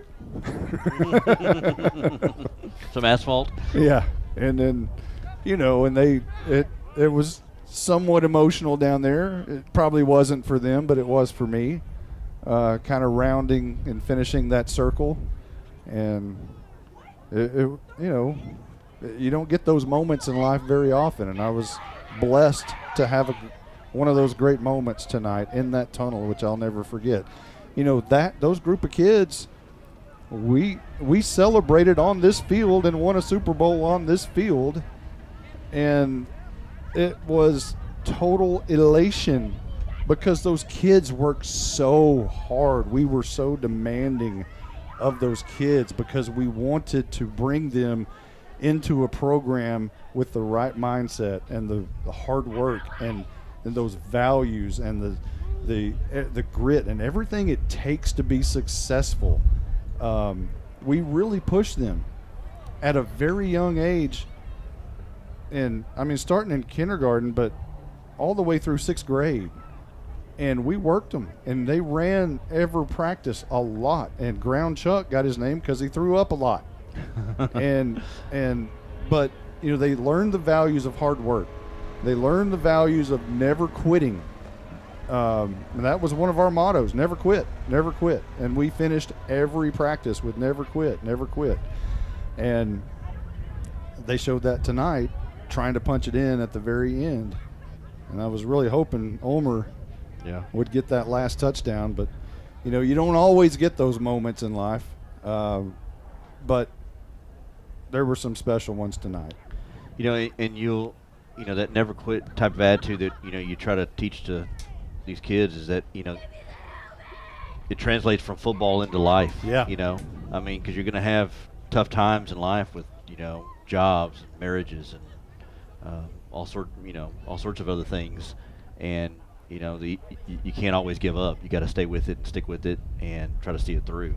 And so hopefully some of the the things that they've learned here through the youth football program and through varsity football and just from these coaches, that'll hopefully translate into life later on.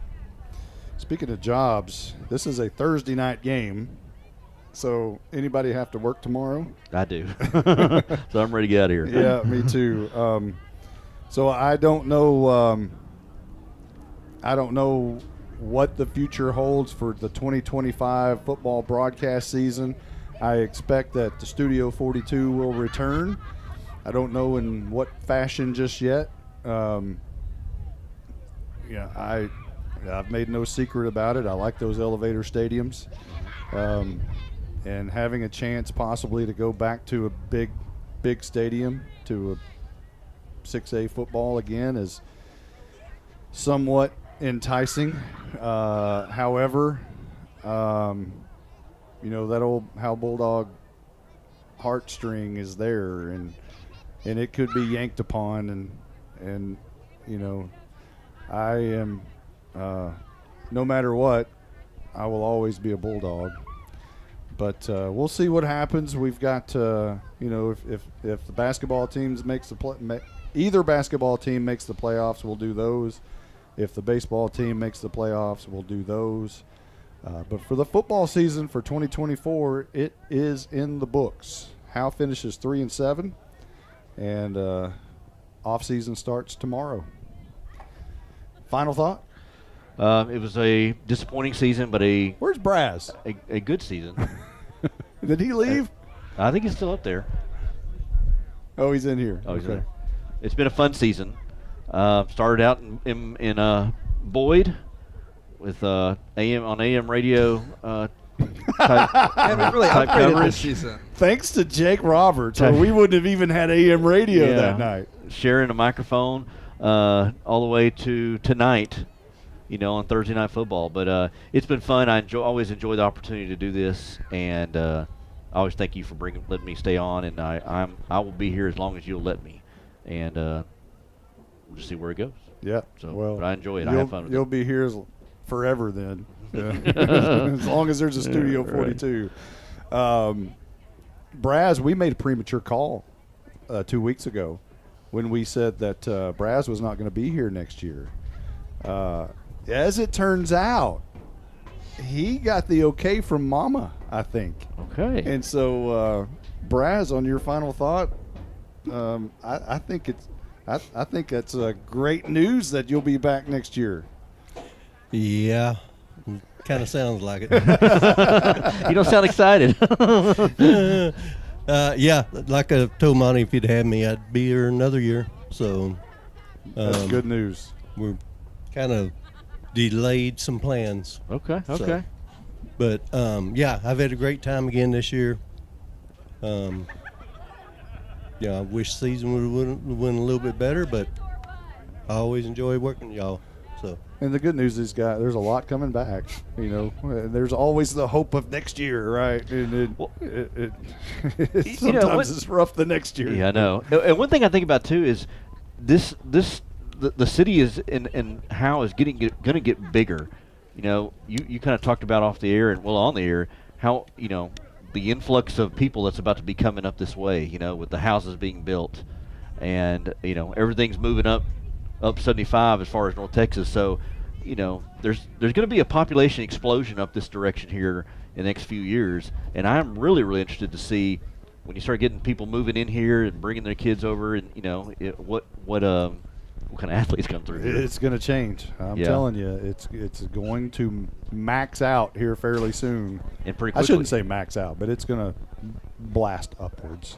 Very quickly, the population very quickly. Gotcha. I think we'll go from 4,000 where we are now to about 15,000 very quickly. Wow. Okay. Caroline, any final thoughts on this football game or football season? I hate this. I hate this. I I hate know, it's this a tough day. night. Yeah. Obviously the season's not what we wanted, but this particular group of kids, I love them so much. They really are good kids. I'm going to miss them. And I think I expect great things from them, so I just can't believe they're here. I mean, this goes by so fast, Joel. It does. I don't like it. As you have a little one standing next to you, remember how fast it goes. That's what I don't like. But it's been fun. I remember when he wasn't even here yet. Yeah, he was in my stomach. I was pregnant that first season here, and I remember when you told us you were. Yeah. Because someone was like, "Dang, you eat a lot." I was like, "Well, I'm pregnant." Oh gosh, but I do eat a lot. See, we like nachos, don't we? Yeah. Jake Roberts, any final thoughts? Yeah, it was a good season. I think it was cool. This year was my first color commentary this year, so that was definitely fun to get to. Did good too. They were good. Yeah, that was definitely fun, and so it's just been cool to be able to be here for so long and just continue to get to do this. It's just fun. And you're getting to do some Saturday games now. Yeah, some stuff at Southeastern. I'll actually be there this Saturday running a camera, and I have to go there extra early to learn how they set everything up. So, see these little gadget guys, come in handy on football broadcasts and engineering, and getting him to learn this and that, and I'm pointing at the board and the iPad and all of this stuff is so important for somebody that young, because if you can master that, the talking comes easy. Yeah, it's just all the other stuff. I guess my final thought is, no matter what the scoreboard or the outcome or the final record is, I'm always going to be a Bulldog, always going to be supportive of the football program, no matter who the head coach is or what color jerseys they wear, as long as they're not red. It doesn't matter if they're white helmets or black helmets or, I love these kids. I don't know the ones that are coming up, and sometimes that's good because I don't know the parents, and so I don't get phone calls, or I don't, sometimes that's good. I have learned that, and over these past few years, I have learned that it's much easier to broadcast kids when you don't have one on the field, because that's somewhat tough as well to to balance being a broadcaster and being a parent, especially when he gets injured over in Lone Oak and you have to run out of the booth onto the field and check on him. And you know, to have him on our crew here at times has been really cool too. And but as far as the season goes, I'm just you know, I'm disappointed, just like Coach Harvey is. But I know the future's bright, and I think this team and this town will do great things over the next 10, 15 years. And I think both the town and the team will look vastly different. And the stadium, I think, will look vastly different. I think there will be a new stadium in 10 years. And, you know, I'm begging for a new press box if, you know. So, anyway, I guess that's my final thought. But 3-7 on the year. Final score tonight was, what, 55-14? Mm-hmm. So we put this 2024 in the books. So for everyone who's been a part of this one, and what an outstanding crew, and I can't brag on y'all enough. For a 3A broadcast, I would take this group up against anyone in Class 5A, 6A, at any given moment, at any time, against any other broadcast crew. Y'all are excellent. You put in the work. I mean, I just can't talk enough great things about y'all. So, and you stay up late on a weeknight. So for everyone who's been a part of this one, including Caroline Slauson, Stephen Braswell, Jake Roberts, and Justin White, I'm Monty Walker for the last time in 2024. So long, everybody. You've been listening to the Texas Land and Home Realty Team post-game show. Howe Bulldogs football is a product of Studio 42.